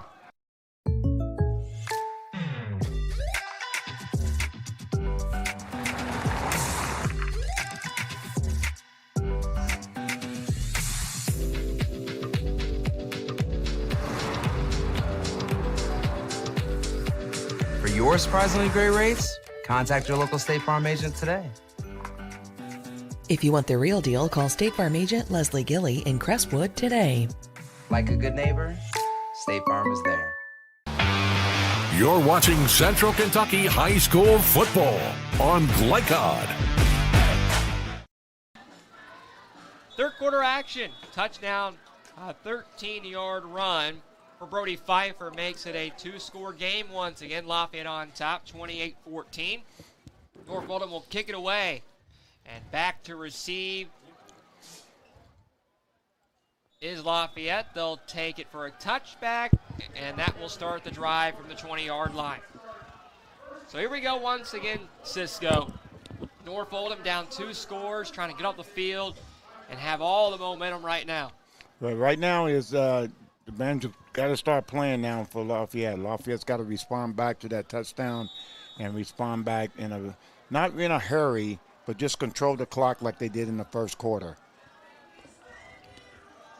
Do you go back to Harris and Stevens in the run game? We saw that work on that first drive to start this ball game. Well, you do what brought you to the 28 points, and that was the run game. Even though they scored a long pass, but that was set up by the run game. Well, Stevens in the backfield right now, under center, a no-no on first down. Sets a man in motion. They'll hand it off. Up the middle they go, and there's nothing there. Thrown for a loss in the backfield, maybe got back to the original line of scrimmage, but nothing more. Well, we mentioned this once before, John. Both of us had mentioned this. Momentum. Now North Oldham is hopping around, they're jumping around, and they're feeling pretty good about that moment. So Lafayette's got to respond back. 2nd and 10, 6:35, counting down. Third quarter play. Lafayette led 28-0 at one point. It's 28-14 now. Just joining us, we thank you for being with us wherever you may be on Glide Cow. A no-no from the shotgun. He'll take the snap and hand it off on a draw to Stevens. Has some room, breaks off a tackle, up past the 30, has the first down to the 33-yard line, and that moves the chains. But again, give it to Stevenson again. Make him tap his helmet saying, I need a break. Okay, run the young man. He's young. Run, young man, running. Harrison Stevens, the junior back, who had an incredible season last year, able to find some separation there to move the chains. So 1st and 10 up to around the 33. And 5:51 to go in this third quarter. And you're right, just want to methodically use that clock and let that time run down. Oh, no, under center again, the sophomore quarterback. Hands it off to Stevens. He's got blockers out left side. Up to the 41, but a flag is down in the backfield. A yellow marker thrown. We'll check the flag and possibly holding. Holding, and it will be, yes, on Lafayette. Now, the penalty happened, John. There's no question it's a hold. But, again, you gave it to Stevenson. He got positive yards. That have been three consecutive carries in a row. So just give it back to him again and just start all over again. 1st and 15.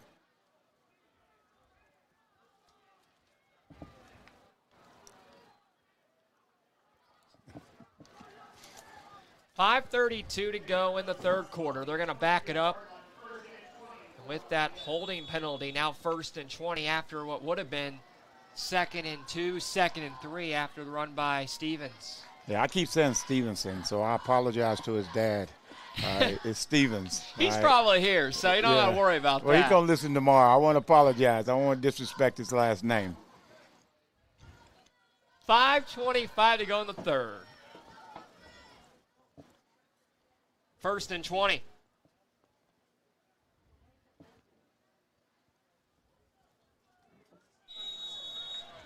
As we get back to play, and a no-no under center. Sends a man in motion. That's a tight end, left to right. And Hatcher. 3 receivers now lined to the left.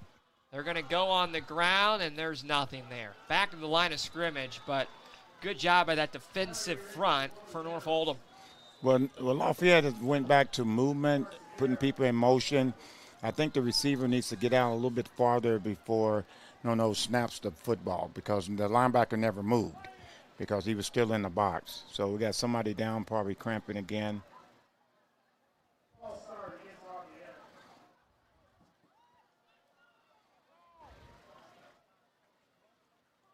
Tyree Richardson is the injured player for Lafayette. Number 10 working off the field. He's just coming up to the sideline, catching his breath. How long does it take you? You played this game for a long time. You've coached it a long time. During practice to really feel like your players are their best energy. I don't know the right word for it, but they're in their best shape, I would say. Is that a full year process? No, it's not the full year. It's probably 2 or 3 games because game speed and practice speed ain't the same.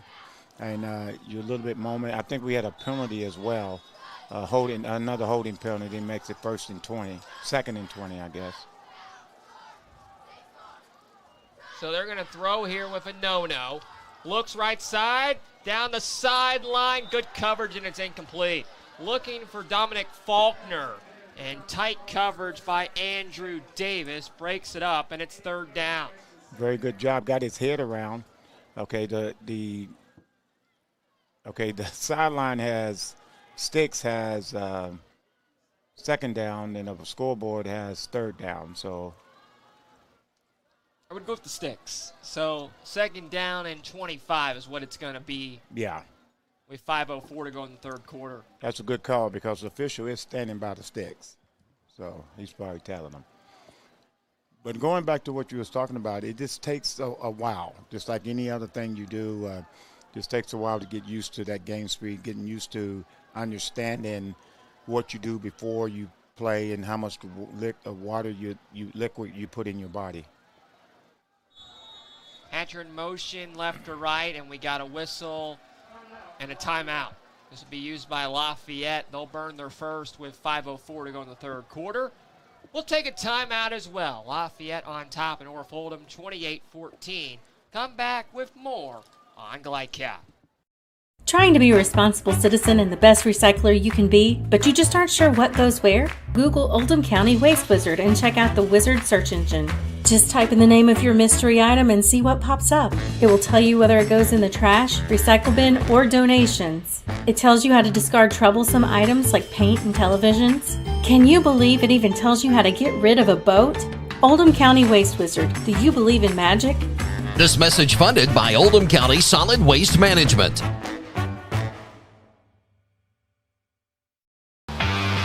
You're watching Central Kentucky High School football on GlideCod. 5:04 to go in the 3rd quarter, 28-14. Lafayette on top. As they'll take the snap, 2nd and 25. After got another flag. Timeout, and we got a flag, you're right. Legal formation. Oh, hold up. He's pointing. On the near sideline. And we'll check the marker once again. So we'll see what the flag is. Unsportsmanlike conduct. On Lafayette. This is really tucking them back. Cisco inside of their own 15-yard line now. Now, here's the problem is if that's an unsportsmanlike on an assistant coach, that actually goes on to the head coach. So, Coach Lawson, because he can get ejected if another unsportsmanlike, because it didn't look like he threw it on one of the players. He sort of looked back to the sideline, so because he wasn't 100% fact on it. Well, it's 2nd and 30 now at the 13-yard line. Empty backfield. They're going to go on the ground with Tristan Simpson, the running back. Took the snap, and he has a little bit, but not much, up to about 16 or so for a gain of 3. Well, I don't know what play call you can do on this one, on 3rd and 27. Clock runs under 4:40 in this 3rd quarter, and it feels like all the momentum has shifted from one side to the other side during this 3rd quarter. Right. That unsportsmanlike on the coach, that kind of hurt. I'm figuring it's on the coach because he didn't – a player would have to lead the field if it was on them. No. Yells instructions. Takes a snap from the gun. He'll stand in, throw left side, and flies it out of bounds. And we got, a late hit possibly. A flag hit. is thrown in the backfield as a no-no was hit late after the play. And it is roughing the passer. So that is costly. And that's an automatic first down. That and roughing the kicker in high school football is the only time it's an automatic first down. So it was 3rd and 27. You give them 15. Now you got first down for Lafayette. So that wasn't a very good play by North Oldham Yeah, man. So that moves the chains 15 yards, and you're right. After 3rd and 27, you pick up a first down and a costly mistake for North Oldham. Moves it up to the 30-yard line as a no-no under center. 28-14, Lafayette in charge with the lead. Tight end in motion to the left. No-no going to hand it off to Simpson, and there's nothing there. Try to turn left side and thrown for a loss. Right, a little stretch play. North Oldham did a very good job of stringing it out. Going back to the pass interference, I think the reason why the Whitehead threw it, from my opinion, the quarterback's just standing there, and the defensive end's on a dead run and just hits him. The ball's released. He's got to go around him. He cannot run through that quarterback. I think that was a great call. It's a costly mistake. You would have had 4th down upcoming, and you pick up that first down because of roughing the passer. And the time is in your favor, too, if you're Lafayette just trying to let that clock run down, already up 2 scores. And with the momentum on North Oldham's side, trying to get off the field are the Mustangs. 2nd down and 14. A no-no under center. He'll fake the handoff. He's going to throw. Scrambles out right, going to dump it off, and it's incomplete. Looking right side, and could have been brought in by Cash Pennington, and it's 3rd down. Well, Pennington's got to pull that in. I mean, good route run, very good job. No did a very good job of rolling out, hitting him. The defensive back fell down, so he was open, who was guarding him. So that was a moment that Lafayette wanted back. So here we go, 3rd and 14. So North Oldham's trying to get off the field, another 3rd down. You think you bring some pressure here on 3rd down, or you? No, I'm going to be a little soft. Right now it looks like that they're going to be in a cover 1. Let's see if they roll up into a zone. Yes, they roll into a cover 3 right now. That means you got each quarter. 3rd and 14. No takes a snap, and we got another whistle. Well, that's legal procedure on number 4. False start on the offense on J.J. Richardson, so it's 3rd down and 19 now. Well, the problem with that is he's a receiver. You're supposed to be looking at the football and not listening to the count. So right now, that'll draw a coach crazy, because look inside at the football. When the football moves, you move.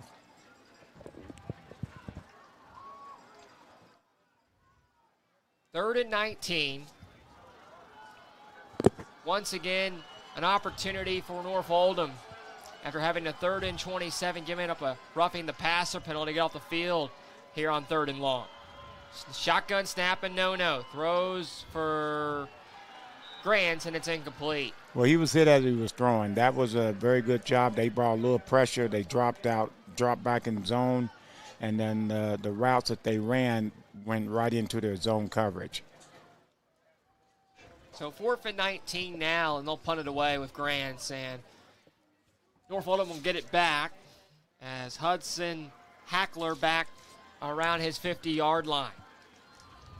And if you can quickly score here, all the momentum is on North Oldham's side. Right, Lafayette will be. They're human. They're going to be looking over their shoulder. Grant's back around his 7-yard line.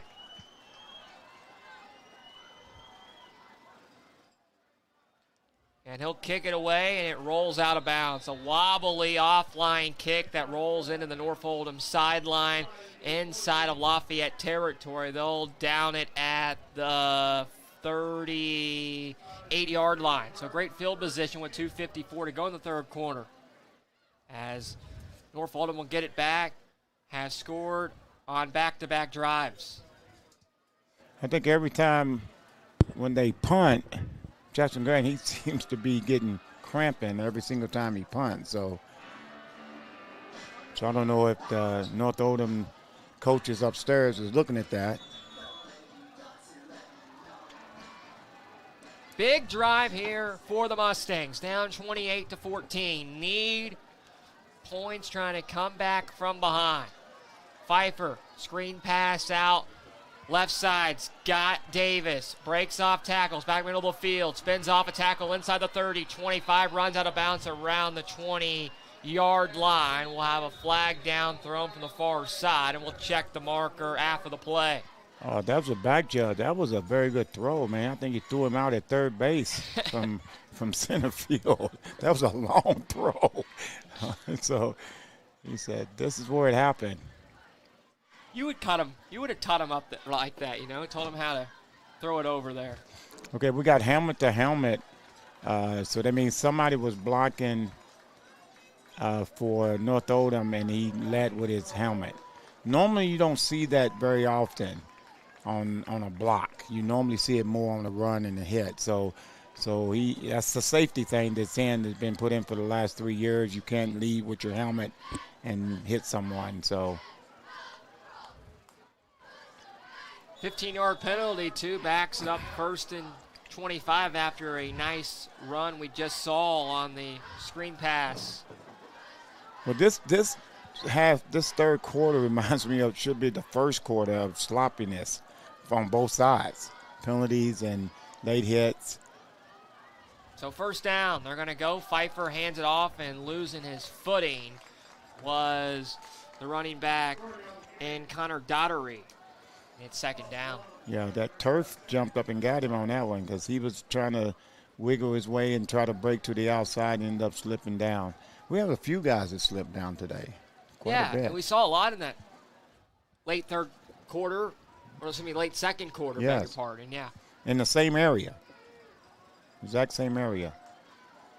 Of course, we had a game here earlier tonight as well, so that field has seen a lot of action in the last 5-6 hours.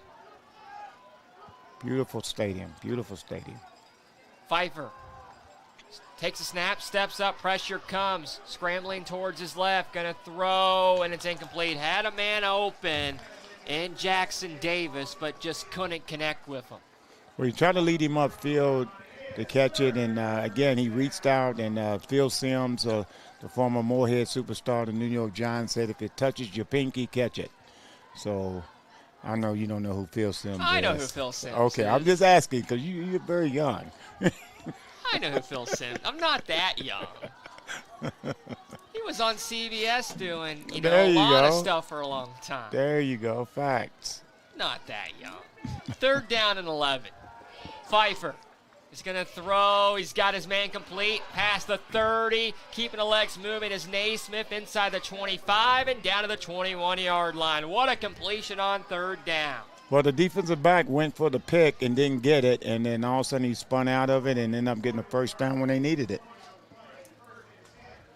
And Pfeiffer's had time. He's looked very confident in that pocket. Yeah. Well, you said in the beginning, he's been places, and he never really got his true shot. And the first game of the season, he looked very well. They use him in the shotgun a lot tonight. He'll go from the gun on this time. Empty backfield. 4 receivers at the top of your screen. Here comes pressure. He's going to scramble out right side. Pressure comes from the backside. Ball is out on the ground. Who's got it? And the Generals jump on top. Well, good pressure coming off the edge. Did a little Lawrence Taylor, a little swipe, knocked the ball out of his hand from the backside and turned the ball over and get momentum back on Lafayette's side. Very good job of bringing pressure. The defensive back, Jovan Kimball, came in on the blitz from behind and able to knock that football out and gives it back to Lafayette on top, 28-14 with 68 seconds to go in this third quarter. And that was a smart play because he could have slowed up. He pumped one time, but his momentum kept coming and ends up getting a big turnover. So here we go with 108, 28-14 here in the third quarter. And if you're John Lawson, you hope that builds some confidence into your offense, getting that turnover, and we'll see Emmanuel Anono back out there. First down and 10, 1:08 to play in the third quarter, and a timeout, Lafayette. We'll take a break with 68 seconds to go in the third. It's 28-14, Generals at home. I didn't know if you... Stuck on the road? Call Martin's Peterbilt Mobile Service. Our 24/7 commercial roadside service, truck and trailer repair, and warranty service will have you back on the road in no time. Call us 24 hours a day, 7 days a week. Martin's Peterbilt, keeping you rolling. You're watching Central Kentucky High School football on Glycod. 28-14 the score. Lafayette on top with 1:08 to play in the third quarter. Cisco Bryant, John Baldridge, and our entire crew, we thank you for being with us this evening. Lafayette led 28-0. North Oldham trying to come back from behind, but a nice play by Jovan Kimball, the defensive back, came in from the backside and able to knock the football out and gives it back to the Lafayette offense. Yeah, and that very good job. We'll see what they do. You know, they got to give the man the ball. He's back there ready to go. 1st and 10. They'll send a man in motion. A no-no going to hand it off. Ball's out. Who's got it? North Oldham jumps on top. One play after the turnover, and the Generals turn it over.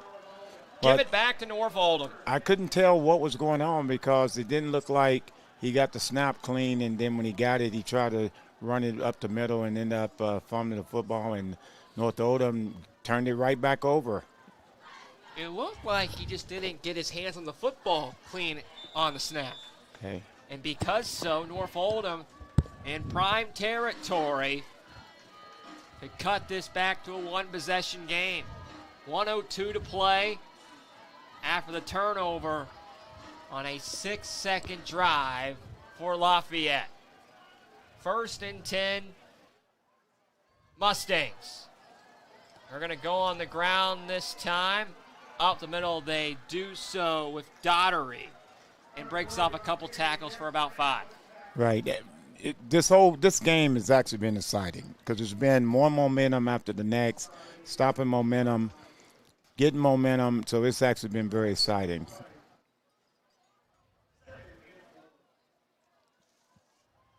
Six-yard pickup, 2nd and 4. And a timeout and a whistle down as we got another player cramping, this time for Lafayette. And you're right, it feels like one of those old school football games, back and forth. We're going to hit you in the trenches. We talked about that on the pregame show. Those injuries have came to bug both teams later on with some naking injuries in the later stages, but it's been back and forth and right. A game that's going to come down to not turning the football over late. Right, and it's going to come down to the last in possession because right now North Oldham is looking to stick it in the end zone.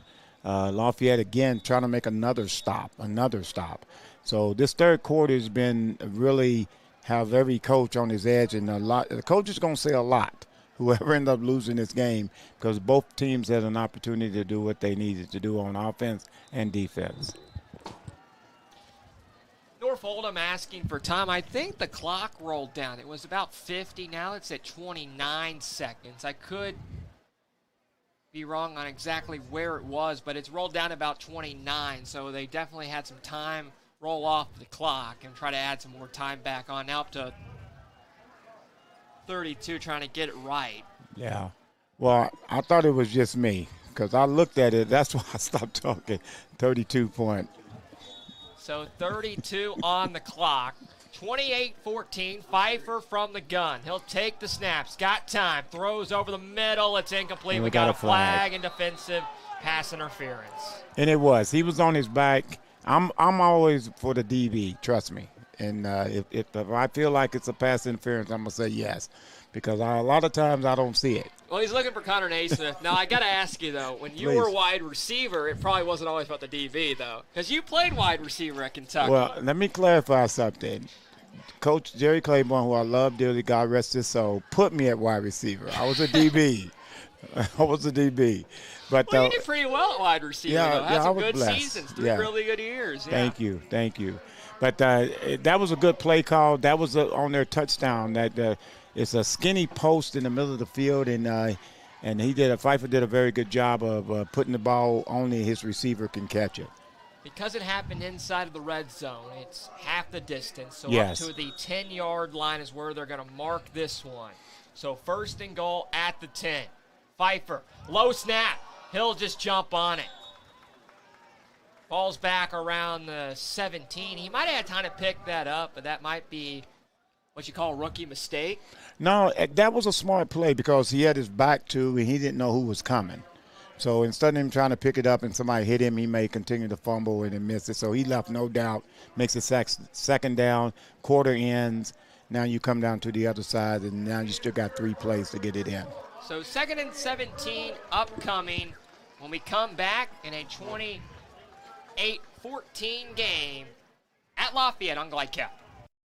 For dependable, friendly heating, cooling, electric, and plumbing service, it's Kinzer & Kinzer at 200 East Jefferson Street in LaGrange, your locally owned and operated Rheem dealer. Call 502-222-0497. Bugsy's Entertainment Complex is now open in Lexington. Located in Hamburg, Bugsy's brings together a wide range of attractions all under one roof, including bowling and duck pin bowling, arcade games, axe throwing, mini golf, and immersive experiences like the Hurricane VR ride and Valo Arena. This huge space also features food, drinks, and areas designed for parties, events, and nights out with friends and family. Whether you're planning a group outing or just looking for something new, Bugsy's offers a fresh entertainment experience right here in Lexington. You're watching Central Kentucky High School football on Glycod. Head of the fourth quarter on Glide-Cap in Central Kentucky at Lafayette High School tonight. Game 2 of this doubleheader. 28-14 Generals led 28-0 at one time. North Oldham 2 unanswered touchdowns. Have it 2nd and goal, but after the low snap back at the 17-yard line as we begin the fourth quarter. Brody Pfeiffer back at, he'll take the snap. The quarterback tries to keep it himself up the middle, and there's nothing there. The ball's out. Was he down first? And they're going to say he was not.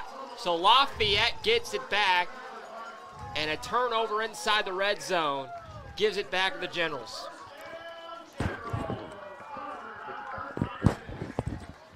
A nice play right there by Mikey Miles. Was able to strip it away and fall on top.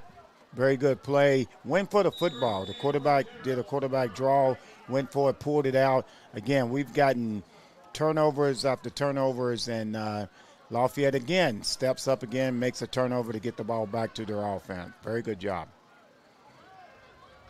Third fumble we've seen, the second lost by North Oldham tonight.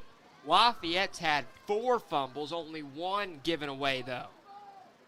They're on top by 2 scores with the football. They'll go on the ground on first down, up the middle, and up to the 31-yard line. Nice run for Tyree Richardson on first down. Tyree was running hard. He said, I ain't touched it very much tonight, so when I get my chance, I'm going to do me.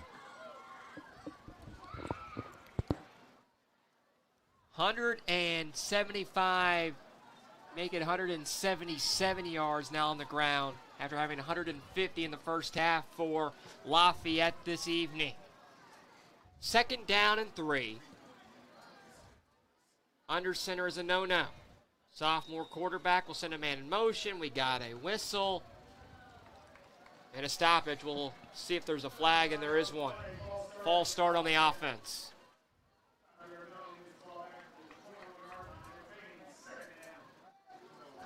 That's the 14th penalty tonight on Lafayette. That was one of the big things that they corrected at the end of the season last year. In the beginning of the season last year, they had a lot of penalties the first game. And so it's just that first game jitter, and they'll work it out. 14 penalties for 84 yards in the game. 5-yard penalty now makes it 2nd and 8 with the clock running and 10:50 to go. 28-14, Lafayette with the football in the lead. A no-no. He'll take the snap, and they'll spin it around right side, trying to break off tackles, and a hole for Dominic Faulkner. Gets up to about the 25 for a gain of about 3 or 4. A little jet street that they tried to run, and a jet sweep that they ran, and he tried a little fast pace and give him something different to look at. And the young speedster there. So 3rd down and 4 after the 4-yard end around to Faulkner. Need to get to the 29 to move the sticks at the 25-yard line. Big offensive set up front. A no under center. He's going to hand it off up the middle. Stevens pushes forward and has the first down to the 30. Picked up 5 to move the chains. That's a grown man run right there. You run like that, that'll get you to the next level. Just lower the shoulders and able to push forward for the first down. He was hit in the backfield and just kept working hard. That's a very good run, hard run. They needed that first down. Now you can use some time if you're Lafayette. All 3 timeouts for North Oldham, down 2 scores. A no from the gun. He'll take the snap and hand it off. This time it's Richardson, and he doesn't have much. Gets back to the line of scrimmage, but nothing more. Yeah, what happened is Richardson's got to stop on the whistle, because a lot of times that's how injuries happen, because a lot of guys got you and then somebody comes in there late. So I know he's trying to make something happen on that one, but just go ahead and go down and play the next down. Gain of 1, 2nd and 9. Ball marked at the 31-yard line of Lafayette.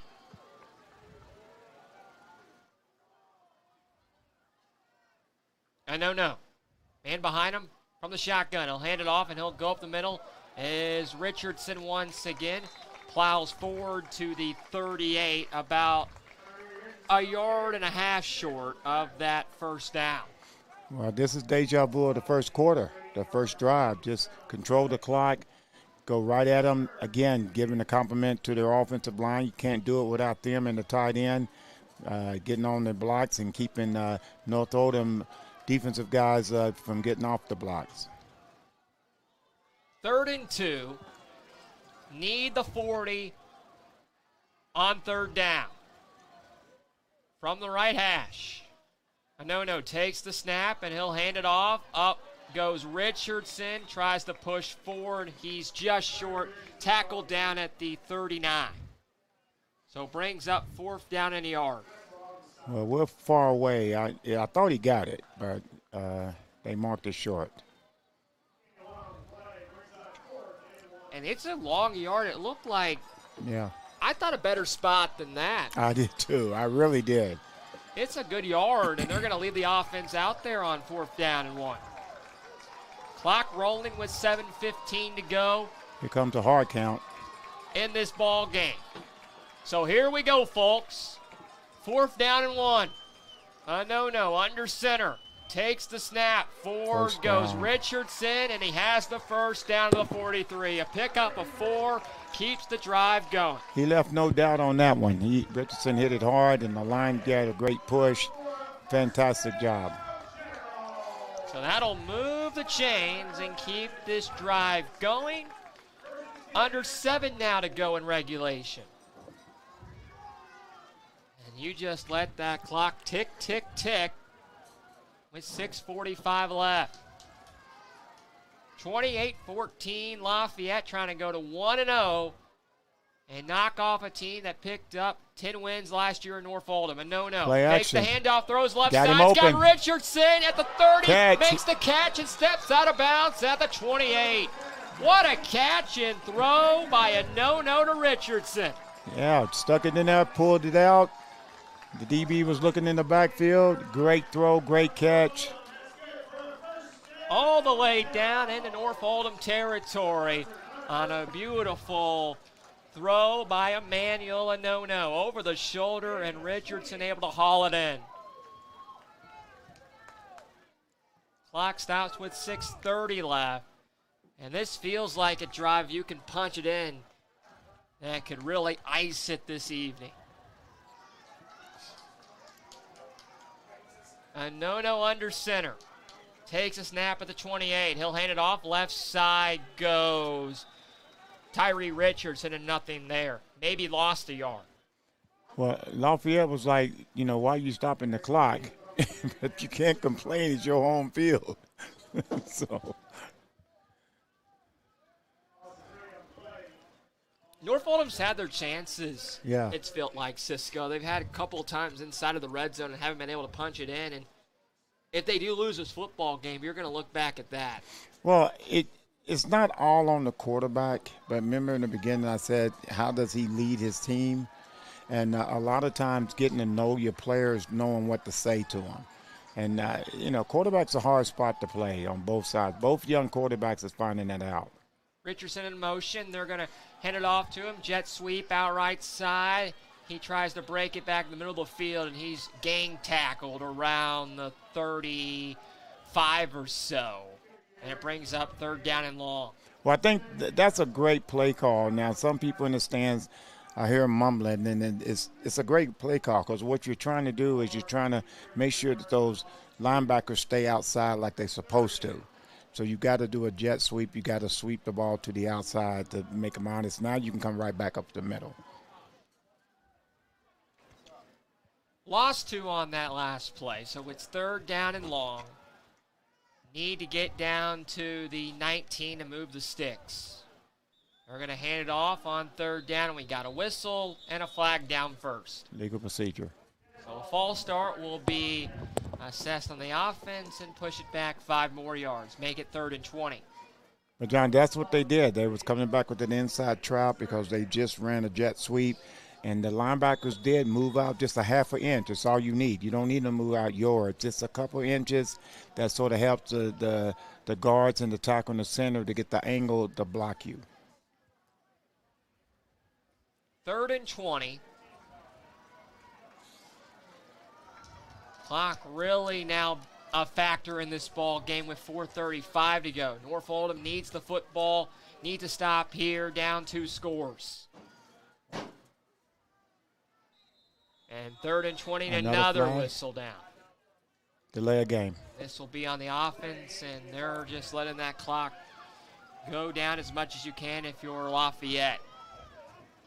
Now we'll push it back to 3rd and 25 with 4:25 left. The only bad thing about that, you're going the wrong way. All the way back at the 43-yard line. Right. So, again, North Oldham's in the same position they've been in throughout this second half. Is a chance to get off the field. 3rd down and long. No, under center, he'll hand it off. This will be Stevens, has a hole out left side, gets past the 35 to the 30. Got close to the original line of scrimmage, maybe a yard short of that, but brings up 4th down. Well, he was inches away. A gentleman slowed him down, grabbed him, his shoulder pads, not a horse collar by no means, and slowed him down, and his teammates ended up coming and making the tackle. They're going to attempt a long field goal. Oh. Jackson Grants will come on and attempt a 47-yard field goal attempt. Man, he was 2 for 5 from field goals last year. The That's kick short. is up and wide. Now he can run it long, back. Short. Take it and back he does. by North Oldham with Davis up past the 20, maybe to the 21 on the return. We got a whistle, and I think this might have been a horse collar tackle from behind. Could have been a block in the back as well. We'll check the marker. If you don't catch that, you get it around the 45-yard line. So this will be pushed back because of that. A legal block. The same officials called that play, so what they're doing is they're making sure you don't lead with your helmet. So we'll see where they roll it and set the football. Because of the block in the back, this will be pushed back inside of the own 10-yard line of North Oldham. Right at the 10. So you could have had around the 45 if you just don't catch that football. Yeah.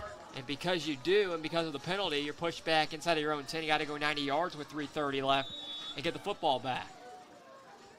So right now it's a bend and don't break because you're up by 2 touchdowns. Empty backfield. Pfeiffer takes the snap. Will throw over the middle. He's got his man, and it's incomplete. Had his man open in Naismith, but a short pass couldn't bring it in. Second down. It's felt like Pfeiffer's just short-armed his receivers a lot this evening. Right. I think it's what you talked about in the beginning. We both have mentioned it. It's about timing in a game situation because practice is totally different. So that's what makes it he'll be there. He'll be there because he shows some promises. Pfeiffer, second down and 10. Has time. Steps up. Now scrambles over towards his left. He'll run down the sideline, and he'll step out of bounds. Just short of that first down marker. He may have it. Let's see where they set the football. Able to run down the far sideline and keep his feet moving. First down. Does have the first down movement and up to the 20-yard line. 28-14, 3:18 to go. On a late evening we have in Lexington.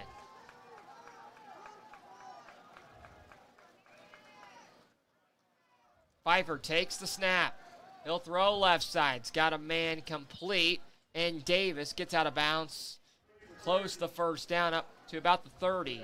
See where he stepped out, I believe around the 28, 2 yards short of that first down marker. Well, this is what Lafayette wants. So you can move it up the field. Every time you move it up, the clock is running. And Lafayette right now, John, they're playing the clock. They're playing the clock. North Oldham needs 2 scores with 3:13 left. Snap taken by Pfeiffer. Scrambles left side. Looking, stepping up, heaving down the field. Got a man, incomplete, and a flag. Looking for Grant Stead. We got a penalty, possibly pass interference. We'll check it, but more than likely a flag on the defense, and it is. Okay, now it's either going to be pass interference, which is 15, or a holding, which is 10, and it's marked from the line of scrimmage. It's not where it happened, not in high school.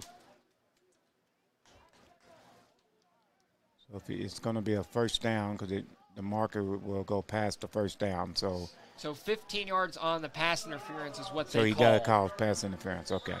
So up to the 43-yard line with 3:05 left, and now you feel like you have a little bit of breathing room if you're North Oldham, but you still got to move quickly. Down 2 scores.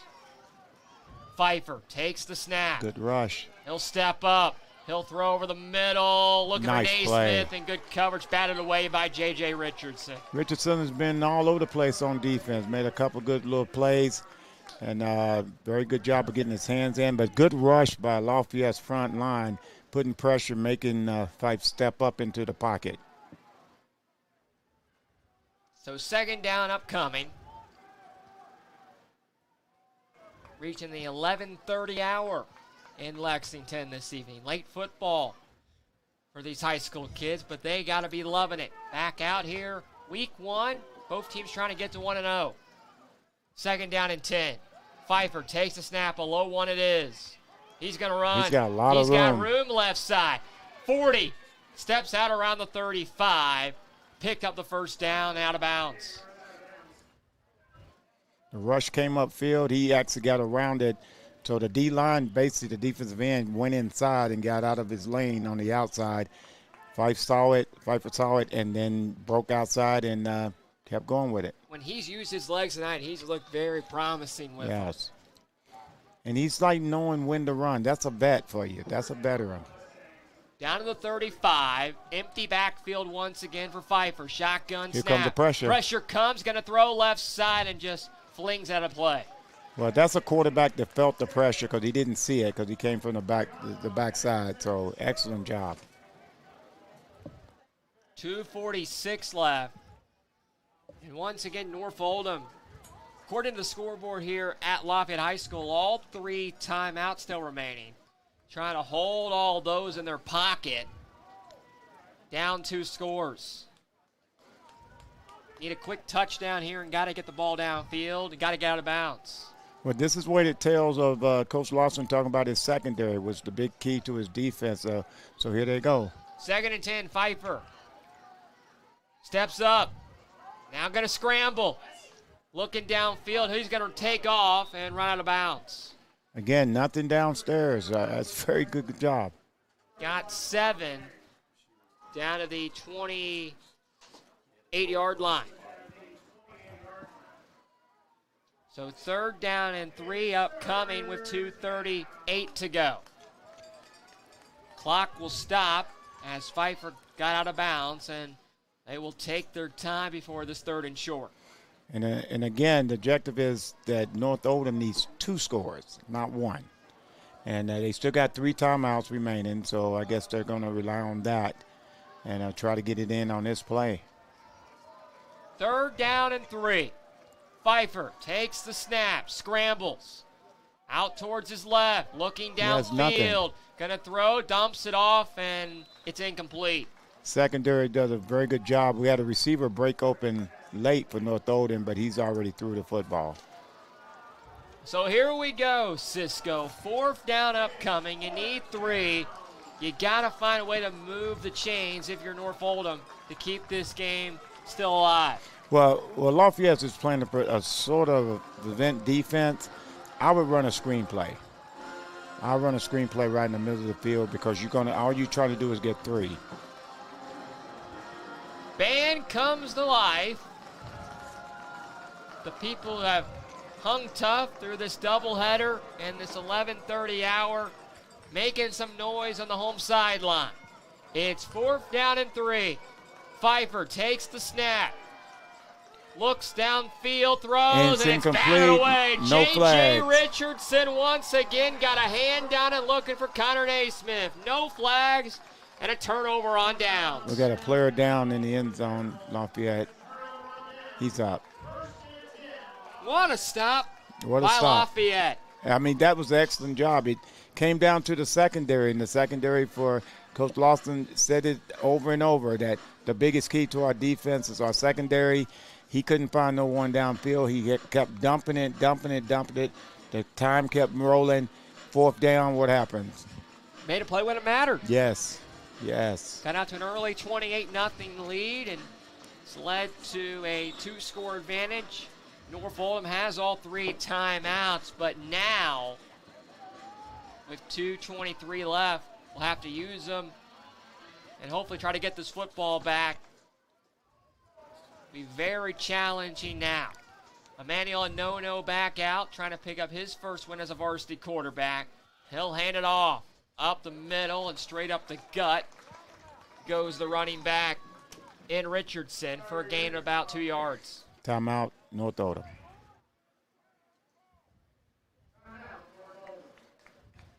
This would be a really big win for Lafayette against the team we talked about coming off a good season in North Oldham last year. And you're John Lawson, this is the kind of confidence you need as you get ready to roll through the rest of the schedule. Well, I think there's also coming for Lafayette of ending the season in the first round of the playoffs, finish the season 5-5, up and down throughout the whole year. And this is a fantastic start of the season as they finish this out with 2-16 here in the 4th quarter. Yeah, Lafayette, looking back last year, finished the season with a 39-0 loss to Bryan Station. So you knew they were wanting to get back out here and look forward after that disappointing, tough loss in the season in 2025. Especially with an in-city rivalry school. So you're ready to get back started. So they responded very well, again, with a brand-new quarterback 3 straight years. And he wouldn't have rejected starting quarterback at that. Let's say that for Lafayette. 2nd and 6, a no-no. He'll hand it off. Up the middle goes Richardson. He's got about 3, maybe 3.5. We'll see where they mark it. 3rd down and short upcoming. And you're right. Dominic Faulkner was supposed to go tonight. Transferred in from Dunbar to be the starting quarterback And because of some transcript problems and transferring with school just starting up, not able to play this evening. And because of that, Emmanuel Anono gets the start. And you got to think now, Anono's got a chance to continue to play the way he's played this evening. Did very well. I thought he did a very good job obstructing. Injured player down with 2:07. Third down upcoming. We'll take a break. 28-14 Lafayette. For any of your window, door, and siding needs, contact the team at Elite Building Products. Their factory-certified, licensed, and insured contractors have been installing energy-efficient windows and doors for over 30 years. They also offer energy tax credits and military veteran discounts. Locally owned and open weekdays at 242 Wilson Drive, just off of the 27 bypass. For a free estimate, call 859-887-2440. Elite Building Products. You're watching Central Kentucky High School football on Glycod. Back on Glycod, an injured player down with 2 minutes left in this ball game. Looks like he got a cramp.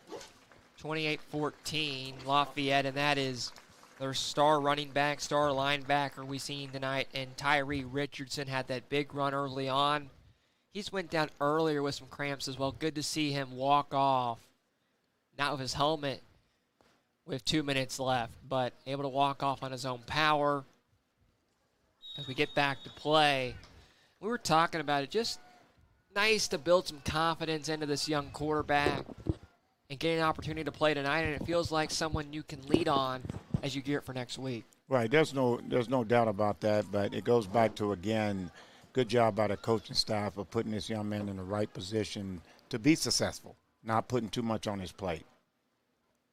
Anono is under center. He's going to hand it off this time. Up the middle is Stevens, trying to get the first down on 3rd down and 3 to ice this ball game. He's close and has 4. Up to the 40, and that will move the sticks. So now they will just take a knee because North Oldham should have just one timeout. 1:30 left. It says 2 on the scoreboard, but they haven't used one yet. So we'll see if they do. I might just let this thing run out. Yeah. And if you're North Oldham, you look back at your couple opportunities. You had the one at the 17-yard line where you fumbled the football. You had an interception in that first half, which was costly, and little things that are going to lead to your first loss tonight. Yeah, and I know they didn't come down this way for that because I think they were expecting a little bit more, especially out of their offense, because it makes a big difference when you average this and you do this. But offense is difficult. That don't mean they're not going to win the district or not going to do what they do, because I keep praising this coach. He's an amazing coach for North Oldham.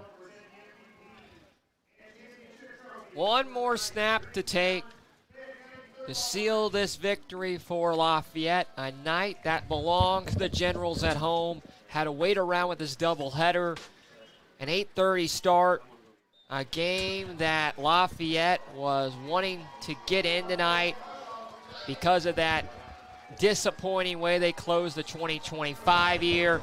And with a kneel down by Anono, Lafayette goes to 1-0.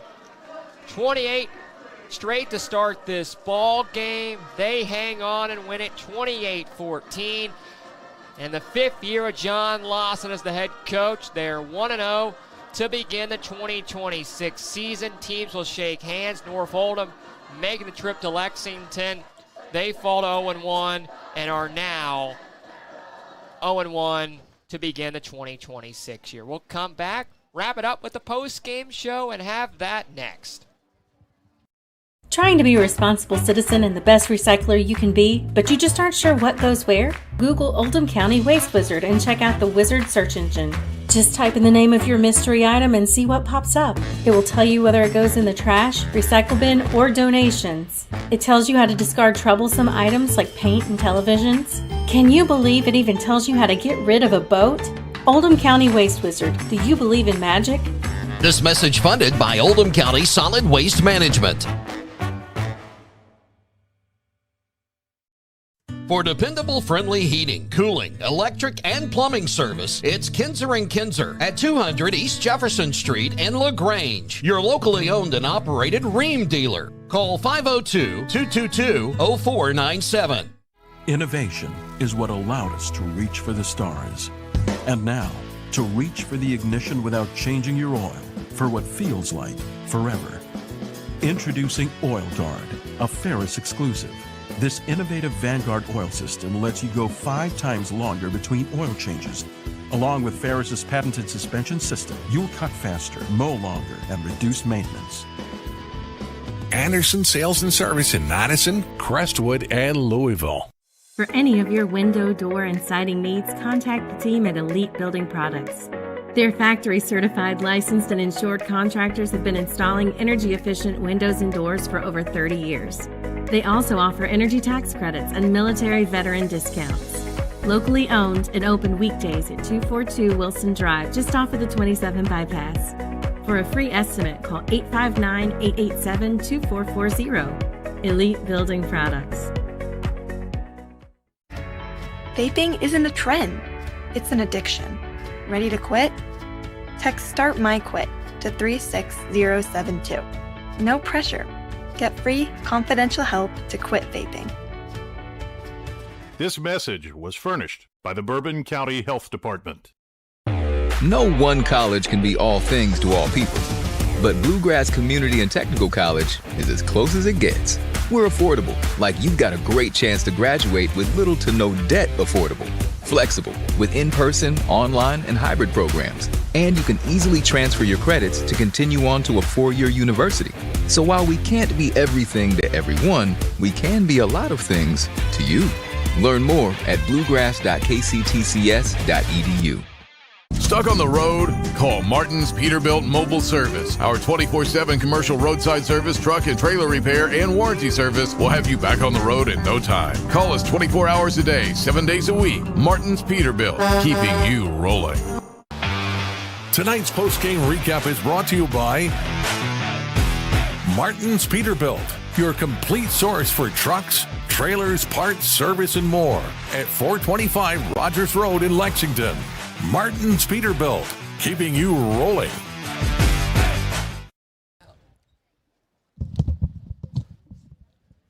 Back at Lafayette High School, the final score, the Generals win it 28-14 this evening with Cisco Bryant, John Baldridge back in the press box, and a celebratory locker room will be this evening for Lafayette, and they played very well.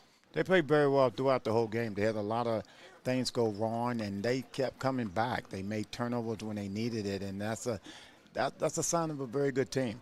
Yeah. Tonight's scoreboard presented by Fast Signs. Make your statement. We'll go through that scoring summary as well. Brought to you by IBEW, Local 369. Power up your potential. We can talk about the 56-yard run by Richardson or the 52-yard catch by J.J. Richardson. They made it 28-0. North Oldham got some touchdowns late to make it 28-14, but it was also those costly mistakes we saw by North Oldham late in the ball game. Right, and those don't happen normally with this team. And I think, again, putting them on ease, I thought Lafayette did a very good job of making it kind of difficult. And the response back from North Oldham was a little different than normal. But they did fight back. They didn't just give up and had an opportunity, like you said, John. What do you think you learned about Lafayette here this evening? Well, to truly answer the question, I learned that they stayed the course. Yeah. They stayed the course. Yeah, and I mean, I think that's something that their head coach and John Lawson talked about, and the answer to that would be run the football, get that going early, found their pass game with a no-no late, and the defense was strong. They didn't make costly turnovers. We saw that from North Oldham, and that was the big story. Well, that was a major story, and you just said it best. Their defense, and I keep going back to the secondary, which again, John Lawson made it crystal clear that that's the key to his defense, and they came down to them and they made the plays that happened. Look at some of these stats from this ball game. Quickly go through these. North Oldham had 121 rushing yards, 219 for Lafayette in the ball game, had 150 in that first half. Passing yards, pretty even, 135 for North Oldham, 122 for Lafayette. A lot of penalties in this ball game. 17 for Lafayette, over 110 yards in penalties. North Oldham had 8 penalties for 65. Possession time, 29 minutes for Lafayette, 18 for North Oldham. Third down conversion, 4 for 10 for Lafayette, 3 for 10 for North Oldham. Another big story was the red zone chances. 2 for 3 for North Oldham. Had the big fumble inside of the red zone in the fourth quarter, trying to make it a one-possession game. Lafayette was 1 for 1. Those are some of your team numbers. And, you know, what stands out to me, if you're a North Oldham fan, is just not making costly mistakes. And I think that's something you can easily fix. Yeah, that's very fixable, John. I mean, good point, great point. It's fixable because everything North Oldham did wrong is fixable. Everything. Because the quarterback's going to get more experience. He's going to get better. And, you know, it's a little bit different than practicing, like I said that before, and coming to a game because they're going to do something different that you didn't do or see in practice. One more, we'll take a quick break and come back with tonight's most outstanding players. What do you learn from a game like this if you're North Oldham? I mean, you lose, but this definitely, I would feel like, gets you motivated to get back out there on the practice field and work from what you can correct from a game like this. Well, I think the true thing that coach is probably telling them, and what I've said many times before, is, again, this doesn't define our season. Sure. This is just a game, and you enjoy it for the today, and you think about it, and then you let it go, and you get ready for North Bullitt next week. Take a break, come back with those most outstanding players next, and roll on with the post-game show. 28-14, the final. Lafayette wins it on Glycad. Need a tow? Martin's Peterbilt Towing Service is here 24/7. Based in London and Pikeville, we will travel to you. Commercial trucks and trailers, no job too big. Call us 24 hours a day, 7 days a week. Martin's Peterbilt, keeping you rolling. For any of your window, door, and siding needs, contact the team at Elite Building Products. Their factory-certified, licensed, and insured contractors have been installing energy-efficient windows and doors for over 30 years. They also offer energy tax credits and military veteran discounts. Locally owned and open weekdays at 242 Wilson Drive, just off of the 27 bypass. For a free estimate, call 859-887-2440. Elite Building Products.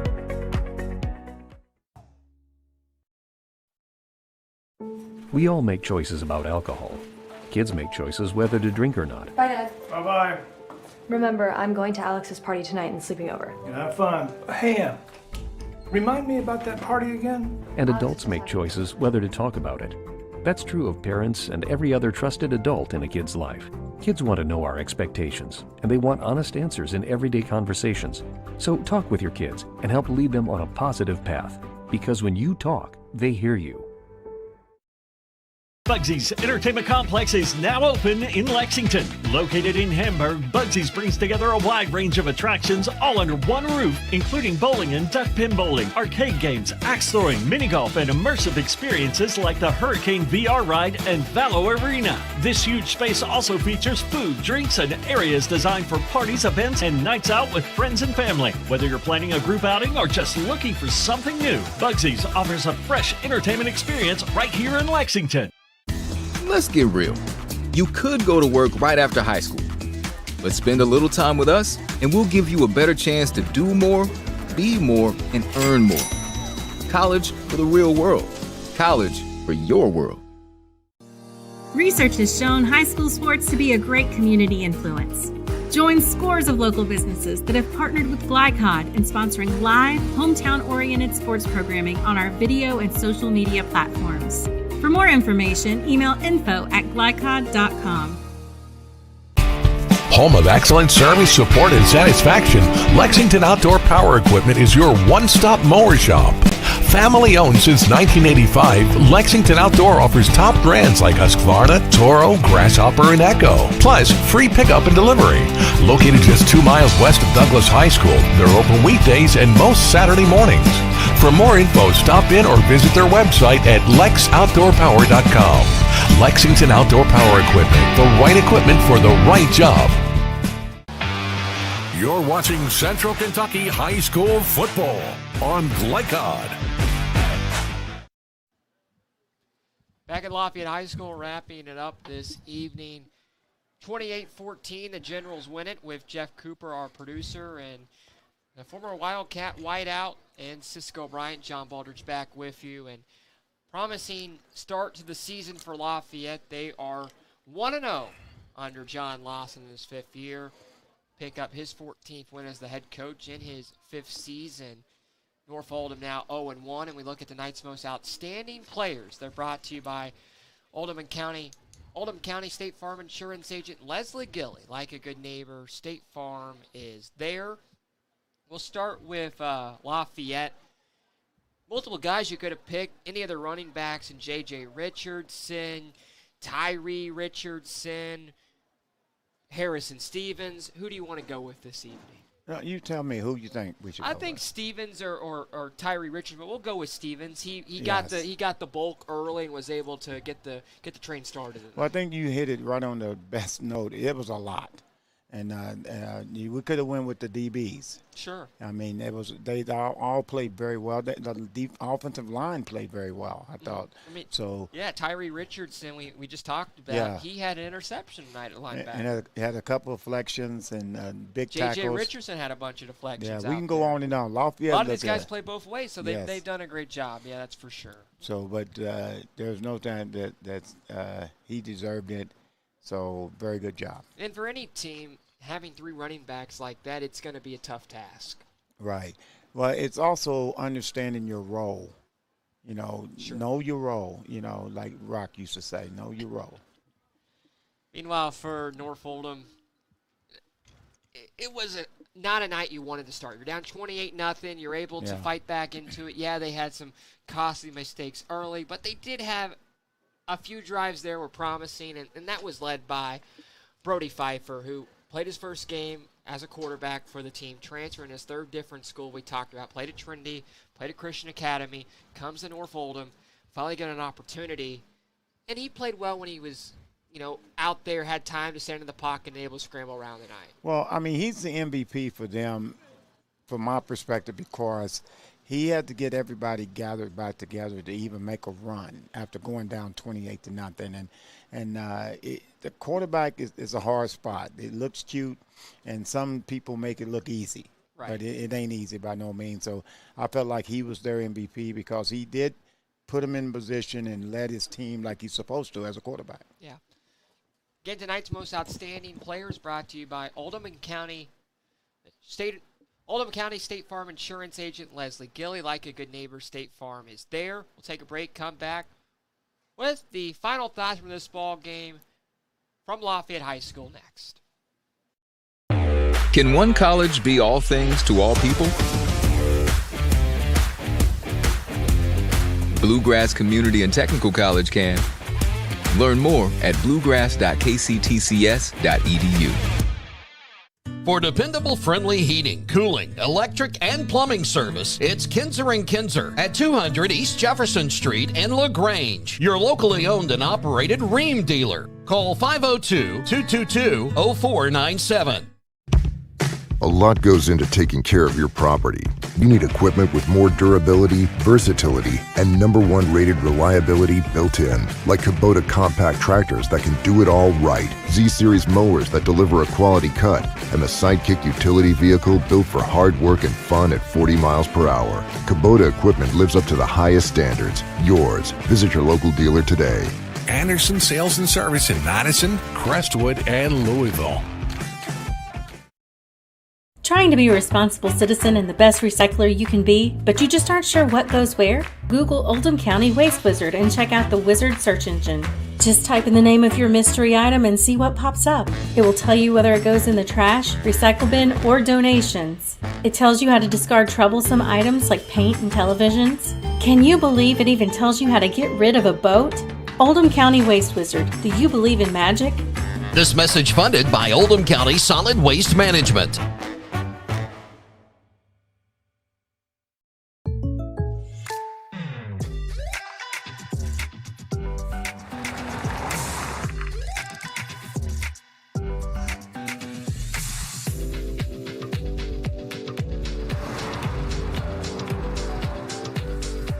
For your surprisingly great rates, Contact your local State Farm agent today. If you want the real deal, call State Farm agent Leslie Gilly in Crestwood today. Like a good neighbor, State Farm is there. Time matters, and when you're in need of a fast yet easy car wash, try Clementine's. Family owned and open 24 hours a day. Clementine's is a touchless wash that can make your car look as good as new in as little as 3 minutes. Visit them at the Old Thomas Car Wash location, 4139 Bardstown Road, or next to Kroger Fuel Center at 2010 Highway 53 in LaGrange. Clementine's, a proud supporter of high school athletics on Glycod, and juiced by Thomas Car Wash. This segment of tonight's game is brought to you by Oldham County Recycling Center and Waste Wizard. Do you believe in magic? Crestwood State Farm Insurance Agent Leslie Gilly. Like a good neighbor, State Farm is there. And by Clementine's Car Wash. Get unlimited washes starting at just $20 a month. Back at Lafayette High School, as the Generals go to 1-0, they win at 28-14 this evening. Look at our final segment tonight, and we'll do so by looking at next week's games. A great Week 2 schedule, cover starting at 6:30 next week. For an entire schedule, visit glycad.com or scan that QR code on your screen. We'll have a lot of good games, 5 games next week, 3 here in Lexington and 2 in Louisville. And where are you going to be at next week? I'm actually at the Paul Lawrence Dunbar and Lexington Catholic game. That'd be a good one. That'd be very good. Looking forward to it. Hopefully just as good as this evening. Yes, very much. Hope so. Well, it's been a fun evening tonight. We thank you so much for being with us. Once again, your final score at Lafayette High School, the Generals 28 and the North Oldham Mustangs 14. Now, for our entire crew and Jeff Cooper producing this game tonight, the former Wildcat, Whiteout, and Cisco Bryant, I'm John Baldridge. Have a great rest of your evening, and good night from Lexington, Kentucky. From Glycod, this has been Central Kentucky High School Football. Presented by Bluegrass Community and Technical College, your community college. Tonight's game was brought to you by Martin's Peterbilt, keeping you rolling. Elite Building Products in Nicholasville, the right decision for your home. IBEW Local 369, power up your potential. Bugsy's Entertainment, Lexington's fresh new food and fun experience. Suntime Pools and Spas, good people to know if you have a pool. Central Equipment, specialists in farm and turf equipment since 1972. Carpenters Local 1650, build your winning career today. And by Fast Signs and Roosters. Visit glycod.com and follow us on social media for information about upcoming broadcasts and other high school sports content. Thank you for watching this live sports presentation on Glycod.